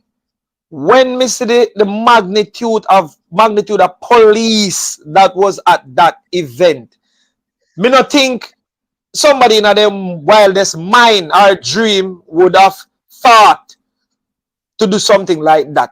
So me over there, I walk like everything was just perfect. And you see, until when me tell her, say, I don't know what is going on with Jamaica walk by or what, but me feel like there's a much bigger calling for me. So guess what, me know? I was walking and I was there with some other persons who were walking with me. So right in that vicinity there, the data, because I was streaming live, something went on with the data and the data goes so boom and cut off. They had my last locations in. So when the crowd come down, we get lost. So when we get lost now, me can't find them no know shot me there, and my data not work, so they can't see where me there. Zin? So me say, no, what me I gonna do, since we did that a little bit in front of them, I'm going to just stand right there and wait to see if them can pass and me can get to see them. That is the reason why I stand there so long. So me did I wait and I look through the crowd to see if me can see the two persons when me that wait for, which is Jason and Gina from Jason and Gina YouTube channel. So, you know, same time the Jamaican type of vibe truck came. So me I say, well, we can go and hold a vibe with the people them, man. So them a play some dancehall music now. So me I roll my camera. Remember, from me I roll my camera, me no lock it off. So everything just a go on and the girl them a dance and be things a go on. Oh, ironic now. This song start playing now. Give them a run by Elephant Man. Give them a run, we are going to give them a run. By the time the song start playing, give them a run, we are going to give them a run. Me here, bam, bam, bam. Everybody start give them a run. So in my mind, me I say, I wonder for this song and them probably misuse the lyrics. But then, I say, but a gunshot that. And me see people start skate like how you know them a skate for the toll along a Jamaica, you know? Yeah. So me I say, no man, you know we know a Jamaican. Living down a yard, yeah, we now go just get up and run, so we don't know exactly where I'm going. So me just lean up my truck and say, from me not get it, that means me good. So anyway, me stand up and me not get it, me good. So me just stand up right there. So, but when me do, me turn the camera around in the direction and me hear the shots them fire. So now me could have catch the people them and run past. So by the time me go say boom boom and me start hear a couple more runs, we laugh. Me say me not move yet until me realize at least me play silent. Why me see place go silent again? Me say, well, I me that time for out. People that think say me that run when me say, oh, why me I go run when time they stop fire me a roll? Might as well me just catch what I go on. So me just go to the direction of which part me hear the shot them a fire. The first girl me see on the ground, I thought she fell like she run and drop, but me realize she had run, she run and drop. She was actually shot. So me stop to her and me say, you good? Okay? And she said, no, she need help. So me see where police them a go, so me started sorry, me start head to which part the officers them there. Only for really realize it wasn't police that shot somebody or anything, because me I say from me see police them I run towards me that say maybe a police, but then me have to think twice. I say police them would have probably reached the long before shots fired, because I know somebody that say yo back up, we need some help before them probably would have let off some rounds. Yeah, it was less than 100, was less than 50 meters away from me. If you don't watch the videos. So when me go there now, me just start capture everything from the first responders, the people them on the ground, the persons them who was shot and everything. Everybody was right there. I just tried to video it a way where it wouldn't be blocked to the public, because you don't want to video anything where out of place. So me actually video it from a distance and just waving the camera so that it won't be flagged by YouTube, so persons can see the first responder, how quick everything happened and everything. You know what I mean? Everything was just so like me never understand the shot go and guess what playing at the background while the police them are try to save the man's life. The saddest day of my life by Wayne Wonder. Me can't understand. Every time I watch my video, it's like everything just to me, just like me not understand how I go on so. That's why I feel that there's a bigger thing for Jamaica walk by and get some subliminal messages.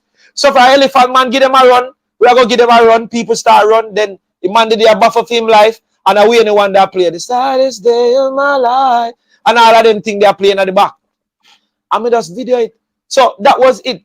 So everything for me just come like I was supposed to be right there, so at that specific time. Yeah, man. No joke. Yeah, man. Love it. Love it. I think just capturing the raw footage and documenting the history. I like the way you see it and the way you take it as a responsibility to create these time capsule in a sense, digitally at least, where you know generations to come, coming back from your flatbridge inspiration with the cart, and you were saying, what if there was, you know, video footage of those days? What would that mean to us today? How would we, you know, interpret history differently if we could capture some real moments? And just to see that you have that interest, even when you were in harm's way, you didn't decide to run away and cower away like others. You went in just to get that story so you can bring to the people. So that's commendable. And I appreciate the energy and the passion that you have towards this. You're the right man, Chief. I want to tell you something. I'm more everybody listen keenly. You know, like when I watch movie. You say I watch movie. Remember, you know, we never realize that it is somebody there filming the thing. Remember, you know, we totally take it out of our mind. When I watch a show, I see everything I go on a show, and we get afraid, and we get scared. And when I realize, what we afraid for? When somebody actually stand up there, video the thing. Or somebody did our cast members, did they show it on TV. Am I wrong or am I right?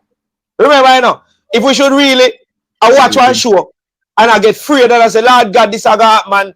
Remember, say one man turn up there, video it in a show, we totally take it out of our brain. So we have to remember, say, a cameraman never dies. You see how come I say, you have to remember good. The cameraman never dies in a no movie. We watch that till it's done. So you see from me, and my camera turn on, me know say me I go good. You don't realize that me have video and the police then not even pay me no mind. Me just have video and the police then just as tell everybody if you go back and do all sort of same thing. And me did you film the entire thing because the camera somebody have it there for sure what has happened and what everything are going. So from your role, you're good. So I want cheat code. So if you out there on the street now and something to go wrong, just turn on your phone and start video and see if you're not good. You're good. You get an automatical free pass because from your video, it want you show other persons what happened. So the cameraman now go do the cameraman. The cameraman go good. If you go out in a forest, all you know what going out there because somebody that film, the man they go survive. Believe me. Fabian. So when Mr. Deba, me say, oh, you know, since your camera me have in me a record, me good. Straight down there me I go. Not now do me. Well, Fabian. Yes, Mr. Rattigan. Last week Friday, when we were out there, a friend of mine who's a big fan of yours, she called and she talked to me and she said, you don't know a Jamaica walk by that, and I say yeah, and me know I did interview somebody in the pen, you know, and then she said to me, say a big singer, you know, a big singer. If they upon some program or Rising Star. Rising Stars, yeah, them have follow you from long time. So I say, all right, no problem. What me I tell you now is, you never did when president sing the national anthem, but I tell you, it was, I'm sure Jeffrey captured it, and we need to play that more often. It was a very moving rendition. What who sing it? President, where you sit down right there, so? Oh, we are say. Go on, continue. Yeah. So, but what we want to tell you about is we have an upcoming event, you know, where our resident DJ, Kevin Stew. See him above you there, you know. Yeah, man, that is it, Mr. Stew. With them a clash with one of our brethren named Lonesome, who in the music business for decades. As in Father Lonesome, the Jamaica. All right. Man. So Kevin and him are going to clash. So we just give you a little piece of that I'm making. Because it's a fundraising thing. And we'll start off the thing and you know, we're just going to just move right into it. So they more play tune for about hour and a half, and Glamour will play music for about an hour, and then we have half hour for kind of wrap it up. So I don't know if you're available for come on, but with the people must say them want to hear a little piece from you know. I don't know if you're up to it, because I know say you travel and your voice. A while ago you left me a voice note and your voice never sound. You know me. Yeah, man. But also what there, man, because me end up even yesterday, Thursday night, me go find myself last week Thursday at this place named Sands on Merritt Boulevard, where they have live music and thing. I'm going to sing. And it's like a bad up thing. Man then say next Thursday, a bad up thing. Lucy and I go did it and things. So make sure somebody did it. I know our Jamaican they stay then I like take no for your answer, so me not go. So all I massive them want to see a little piece of advice, man. Me drop a little piece of clip on my Instagram and thing. You know hear me at all, me barely can go. You understand? Me don't even know if me can sing. Me don't even know if me can sing a note right now. You understand? But me love it, you know, me will try, but me not think I don't have a card right now. Come on, save it. We don't want to hear it now. Save it.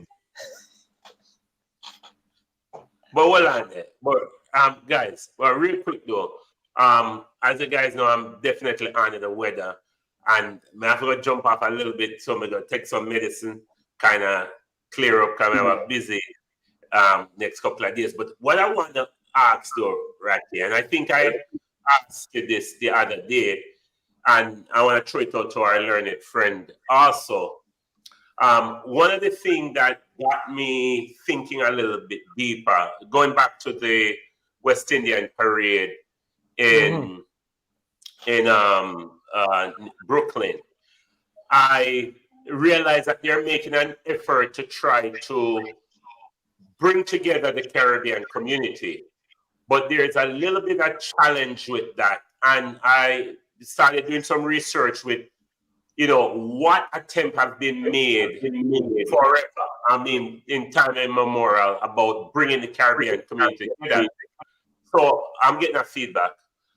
So I discovered that, you know, there was an institution, ISAT, called the West Indies Federation that had 10 Caribbean countries who were supposed to succeed from the British government and make one Caribbean country that when they all get independence at the same time. And based on my reading of it, it seems as if Trinidad and Jamaica cut a deal and both of them got their independence in August 1962. Both of them got in the same year, same month, and then quite a few of the other countries didn't get their independence from Britain until years later.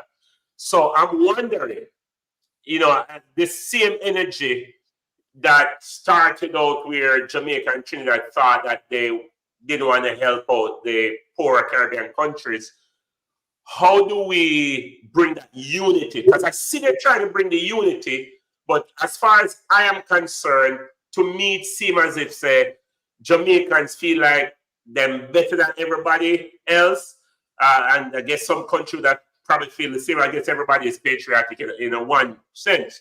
But the real question I really want to ask is, how do you think we can foster Caribbean unity, and how do we deal with this issue that they were trying to do in New York, which is bringing the West Indies together as one, you know, under one umbrella? And how do we truly embrace the other islands as our equal, not just as stamp on your CARICOM passport, but really like the idea with the West Indies Federation to succeed as one country. They already had a prime minister for that. They already had a governor general from 1958 until 1962, I think. So they really started out something good. We're making the negotiation to succeed as one country. But I don't know if it's external forces that broke it up based on Cold War or whatever. It's an internal thing. So I wanted, it's been bothering me all week. So I just wanted to throw that out there just so you guys think about that. Because after my New York trip, I'm like, we really need to find a way to bring the Caribbean community together. So I just want to throw that out. So my learned friend, take a first swipe. I'm going to get some medicine. All right. I may have one thing to say. So why sometimes I wonder if me too real, you know, Jesus and peace, me start hurt me. Me don't know. All right. Let me tell you something when me understand. I'm going to touch the iceberg, right? So I 3 or 4 times I try for my visa and I get it. So me going to start telling people them this. I try for my visa to go foreign. I think I 3 or 4 times for one place. 1 time for one and 1 time for one. So all part time I try for visa before me get it. When me I work legitimate job, me married, I've picked me and all of them. So I don't get visa. We get a visa one time, me actually start doing YouTube and go to embassy and let them know that this is what I do. And the man can say, okay, yeah. Then check out all the channel, everything, and make sure so what you're doing is legitimate and everything. And be like, it's you. Person who interview me, let me know, say, yo, we watch your channel because I did a video once where white people came into Jamaica and linked me up, and me have like about 20 odd kids, white kids, walking in Jamaica with me in Maypen town for about 2 hours.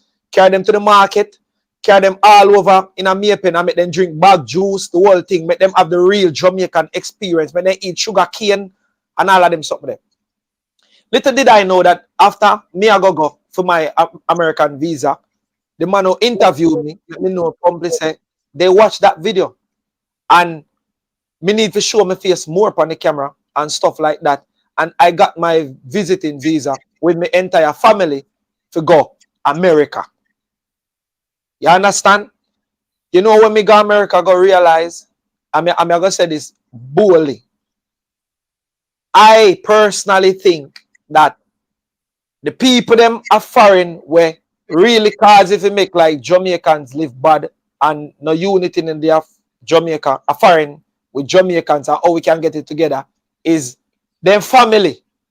Meaning you are going to for your family or for your friend.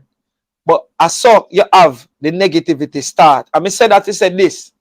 You see, me got experience Jamaicans in a foreign friends and Jamaican pana all they love them one another and then clean together with the little where them fine. You know where them don't have, them never have a channel like when me have fi show it, fi say Jamaicans live good and foreign and them not have a channel like Jamaica walk by fi make the other Jamaicans know say I yes the Jamaicans them there. I yes the Jamaicans them are ends out. I yes the Jamaica at least the Jamaicans them are do and all of that. That is when me go up, they go understand. But you see when me touch foot in America, some people when me meet and some great things when them do for me. Me not talk about my personal friends and family. Me go foreign, go end up get some long last uncle when me should have did have. Some like Mr. Rattigan, remember saying no, I just what they am meet here, you know. Remember, you know, me personally never know you from Adams, you know, and a coincidence me book up on you as a great Jamaican man, you know, and we are gonna have a history if you go down now, you know. Remember saying no, the movement me never know about it now, nothing, you know. Remember good. So and look how you greet me and embrace me where as to where me I do and to know what you are doing and all of that, and that me I try to show you. There is not a platform or an entity really to make the Jamaicans them physically come together as how them want to do it. But let me tell you something. Jamaicans love them one and they are. You say me I walk a foreign and me up my mouth and go to bloom blam blam. A Jamaican just want to hear and say, yeah, Jamaican, how long you stay up there? How much part are they? How much part is? You buy clothes already? You man, you forgot the place now. You want me carry you? When you go back a yard? Yeah, I love them. Me get a foreign. We got friend go get clothes, shoes. When me come back, me not have space to put things, my friend. I mean, I talk about people when don't know me from Adams or random strangers. Then me I go up, they go meet or who I watch Jamaica walk by. And I love them. Me could have got foreign what they have. Me no got foreign to no family. A straight people when me meet, me go get house from the stay. A brother at the last time I got foreign, me meet that general and he come like I'm a brother, like our man me know from my band.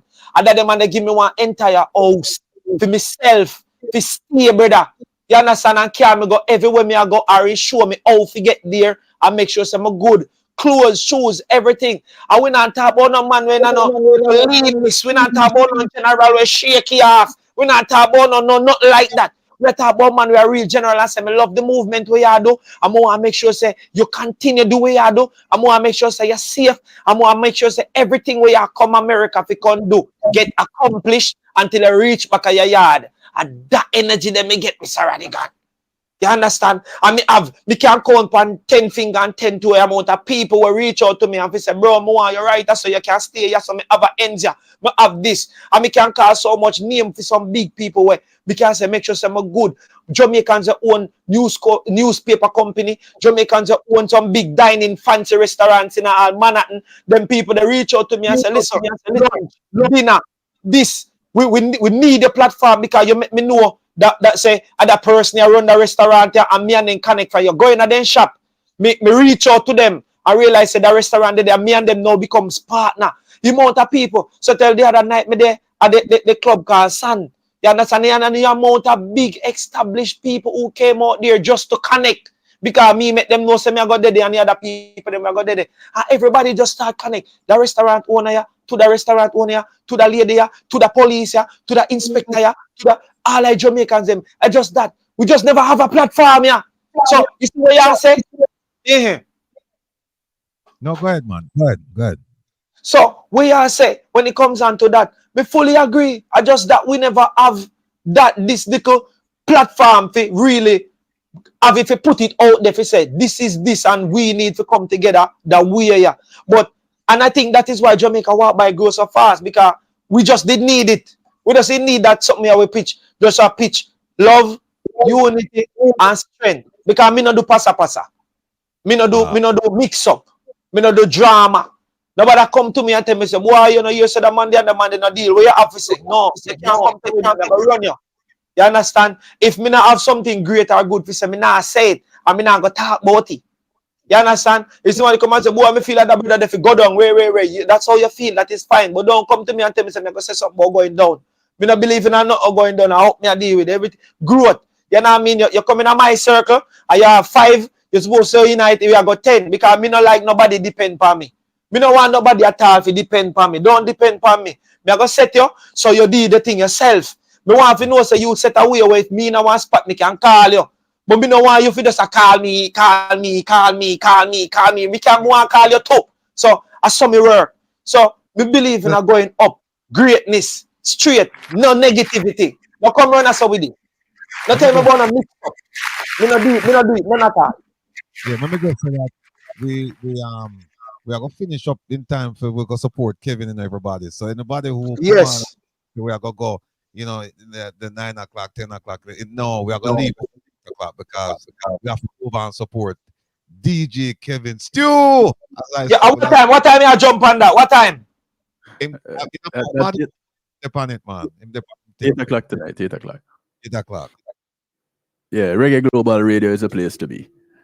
So yeah, again, we're supposed to have on 2 teachers, but apparently they're having technical difficulties. Kian was the first one, and we're supposed to have a principal of a high school, but it looked like we're not gonna do it today. Plus, this Jamaican government because it shows that they were offered a security, not only a platform, it's a comprehensive security thing for airports in Jamaica. And guess what, folks? It wouldn't cost the Jamaican government 1 cent. I've read the document, not 1 cent. And I'm going to explain to you later on next week why we think that it was rejected. And even though there has not been a formal rejection, but there's some hanky-panky things are going on right now. And we're going to show who involved, and then you can make up your mind as to why this thing never got forward. But I've read it, and they've used this system all over Europe, and I think in some place in South and Central America. And it's clear in the thing that Jamaica wouldn't pay a cent to implement this thing. But I saw it go. I hope Fabian come back on January, because we only have about less than 45 minutes to go, because Kevin have to leave like around 10 minutes before for the set up him thing, and all that we want to go there and just deal with the thing for Kevin. Because you know, Lonesome are going with theme thing, and so we have to go on with our thing, you know. Ice, in fact, somebody even said to me, say, Kevin should have come out for some dub. At Sunday night, somebody said Kevin forgot to ask Ice. Yeah, that's what the people say, you know. Oh, Ed Lane, what about sure. Ed, good question. Here what we're going to do with it now. Because we're so busy, I do a whole heap of things right now. We are planning still, but we're going to start out with it being like a once a month thing, and it's just going to be a calling program, you know, where you just call in and we just reason. We haven't decided yet, but I suspect that by next week or so, when we sit down with the producer and sit down with Prezi and the rest of the crew, the ambassadors, them, that we can figure out. We know it's going to be a Wednesday, midweek, but we're going to figure out a start date. Yes, it's Fabian. Yeah, Fabian. Yes, sir, about that. You know, say my current just cut off a while ago. Like just go and come back a while ago. So you know the Wi-Fi I go down and then me have to go wait for it to come back up. Like a joke. Yeah. But before me go, you see Mr. Isaac, me want to ask him, me want to ask me general two questions. You know, I always just want to talk to him. Just say, if he say, Ray, me personally I go reach out to him differently, but me love when just the writer so it look like a jack, make him just dip on it. So, Mr. Let me go back and sit down. What are those two questions I probably want to ask him? Yeah. But Mr. Isaac, cheese and peace. This Well, on before you ask the question, gentlemen, I'll catch you over at 8 o'clock on Kevin show.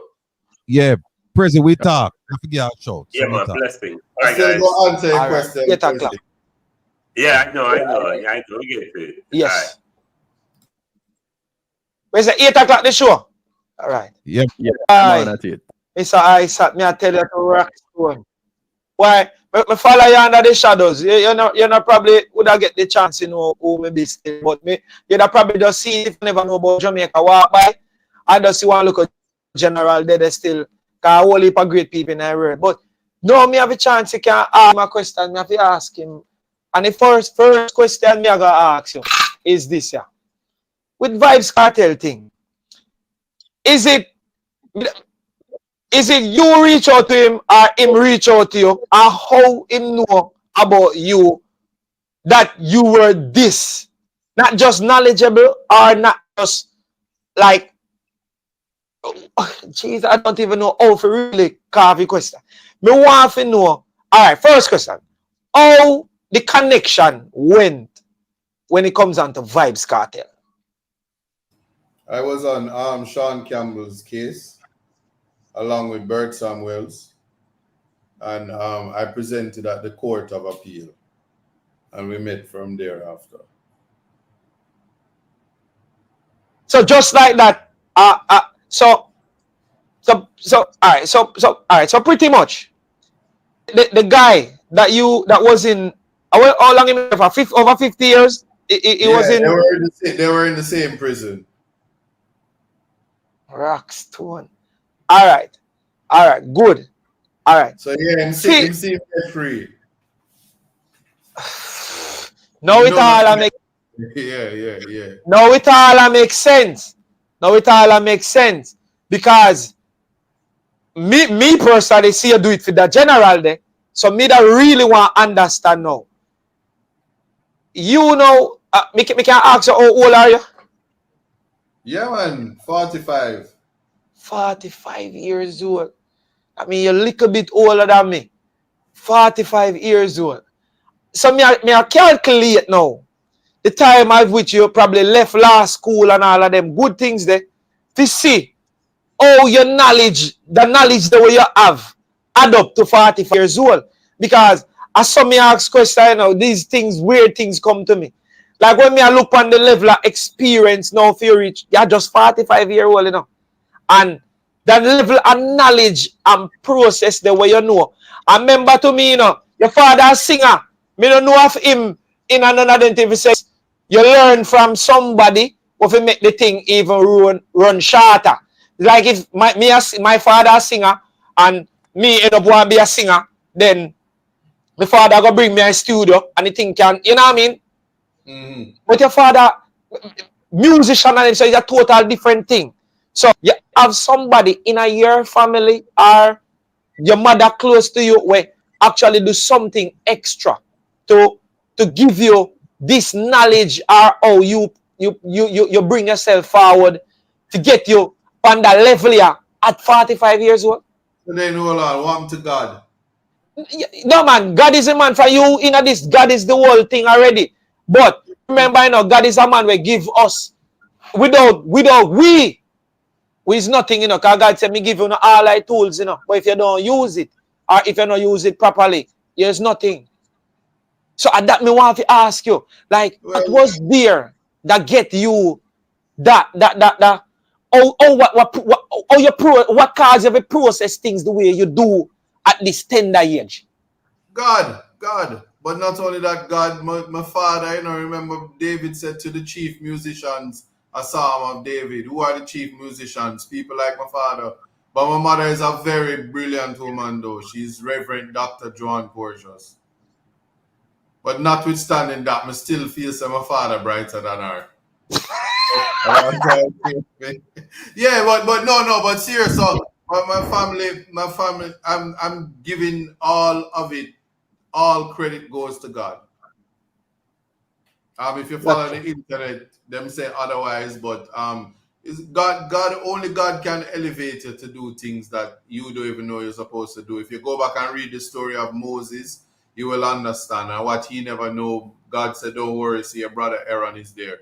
So there were many people who was also behind the scenes, people with a lot more experience than me, and just like when you come on this platform, Rattigan is very knowledgeable, Kevin is very knowledgeable, and a combination of everything, and you take guidance and you get where you are. A couple of weeks before, Rattigan had Miss Violeta, KC, and the other attorneys, John, Lexi, Iqbal, different years. And there was Bert Samuels and many other lawyers. I'm just calling, and even the white ones in America, but in England. So what I'm saying is, when we see things happen, you give all credit to God, because we're just characters in the movie. And like you say, I guess God will be the cameraman, right? Right. So when you look at it like that, and I will say that, and again, my father is a very extraordinary man, and that's one of the things we must understand, is that there are many persons who had great contribution to Jamaica, and their parents might not have been academic, but certainly the mental capacity and the brilliance that they come from. Because I mean, if you look at my father's body of works, he writes his own music. It's not a simple feat. So intellect is different from education. And while the lawyers and my colleagues, we all go to the university and we get the paper. After the paper, it's a lot much more a well-rounded experience, including prison. And God, I'm gonna always say it. That's why we say God on time. And I hope I answer the question, but the answer is God. Simple. Yeah, man, your answer is true, you know. I honestly believe you, you know. But me I tell you, say, sir, even in doubt, even in doubt, because I went down there a few times downtown and swear that this was a deal to know, and then it put off. So let me ask you now. So is there any point in your head when I say, what? Because when we look prior and see how you do things, it don't look like you did have any doubt as to ever say it now go happen. Him now go be freed. So right. It's like you ever have persons around and be like telling you that you fight one losing battle. The whole of Jamaica, what do you mean? Oh, wait there. Just go back on the internet. You know what I said? No. The internet's the one thing, but you. The one of you know. We are people just look for outside and look in, you know. But you see, if we look a room where we have writers, so where we are going to listen to, who can actually talk to we. I want to know if you personally did have person, brother, you need to load that thing there, because you fight one losing battle. Like, if somebody had ever said that to me, I'd have stopped speaking to them. And there are a couple of those people, so they weren't in my circle. And so it matters not. But when you focus and you believe in what you're doing, you drown out the noise and you keep doing what you're doing. And you see these things happening in the social space. You're on a show like Mr. Reasoning with Rattigan. Many persons would have come and tried to attack him to destroy the greatness that is he and the work that he's doing. But we don't worry. we don't worry about the noise, because when we achieve what you're gonna see, you see 1 foot of Clark's runway, you're gonna see when them a walk barefooted at the exile land, and you're gonna know, say, the one Jamaica legal see, right, you have the 1 foot. Hey! The election count, only 1 foot of Clark's left. But anyway, Hey, you will get an understanding. I need to stop, don't Kevin? I gotta stop. But you will get an understanding of what it is to stay focused. And see people putting Sir P. Respect to Sir P. He's the biggest boss on the internet, and him using platform to make sure that Mr. Palmer walk free. So I have to respect my supporters. Without them blogging and making sure, we wouldn't be here today. Yes, yes. Yeah, you have to big up the supporters at all time. And with that said, I just want to big up everybody in the chat too who is communicating and all of that, and the world works in the chat. Who don't know about Jamaica Walk By probably have a chance now to know about Jamaica Walk By. But right now, me just feel extremely big and great, and just like if my percentage is dropped to 80, we can right back up at 110 again, because I'm currently on a live with Mr. Isat. I'm here with Rattigan, and I'm here with Mr. Miss Kevin Stew. So with an environment like this, the energy will now if continue and thing. Right now, me I go try get a different kind of walking shows, you know. Cause you know a thing go, man. Yes, yes, I'm telling you. So, Well, Mr. Rattigan, big up and respect, man. You understand, Mr. Isat? I'm telling you, a vision like yours, me personally aim to have, you know what I mean? No back down, no letting down, straight doing it correctly. A lot of persons tend to miss out some little important details to, you know. Yes, when things are doing at a timely manner and correctly, like when you eliminate all the necessary glitches and error going forward. So when you do that, it's like when you reach at a certain point, then can come back and say, oh, this and that, and because of that, and chew off the entire thing. Me like how me look into the thing and me see the foundation when him create was so solid. So I say, me on the outside was looking like, yo, it'll go rough. It'll go rough for anybody who want to fight that thing and make it not work, you know. So me there I watch, and me can say that time they come where me I go ready up my camera because it's gonna happen. You understand? And that me do. You understand? It just did beat me. To be honest, the date when it was sure that was going to go down, I wasn't around. Me can't believe that the same day that me drop in. So look at most if I never got to, he miss me. So that's I mean, as I say, God on time, and if, without God, it's not possible. You understand? So I mean, know enough people want to know this too. I wonder what next. I wonder what next you're going here, putting your hands on. Then they have to stick around for find out. Yeah, they have to stick around to find out. But there are many, just know this, there are many silent heroes, many attorneys that fight the fight and represent for many persons who you never hear their stories. And since that very big case, there have been other cases of very great importance that the government have egg on their faces because of bad legislative drafting.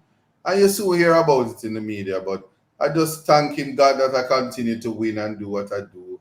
And I thank those persons who have their own constitutional ministries and stuff like that to make me look brilliant. Because yes, very well. You remember, hold on, Isaac, you remember that song, the Little Win song? All I do is win, no matter what. I'm going through that right now. I don't want it to stop, so I humbling myself. Well, on it, to some Nerine said, thank you, Miss Trini, for directing Jamaica Walk By to the protest. And I mean, me have to thank her. I'm a brethren girlfriend, you know, but like me say, she come meet him, you know. She come to meet him. And she just have on her red, gold, and green, her colors, them. And she tell me, say, yeah, she see you on the train. At the divine, man. Very nice, man. Why me not telling her, like, me rate her bad. Like, she's an energy. But, somebody said, if you ask Mr. Isat a question, me ask, me just depend this. So, Mr. Isat, what about safety? Were you concerned about your safety going through all of this? No, you can't be concerned about your safety. What they will do is try to make you lose your job, but then you have the Jamaica diaspora who will help you if them try to make you lose your work. But outside of that, yeah, the diaspora is out there, so them try to mash it up. But no, I gotta tell you, maybe my thing is this: is I realize that if you don't trouble people in Jamaica, them not gonna trouble you. And crime, whether you believe it or not, forget about the manufactured thing that they have about what crime looks like in Jamaica. If you have a clean heart, a pure mind, don't mix up in bangarang, and only want to do good for the people, even the evilest among us will say, you know something, we're wicked, but we're not trouble them, because you're righteous, and people don't trouble righteousness. So no fear. Me fully agree. I fully agree. Me Jamaica walk by, yes. Me get turned upside down and pocket empty out and thing and bunch of something, you know. You understand? And that happened to me because a specific person just felt as if they wanted to feel important. But thanks be to God, you understand that that happened to me, and a specific person hear about it. Me end up having to reach out for them foot and me get back everything. Mm-hmm. Can you believe that? Yeah. I all of my stuff them and all of them something there. And a specific person hear about that with Jamaica walk by and say, yo, you have to come over the side and we'll make sure so you get back everything. And whatever you need to do, you go and go do it. And me get back everything. So me understand it. And from them time there, we go everywhere in a Jamaica. I'm a good. I've never felt threatened. And people see me walk from 3 Mile go downtown. Me walk the other day, me walk Mountain View from Windward Road, go straight to Ligani. Through Mountain View, even back a bush and all them things there, and I was perfectly fine. You understand? So I just say, yeah, when you are good and you are the righteous things and you are the good things, the Jamaicans more love you up and push you and think. At least the week us me I say, boy, you know me no want to put no camera because you don't know man I want it, man. You know, I know this stuff, me don't go put no camera in no way. But all if the man I want it, man, that me realize the Jamaicans on camera. You understand? But at the end of the day, people see me do it every time and all of them something there. So I fully agree with you when I say, it's in a mix up in a bangarang, I trouble people, I this, that. Well, at that time, you have to be looking out for anything. Well, Yes, and the person who robbed me and do all of that to me gave me a very good apology too. And sitting as a general, and me could have thump off him fist and everything like that, and me never look back. Me just move forward like nothing happened and everything, Chris.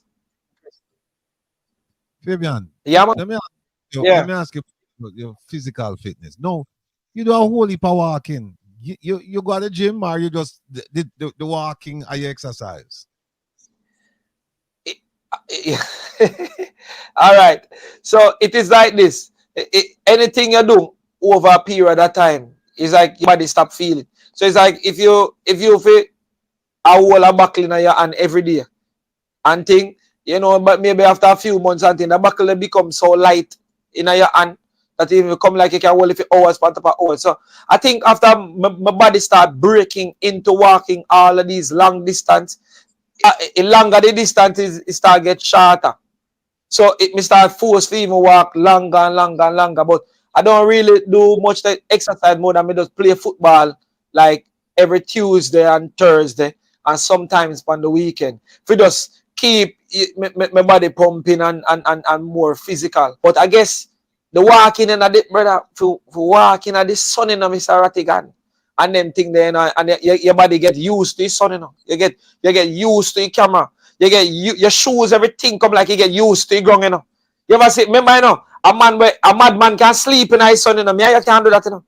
Because madman with a drop bowl in 12 o'clock, 1 o'clock in the sun, I drop bowl about out, you know. And him a drop bowl fast asleep like a AC, you know. Me and you can't just get up and do that. that happened to him. His son end up, his body adapt the son and every environment like that till after years per years. He come like nothing. You can think you're bad. No. Go eat one overnight food in a garbage pan for 7 days. And save me and you're not dead. A madman can take the food out of a garbage bin when there for 15 days and name that off. And next 20 years, me I see him still a walk. Down so. I gone on doctor surgery and I go nowhere and I have diarrhea. Nah, nothing. So I just owe it with body set up. So me can tell you, I don't do nothing extra. Me I'm like a beast. Me do everything like normal and see me just know say by doing it for a couple of years, me I walk and me not feeling no more. The sun, I think Ireland alone, me go over there. Go see me get burn up. Because me know say foreign could have so hot that's why me not ever travel in no more summer. If me not go up there, go get free AC, me not go up there. You understand? I just saw me do it. A free AC in a foreign, me go for every time. Because Ireland go burn up in a summer, me know say Sunday hotter than Jamaica sun. Me tell you God truth. So, different in, I just saw you go. It's different when you come to Florida. Yes, man. But Mr. Rattigan tell me, say, sun over fine hotter than Jamaica sun. If not in Florida, you have to talk with Mr. Isaac, I'm going to tell the people, say, foreign, anything where Jamaica go to, if you want to go twice, you go 3 times twice. Me go find, going up and knock on all people, random people doing enough, you go in the way they cold take me, you know, we can't feel all my shoes, you know? Yeah, man. They out there walk few much mile and they know the time would I get so cold. Me I say, you can deal with this and free AC out of door. This nice. Rock, stone. Walk so far now and can't make it back home. We start knock on white people door, brother. So let me are free. So yeah. Yeah, man. Yeah, Fabian, I have a question. When you get up in the morning, yeah. How you plan your day? I mean, how you do it? You have a plan or you just get up and say, me, I go do this. Talk to her. No, you know what? Let me make it easy. Why? Well, I know what sometimes. What time you wake up? What time you wake up in the morning? 5 o'clock, 6 o'clock, 7 o'clock? Yeah, depends on what time I go to my bed. Because on 6 o'clock, I'm still up. So, Mr. Isaac, you can't agree to this. Doing things that you have to do with your brain and sort of time when you sleep, not coming like nothing. You sleep when you get a 5. You sleep when you get to sleep. Because, to be honest with you, sometime under the night, at them time they get peace and quiet for really work. You know? Let me ask you. Yeah. So you wake up in the morning. What your day look like? When I wake up in the morning, I drink some hot water. I drink hot water. I not drink tea like that. I drink hot water. I try to clean out my body every morning when I wake. I drink a nice big cup of hot water, not in the dust water. And then me know me start bust some gas. And if I feel the gas them start pass out, then me start think. I say, all right then, me know say me fi go do a video. Me try to do a video like every Friday or every Saturday. To be tell you the truth, I don't know when me I go do until me drive out. So Mr. Man, we just drive out and me I take it while me drive. Sometimes when me reach out in front, I skim, me don't know if me I turn left or me I turn right. So when me reach out there, if my mind just say turn left, me just turn left. Me go out there, me say turn right, me just turn right.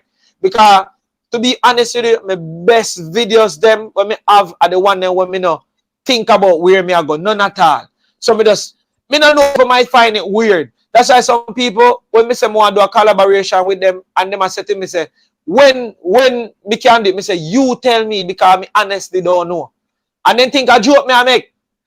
Then I say, so all your videos them play out, so like, I say, me I tell you, say, I honestly don't know. So me no get up and say the mountain view today. When me I go do the mountain view, me just drive out. And me drive out, me did it, and if somebody asks, and when me reach nearly in a Kingston, me just say mountain view. Me just say, yo, mountain view, this to this. And me just say, Ray, and me just know somebody run a mountain view, and me just call him and say, why a long time you want a collaboration with me? And my brain just say, if you come to mountain view, you know, you available? And him say, yeah, I'm available, but you have work. You might just spare me a 5 minute and thing. And I say, well, I just eat that, you know. And him I say, what about rain? I say, I'm not busy about rain, sunshine or fall, you know. If a rain or fall, if you're supposed to have any rain, so people then can see what place look like when rain or fall. And I just so me accept everything. So when they say me book up a certain beauty in a street or certain little things and it just happen, me just say me just work with it. Just like when me touch out in the street and me just book up in a Mr. Rattigan. Like, how me could have planned so me can't understand it, but I just saw it go. I just saw it go. So I just saw me do it. Me get up and just say me I go do it. Me not think, me not plan it. But just know say me need to go out because if we not do this, my family not get feed. So we just know say me have to go out there, go do it. All right. Yeah. You see, since your voice holds up and you know want really bother your vocal cords, them, what we are gonna do, we are gonna play a jazz version of a Bob Marley tune. And then when we come back, we just gonna do the closing statements. Because we have less than 20 minutes. Because Kevin Before o'clock, see? So before you do that, it's true now. Eh? Go ahead, Kevin. before you do that, I'm going to bounce a little bit early, but I want to say to Fabian, you know, as you're here with your demure self, you know, having this rebellious moment, boy, go and do your thing because you called for this. This is your calling. Everything happened the way it happened because this is your calling. Do your thing. Don't worry about nobody else. Go and cut and go through because it's only one Jamaica walk by. There you go. Respect a man as Mr. Stew, yo. Blessings and respect. Me like hear them thing from great people. Me hear them thing, I know. They just keep me moving and they just keep me going. So thank you very much. I me super appreciate it. You understand? And you know, say I go jump in. I hope you make me give me a chance to, you know, to big up some people, you know, cause we just want to say, Mr. Kevin, blessings and respect. And I hope we can link up of the year. You understand? So you can reach me anytime on Instagram, Jamaica Walk By, and we can exchange number there. Cause me I go jump in a few DM so we can talk. You hear to Mr. Isaac? Me I go reach out to you, you know, so if you see that Jamaica Walk By thing there, you know, say I'm me. You understand? You know, we don't want to give out the personal number and think, we don't want none of them look attractive, beautiful ladies that get a number and just start call off my phone and then if you know, say, me live with me woman and them something, I don't want the problem and all them things there. You understand, Mr. Isaac, and don't want to ask you your number over this, and then you go get it, right? And then you have to go end up dash your number. Yeah. So just look out to me link up and walk by. Why Kevin, don't leave it, man. Why you listen to tune here? See? Come and I got you. Already about Kevin time now. Anyway, people, we run across this tune here, this jazz version of Bob Marley song, and it really beautiful song. We like our style and the way we should treat it. So here we go. It was just a jam. Here we go.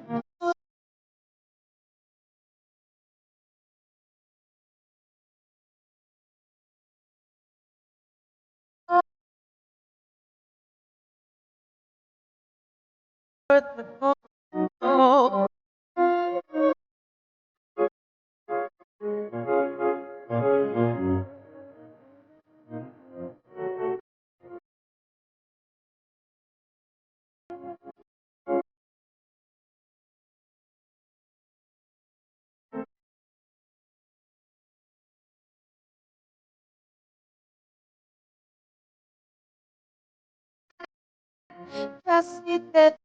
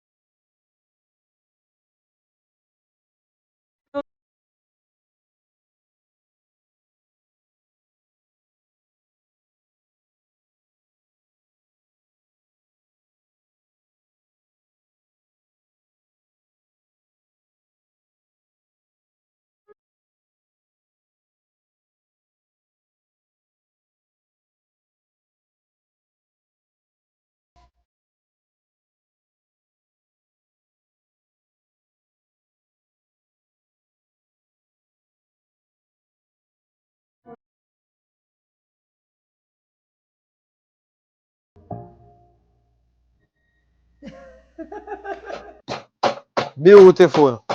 Beautiful. Real singer that. Yeah, man. Rattigan, bro. Yeah. Yes. So, Kevin, you get a second chance now to make your departing remark. Yeah, man. See y'all in 10 minutes. ReggaeGlobalRadio.com. Those of you who don't have the app, go ahead and download it. Yeah, Ransford, me have the album that we have to Twist Marley. Nice album. But go ahead, Kevin. Yeah, man. If you don't have the app, go ahead and get the app Reggae Global Radio. You can catch the Rebel at this time, 3 to 8, and again at midnight when he does Relax with the Rebel. So you catch him tonight. Boy, Fabian, you'll be fast asleep at that time when the Rebel comes back on at midnight tonight. Or midnight tomorrow morning, depending on how you look at it. Right. But I'm up next in the next, 11 minutes on Reggae Global Radio. So see y'all there, watch on video, communicate with me in the chat. We just will have vibe. We'll go where the music take us is a stew for a reason. Yes, indeed. Kevin, So when thanks me for... fast asleep, no bother with that, man. But we try yourself to tune in, man, and me know about it, man. Me set the phone via alarm, man, and we go check it out. What you mean? So me can share all the link too. Well, you need to take Relax with the Rebel because it's a different Rattigan you get altogether. Trust and believe. You hear that, Mr. Rattigan? Yeah, man, you have to set your thing, man. Every now and again, grace with him presence, but you know, him feeling belly full by the time midnight roll around and him just spin over and go and sleep, you know. So And I say it work. And I say it work, but we B. Hamilton. Yes. Everything that you can do on the website you can do through the app. So if you're on a personal device, go ahead and use up the app. If you're using a computer, you can just go on the website or a tablet. Just go ahead and the chat room is there for Reggae Global Radio. That has its own chat room, so you're not worried about that. Reggae Global. all right, Kevin. Yep. We'll catch you later. All right, later, yeah. Yeah, man, big up. Yeah. Later. Peace out. Yeah, man. Very, very, very, very excellent show. It was a pleasure and an honor to meet you. Jamaica walk by. I actually. No man, the pleasure is mine. Don't bother with Don't that. Don't small up your achievements because you use a popular YouTube and your platform is significant, and it actually brought attention to Mr. Rattigan's mission last week. So let us not simplify it like that. Appreciate your contribution, and I hope that you return to the show because the energy is high energy, and that's what we need here. You keep the comment section very festive, and as they say, no distraction. So we appreciate you and your energy, and continue to walk all across Jamaica and doing God's work, because whether you know it or not, that's what he's doing, and he will continue to open the doors and the gates for you, which is significant for what your purpose is. And as a man with many talents, one work will open the door for you to express yourself with what your dreams and aspirations are. So I speak that in your life, so that you will have the opportunity to share in the way that you want your musical aspirations and talents, because we never let our voice die inside of us. And Mr. Rattigan, always it is always a privilege. I have to make sure that I sign in to keep my slot, because there are many great men have passed through these boxes and they can't come back. So I have to make sure I sign in, because they push you out around here, Fabian. So it's good thing I joined today, because I would have been checking the internet and seeing this. Yeah. Say, see me get replaced there. So I have to make sure I come make sure my box is there with my name on it. Yeah. But that is it. And people in the comments, happy that we are back. The positive energy and the mission is there. For those, the truth is the truth and it's never an offense. You cannot suppress or hide the truth. And that is the mission that we are on with the One Jamaica Legal Defense Fund. Nothing changes. We drown out the noise and the bad mind. And like I say, it unfolds as we go. And that is the mission. And with God as the pilot and captain of this ship, we are not worried. That's my contribution. So thanks again. Well said, Godfather. May I tell you, why you might not understand the level of ratings that me have for you, but may I tell you, say, we'll talk. We'll definitely talk, because you even have some things I want to learn and some things I would love you to show me. But you know, we have to really put it to you in time. When the show is over, one of them time I have time, we can catch you talk. I say, Mr. Rattigan, boy, may I tell you, say, I don't understand how good me feel. Actually, I mean, if you get the chance really talk to Mr. Rattigan, because you know me over some, me no sleep. At 3 a.m. me there in Manhattan. I walk up and bring in Manhattan. So me no sleep for 10 days me there over there. So maybe that's why my voice a mash up. But we have so much to learn and so much more we can do together when it comes down to collaborate and getting a specific message out there. You understand? So Mr. Isaac, it's a pleasure to get to talk to you. The man himself, and I want to just big up the entire team, everybody where you work with and I do the right things and I get the right positive movements out there, and that is just great. And as you always say, you know what I mean, as Uno no need to know, once you do something and you have God as a driver in night, you know say nothing else no matter. When the driver good, you know say you go reach which party you go in. That is it. No joke, no doubt. You understand? And Mr. Rattigan, before me even go away, you understand? Because let me tell you something. One of the things why me know to myself as to why my support is so big. You see, me love my supporters them, you know. You understand, Mr. Rattigan? Mr. Isaac, let me tell you this. You see, me love my supporters them and the people them where watch my channel and the people them where make sure say Jamaica walk by a grow. We got a friend the other day with 190 something, about 95,000 subscribers. We come back now with 202,000 in 10 days. So listen to me now, man. You see all of them people in I chat right now. And me I talk about Marva. Me I talk about when I start typing I chat right now, me bigging up. I see that we have Petra in I chat. We have Pearl. What's your name? Pearly Simpson in I chat. You understand? Joe in I chat. That's from Joe Blogs. You know what I mean? One love. We're not talking I chat, man. We're not ask something we don't want to ask. Me could see. Me could go on some special big up on Mr. Rattigan show. First time I jump on, you know. But Mr. Rattigan, me love big up the people them, you know, because them have to feel an important thing about themselves too. Not true? Man, me could preach now, man. Amen. And me say, Alison in I chat, you don't know. That's Braham. Big up yourself, you know. Jasmine in I chat. We have Alicia in I chat. We have Wally Paname. See them a text there. We have Dominic in I chat. We have West in I chat. We have Charlie in I chat. Where we have Ricky and Rocky, that Pastor Ricky Music in I chat. Go on, man. We have Joan in I chat. Hillian Turner in I chat. Dominic Harris in I chat. Yo, big up on the self, man. Respect and love for join a member from the Mr. Rattigan go so bump on the internet. Make sure so no jump in I chat. Kirk there too. You understand? No left out Mr. Rattigan show. Who are watching and subscribe, make sure so no subscribe. Don't just watch and subscribe. Press the little button beside that subscribe button and turn on the notification. So anytime him live or anytime him drop a video, on no depend like PP clock. Judith, big up yourself. I see you. You don't know Joe. What you say? Me I go follow this youth.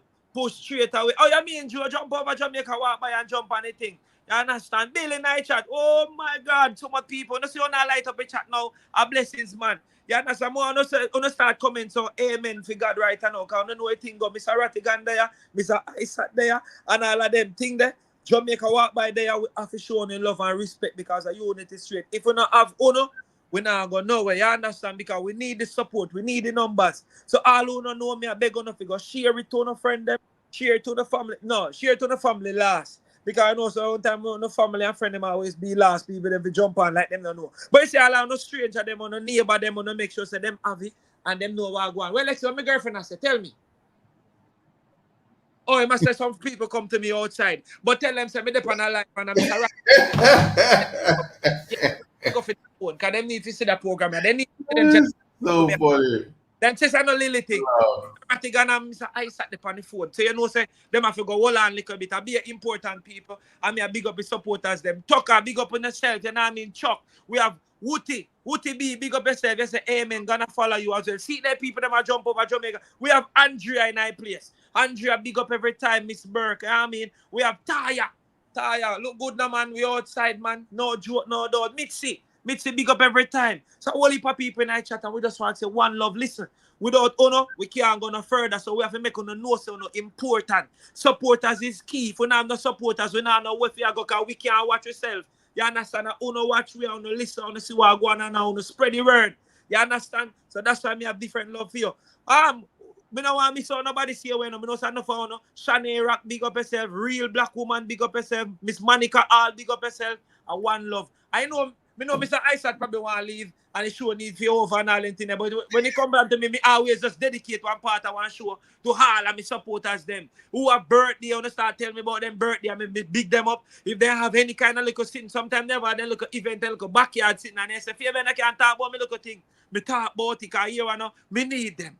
Me need me supporters them. Me need high people them who watch me and walk down the street. Because if we not have them, my family can't feed it. You understand, Mr. Rattigan? Because if nobody now watch my videos, then me can't feed my family, you know. And that I have an idea, them have to know. Me have bills, light bill, water bill, Wi-Fi bill, all sort of bill. You understand? If nobody now watch my video, them might support me, you know. You know what you think? Go JPS now play if you cut off your light. I like Mr. Isaac. Yeah. Facts. That is it. And a YouTube alone, me do nothing else. So me need to watch it. Let me just say, Fabian, pleasure, delight to have you on. And yourself, and we are going to link up again, Fabian. All right, people in the chat, respect yourself. Go over and support Kevin Stew right now. Reggae Global Radio. Kevin on for the next 2 hours. I'll be on at midnight until 2. So I'll see you then. Fabian, big up yourself. Isaac. One love, greetings, respect, blessings. See him, so. All right.